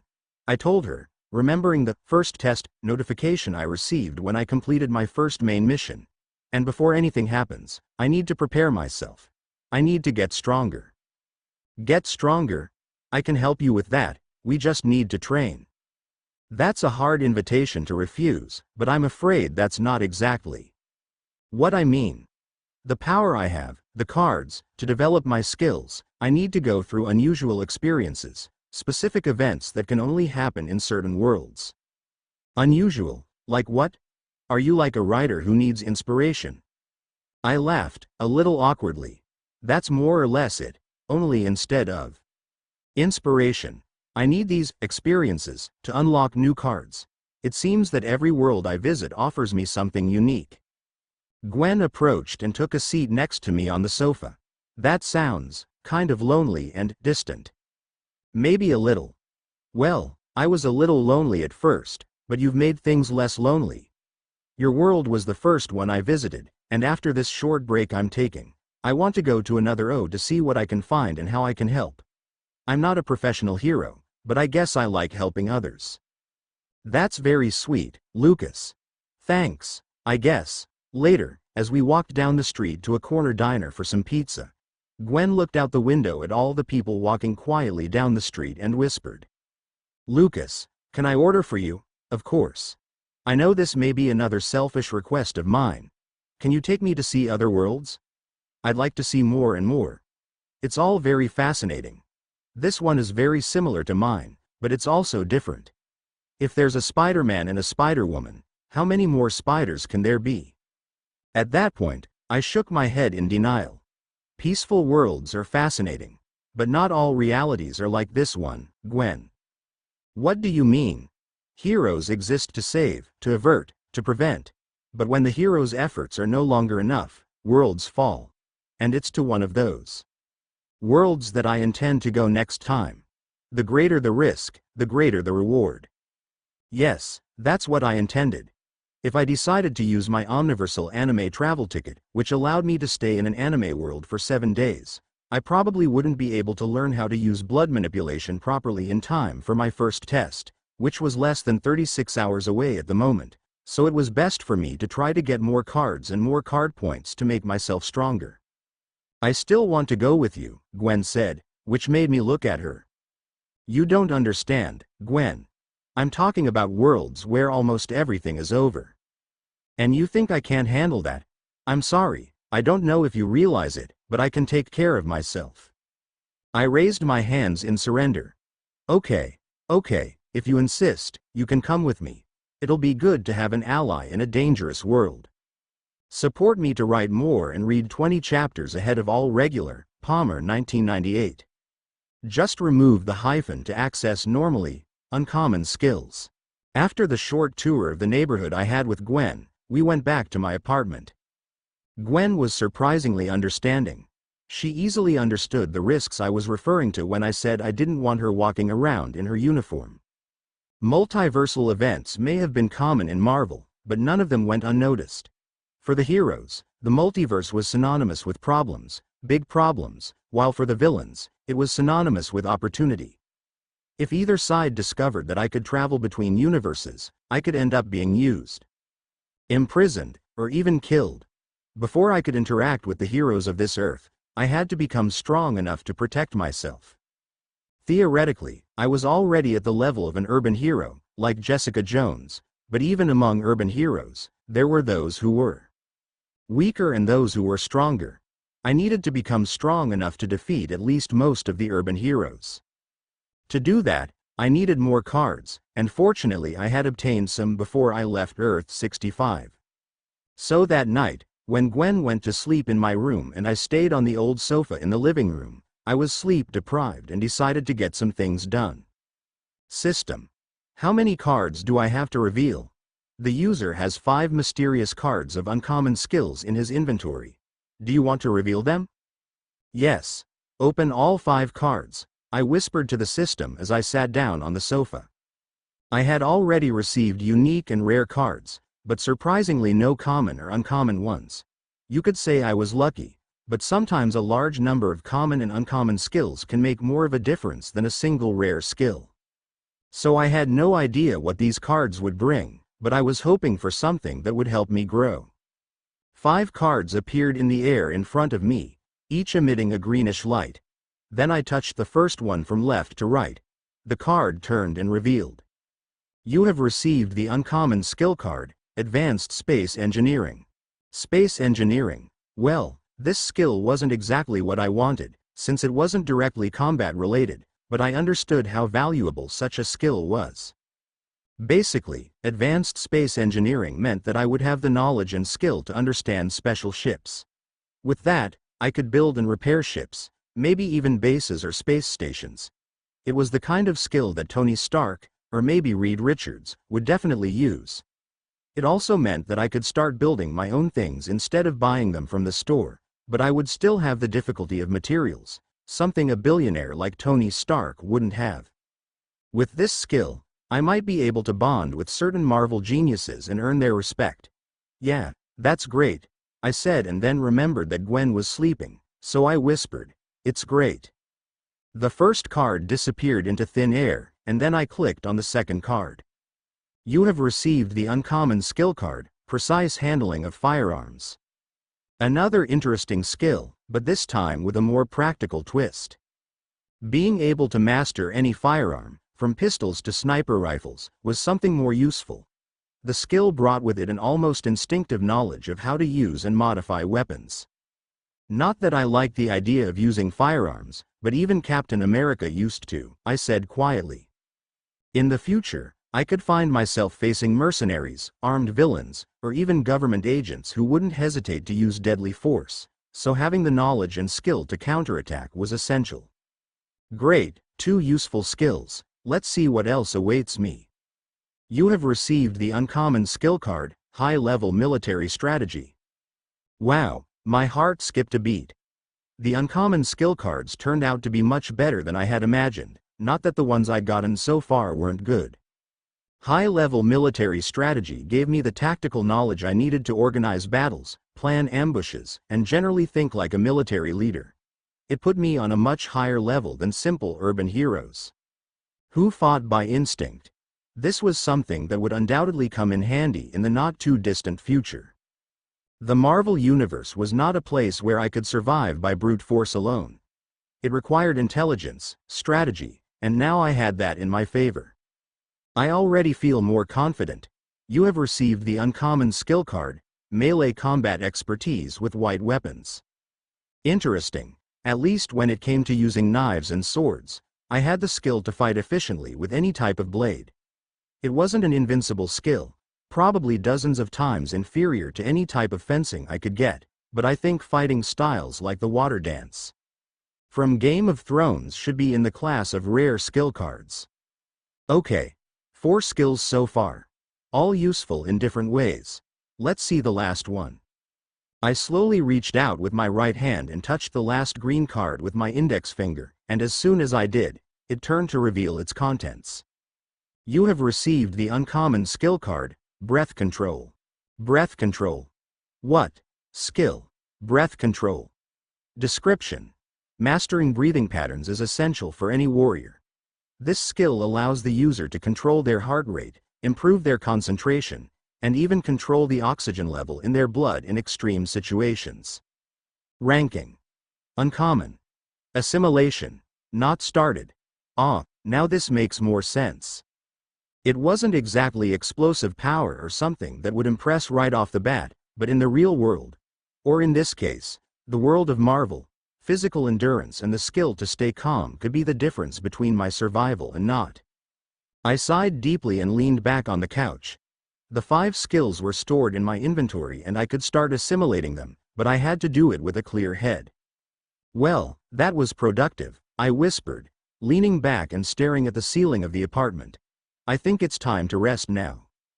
Ironically, it was at that moment that I sensed something was wrong with me, so I opened one eye and saw a message from the system. Daily Roulette has been reset. Support me to write more and read 20 chapters ahead of all regular, Palmer 1998. Just remove the hyphen to access ormally. Scrambled Eggs by Gwen. Daily Roulette has been reset. The roulette wheel was reset every day at midnight, so getting the notification while I was awake meant that it was already late. Another day, another chance to get something amazing on the roulette wheel. I wasn't lucky yesterday, but today is definitely a new day. At that moment, it was my second day with 15 spins on the roulette wheel, and with each spin, the chance of winning something useful was 10%. Statistically, I should get at least one thing on every spin, but who knew what fate had in store for me today? This time, the roulette wheel stopped on empty spots 3 times before finally lining up with a glowing symbol at the top of the wheel. The message appeared on the screen. You have received the Batman Grappling Hook Uncommon Weapon card. Okay, this is better than what I got yesterday, but it would have been more useful sooner. Still, I might think about keeping it if nothing better comes along. After that, the roulette wheel spun a few more times. Just as I was about to be disappointed again and regret spending 300 card points, the roulette wheel stopped and a new message appeared for me. You have received the common skill card, Nimble Evasion, Glean, The Walking Dead. Skill. Nimble Evasion description. Allows the user to move extremely efficiently through hostile and dangerous environments, increasing their stealth by 50% in turbulent, dirty, and devastated environments. In addition, the zombies around you won't hear you unless you get too close. Rating. Common. Assimilation. Not started. This was the first card that talked in numbers about how effective the skills were. This one was probably so different because it wasn't a technique that required training like the others, nor was it a skill like the unusual skill cards I received a few minutes ago. This was simply an effect card. System. Does this card have more defined statistics because it's an ordinary skill card? Exactly. Common skill cards don't just depend on skill, they also depend on luck a lot of the time, so there's a chance that even if the skill is active, the promised effects won't be fulfilled. I think I've got it. Since I'm a cautious person, I'd normally like to keep this, but I don't think I'll run into any zombies on Earth 616, so I think I'll sell this card for the first time to try to get some of the... While I was still talking, I had an idea. Wait, this skill might be useful in a certain world. I already had the idea of going to a Marvel world where the heroes had failed, a world a little more dangerous than Earth 65, so that I could have more freedom, the chance to get better missions, and more generous rewards. So getting this zombie skill was a good complement to my idea. System. How many card points do I currently have? Balance. 3,700 card points. Completing my mission with Gwen gave me 5,000. I spent 1,000 to buy the capture card and 300 to spin the roulette wheel. I'd like to leave some money to buy items that might be useful in the next world, so that I'm not completely dependent on luck. I think I've made my decision. System. Which Marvel universe has zombies and is the one I have the best chance of surviving in? I calculate that Earth 2149 from the comics is the one you have the best chance of surviving, but you won't be exempt from very high risks and it's highly advisable that you don't go to that universe. Are you advising me? Is it really that dangerous? The dangers of Earth 2149 are not only ordinary zombies, but also heroes turned into zombies. And you think I don't know? But now I'm curious about something. System. From what I vaguely remember of Marvel's zombie comics, the zombies in them retain some memories, feelings, and some can even talk and think, but that doesn't happen in the animated Earth 2149. So why is Earth 2149 safer in the comics? Because the animated Earth 2149 has a zombie Thanos with all the Infinity Gems. Yeah, you have good point. Have a good night.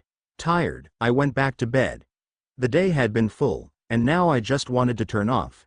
Even though the zombie universe was on my mind, a part of me knew that I needed to rest before making any decisions. I'm not going to think about zombies right now. Tomorrow is a new day. I turned on my side and adjusted the pillow under my head. The sofa was old and uncomfortable, but in the state I was in, sleeping on the floor would have been acceptable. The next morning, smell of scrambled eggs. I hadn't felt that in a long time. It wasn't a dream, it was real. I sat down on the sofa and rubbed my face to get rid of my eyes. My eyes immediately went to the small kitchen of the apartment. And there she was.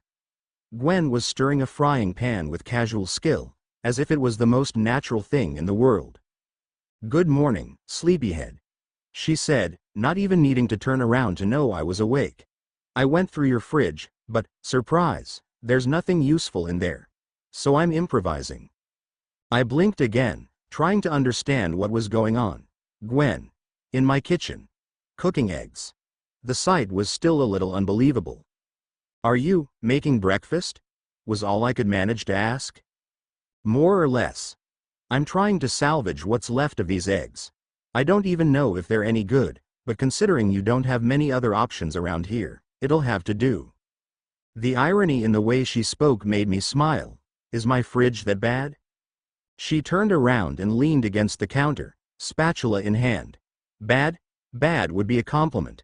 I think you need to go shopping. Like, urgently. If you want to survive another week. Support me to write more and read 20 chapters ahead of all regular, Palmer 1998. Just remove the hyphen to access normally. A strangely silent world." "Gwen, are you ready?" I asked Gwen after I had put on my black jacket. "Almost," she shouted from my room. While I was waiting, I stopped to do some calculations. The trip to Earth 2149 would cost me 2,000 card points. I had 3,700, so after completing the trip I would be left with only 1,700. It was still a lot of points, but I couldn't think about spending them, because I needed to save up so that I could buy features and items in the future. "Okay," Gwen said and opened the bedroom door, so I saw her wearing a jacket I had in the closet, a cap on her head and with a large backpack on her back. "Hey, where are you going with that backpack? And what did you put in it if I don't even have food in this house?" "Well, you said we were going to a world that's a zombie apocalypse, so I'm taking soap, bandages, clean clothes for 3 days, some cutlery and a few other items that might be useful," she said, looking at me as if this was the obvious thing to do. I sighed. "I forgot to mention it, but I can store some things in a dimensional space." I raised my right hand and, after a soft glow, a used toothpaste appeared on my palm. "Why didn't you tell me before?" she asked and dropped her backpack on the floor. "No problem, it won't be wasted work." I stretched out my right hand towards the backpack, and it disappeared in an instant. "Backpack of assorted supplies" has been added to the inventory. Luckily, the inventory functionality in this system was intrinsic and there were apparently no limits. Considering that we were going to a world overrun by zombies, I would normally be more cautious and go to a supermarket to buy some supplies, but the system gave me the option of returning to Earth 616 free of charge after 24 hours, so I didn't intend to stay in this world any longer than that. I thought that was more time than I needed to explore, find missions, gain skills and get out. Well, I wasn't wrong about that, I just didn't know that things wouldn't be that easy. After I turned Gwen into a character card again and put her in my inventory, I said out loud, "System, I'm ready. I want to travel to Earth 2149 from the comics.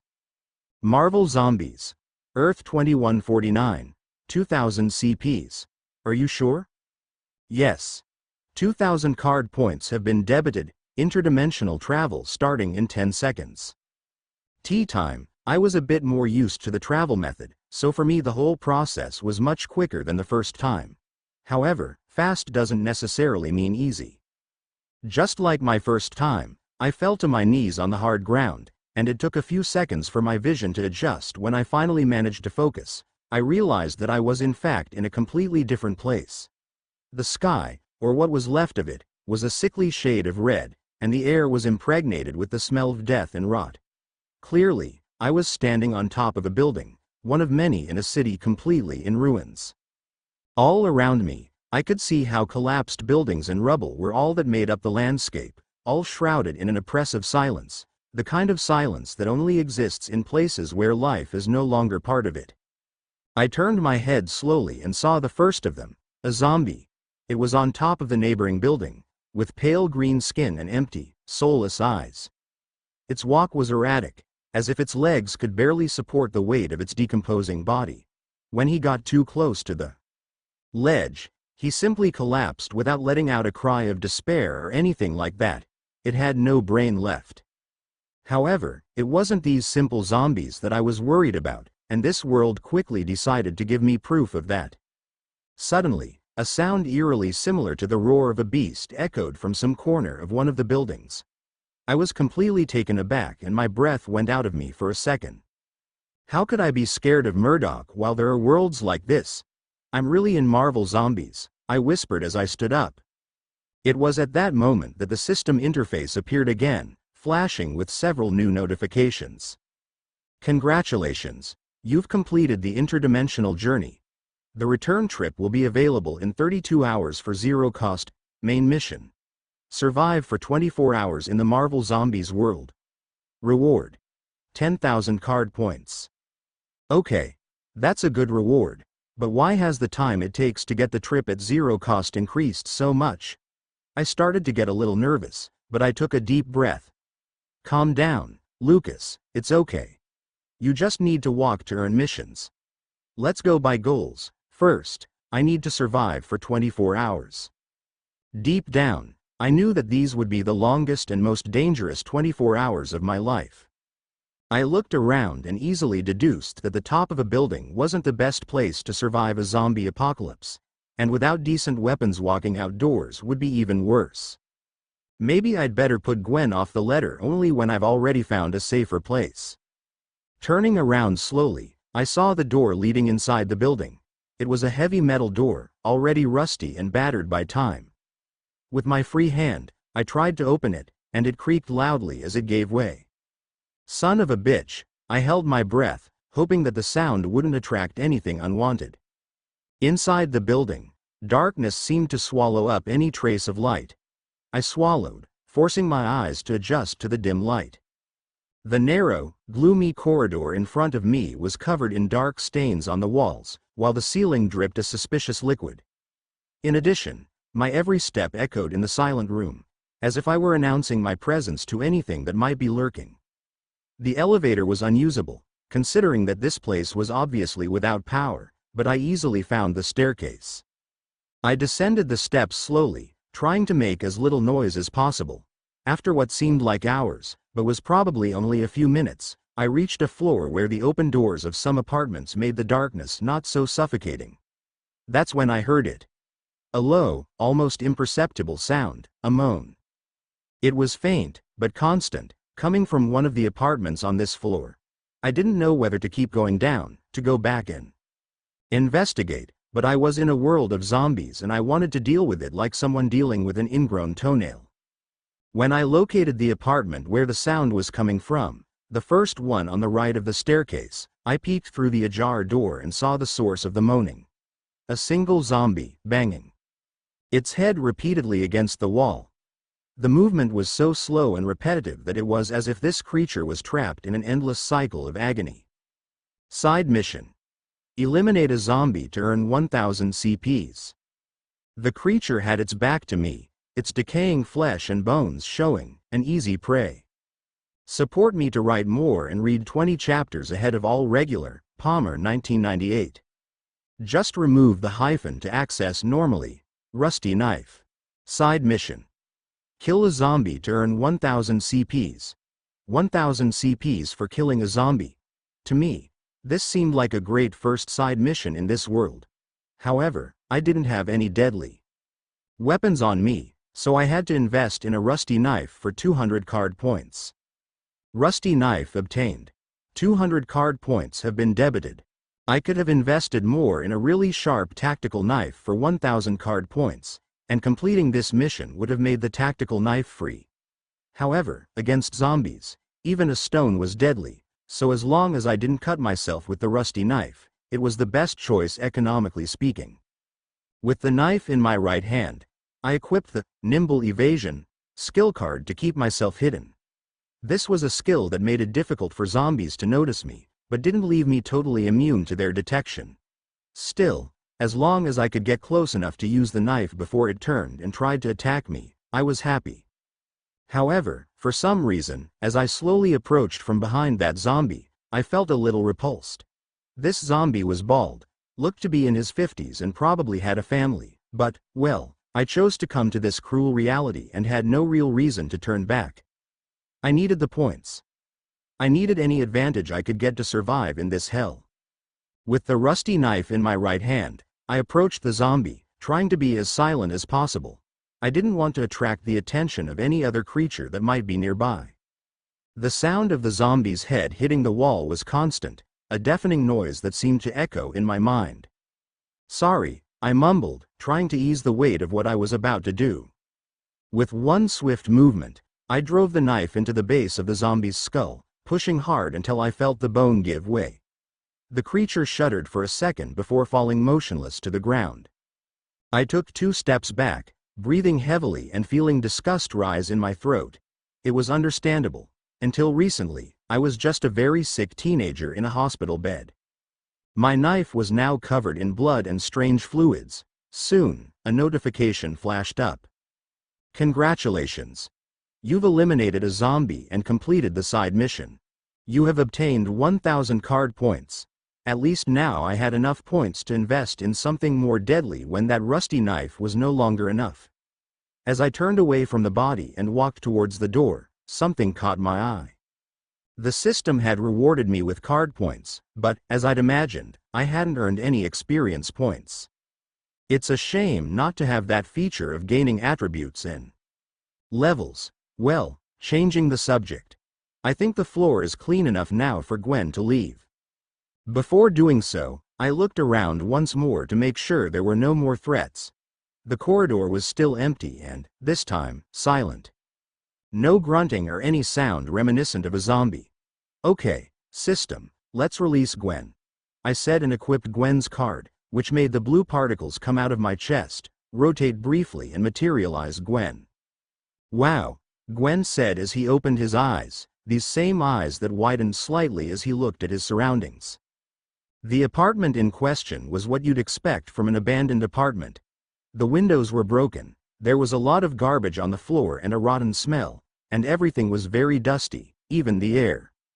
It's like a real zombie apocalypse here. I've always wanted to see something like this.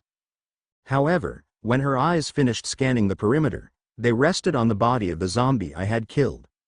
The smile on her face gradually diminished, and she walked over to the corpse, stopping a meter or so away to look at it with a thoughtful countenance.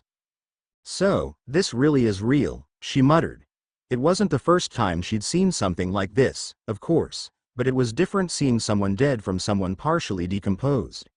She was silent for a few seconds, then looked back at me, noticed the knife in my hand, still stained with blood, and asked, "You've already acted, haven't you? I had to make sure it was safe before I summoned you," I said with a much more serious tone than I usually used with her. "I couldn't risk you being attacked straight away. Even with your skills and your spider sense, these zombies are no ordinary opponents." Understandingly, she nodded and her eyes shifted to my knife. "These things, even if they are zombies, it's still a bit hard to see one like this. It wasn't supposed to be so personal, you know?"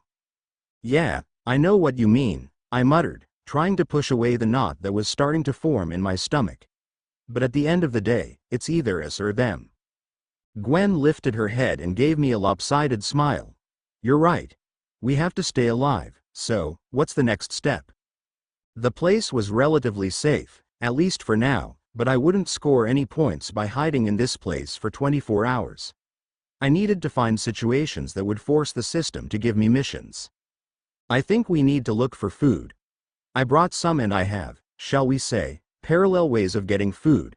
However, this is a building of at least 10 floors. There must be food in one of the apartments." Gwen agreed without any problem. The floor below was completely silent. I opened the door to the first apartment, and the place was in a deplorable condition. Nothing much different from the floors above. Furniture overturned, papers and clothes strewn across the floor. No one's set foot in here for years, I said, as I flicked a switch. TLEC nothing happened. Probably only the emergency features are working, Gwen said, noticing that on that floor the elevator monitor was flashing. This monitor indicated that we were on floor 6. Let's get in here and try to search. There are only 3 apartments on each floor, but they're big ones. With our goal of getting food, we didn't need to search the whole place. Just looking in the kitchen cupboards and pantries was enough. In that first apartment, the kitchen was desolate. Every cupboard I opened was empty or full of useless junk. Even the fridge, which I hesitantly opened, was filled with nothing but rotting food scraps. Of course, why would I expect anything different? I muttered. There was still a sealed bottle of milk, but I didn't even know when it had been there. So we went next door and, unsurprisingly, the next apartment was just as disappointing. We found cans of food, but they were all empty. Someone had already passed by before us. After half an hour or so of rummaging through the kitchens of the apartments, we gave up on finding anything. The place had been cleaned by other survivors, and the proof of this was that we didn't find any other zombies apart from the first one. When I finally reached the first floor, we were hungry and tired. Searching for food, we spent our precious energy. It was then, while Gwen was searching the administration area of the building and I the lobby, that I looked at the door of the building and had an idea. We were definitely in New York. I recognized this when I was at the top of the building and, logically speaking, the system would never throw me into a completely random place in the world, like perhaps Latveria or a Shieldman aircraft carrier. That way, New York was still the city I knew, even if it had been devastated by a zombie apocalypse. And I knew where to find food in New York, if I was willing to risk it. I need to get to the mall. I'm sure I'll find something there. Well, the idea of going out made me uncertain because of the high danger, but without effort there would be no rewards. I peered through the broken doors, making sure the way was clear. The street outside was deserted, except for several abandoned cars that stood there like silent monuments to a bygone era. No zombies. I guess I'm in luck. But before I call Gwen, I'd better check, I thought, and put one foot out. But before I could take the second step, a colossal green shadow appeared after a burst of speed that exploded all the glass around me. A shadow that covered my entire body. I didn't need to be a comic book fan to recognize that such characteristics could only belong to the Hulk, or rather, what was left of him. Support me to write more and read 20 chapters ahead of all regular, Palmer 1998. Just remove the hyphen to access normally, green shadow. When I looked up, I was overcome with absolute horror. The shapeless mass of muscle and green skin in front of me was not just any monster. It was precisely the worst character to be found here. The Hulk. The Emerald Giant was almost unrecognizable. His skin was a dull shade of green, and his eyes, empty and hungry, without a trace of the sanity that even the angriest Hulk used to have. His jaw was partially dislocated, hanging to one side, and thick saliva, a grotesque mixture of coagulated blood and chunks of flesh, dripped from his giant mouth. I was paralyzed. I had no other reaction to that creature. Anyone would. Then I heard the Hulk's voice. Hunger. It was like the wail of a dead man who refuses to rest, and then he let out a roar that reverberated throughout the street, making the few remaining intact windows of the buildings shake. It was a sound that mixed anger with an insatiable hunger, something that no living creature should be able to emit. The smell of rot almost knocked me over, but the Hulk's roar kept me in reality. This is the Hulk. I am really face to face with the Hulk. So cool, I thought, and a smile appeared on my face, even in those absurd circumstances. But the Hulk advanced with surprising speed. His dislocated jaw opened at an impossible angle, revealing teeth that looked more bestial than human. He was going to devour me in one bite. The Sharingan skill card has been equipped. Slots in your deck have been filled. With a desperate reflex provided by the Sharingan, I threw myself to the side, escaping by centimeters from that devastating bite. I could feel the wind of the attack brushing against my skin, followed by the violent thud of the Hulk's jaw closing on empty air. I was so close that I felt the pressure of the bite. I fell to the ground with my heart racing, but I knew I didn't have time to recover. The Hulk, frustrated at not catching me, tried to grab me with one hand. Without thinking, I grabbed the only thing within reach. The Hulk's right ear. The fabric of his ear gave way surprisingly easily, yet I still managed to throw myself onto his back. The world spun around me as I struggled to balance on that furious mass of muscle, which was flailing its arms and staggering backwards trying to reach me. Knowing that I wouldn't be able to hold on to the back of his head for long, I slid onto his back, desperate for something to hold on to. At that moment, my fastest weapon was a rusty old knife I'd bought. Without thinking twice, I drove the blade into the Hulk's back to get a grip. The knife entered the rotting flesh with ease, and once again I was surprised. The Hulk's skin was supposed to be practically indestructible, but I soon realized what was wrong. This Hulk's skin was rotten, but able to regenerate almost instantly. Mixing rot and regeneration, his skin looked more like green goo and my knife began to be swallowed. Hulk let out a roar of frustration, unable to reach me with his gigantic muscles. He swung around violently, knocking over poles and crashing into cars as he tried to get rid of me. Soon, I heard the sound of the blade breaking, crack. Before I could do anything, I was thrown to the ground like a rag doll. I landed hard, and when I looked at my hand, all that was left of the knife was the old hilt. The skill card, 1 for all 20%, has B equipped. Slots in your deck have been filled.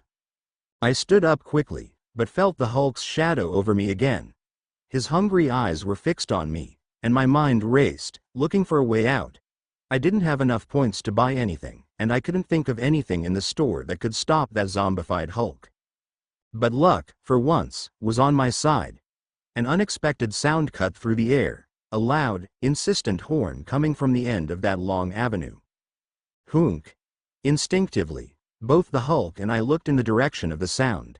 In the distance, a truck was speeding along, its lights flashing and its horn echoing through the deserted city. And then I saw him. In the driver's seat, with a smug grin under his slightly raised red and black mask, was Deadpool. "Hey, big guy. Look what I do without my hands," Deadpool shouted, taking his hands off the wheel, letting the truck go wild. The vehicle began to slide, hitting abandoned cars and almost overturning. "Oops. Looks like the maintenance isn't up to date," said Deadpool and grabbed the wheel again to adjust the steering to hit the Hulk. "ROARRRRRRRRR. Hungier," Hulk shouted. "Oh, you want to eat me? Then swallow it first." Deadpool jumped out of the truck, rolling on the ground and getting up quickly. Just then, I heard a fourth voice. "Hey, Lucas, get out of there." It was Gwen's voice and she threw a web over my back and pulled me out. The Hulk looked at me as Gwen dragged me away, but with a bang, the truck hit him, dragging him for several meters as the wheels spun frantically, knocking over everything in its path. Even after being dragged, the Hulk was still standing, holding the truck. Deadpool stood up, dusted himself off and fastened a device to his belt. "Now, the grand finale, you green monster son of a bitch." Apparently, Deadpool had planted a bomb in the ground, which was clearly a gas truck, so intense was the explosion that it shook the entire block. Deadpool looked at the chaos with satisfaction and his hands on his waist. "Now it's time to applaud," he said with a comical tone. "That brings our performance to a close." Clap, clap, clap. Suddenly, he heard clapping. Deadpool slowly turned his head to the side and saw me and Gwen, partly panting with fear and at the same time excited by what had happened. "What an explosion," I said. "Was that the Hulk?" Gwen asked, clearly excited and scared too. What a shock, holy shit. Where did you come from?"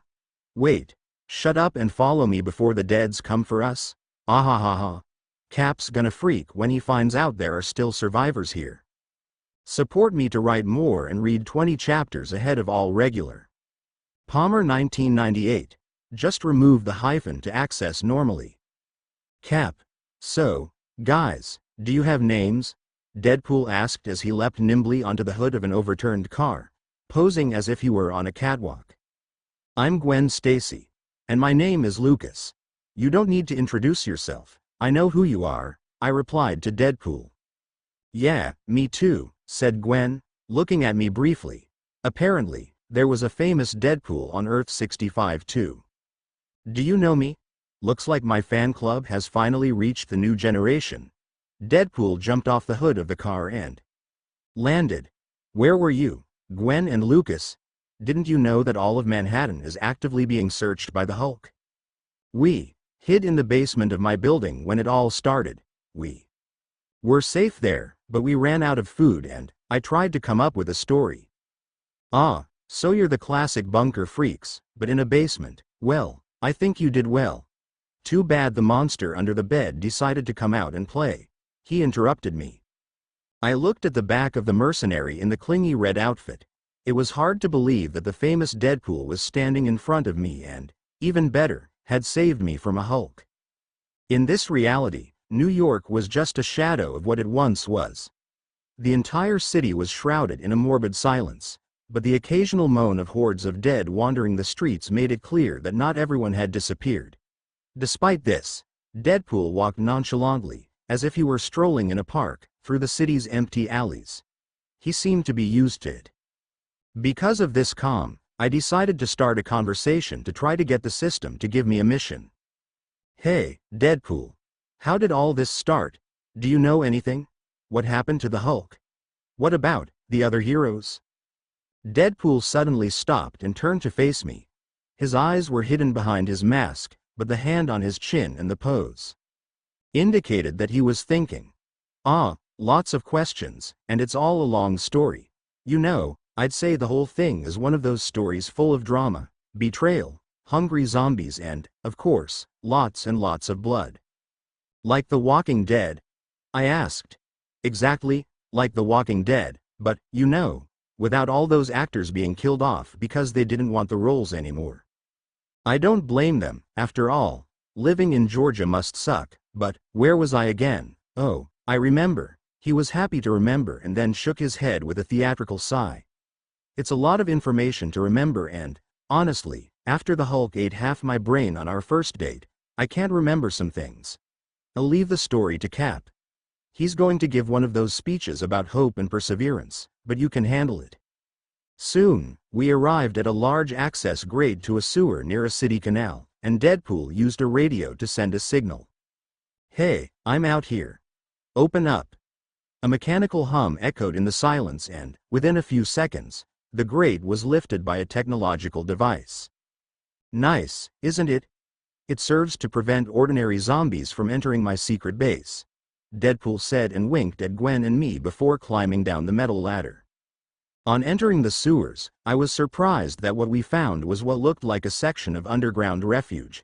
The passages, normally dark and damp, were lit by makeshift lanterns.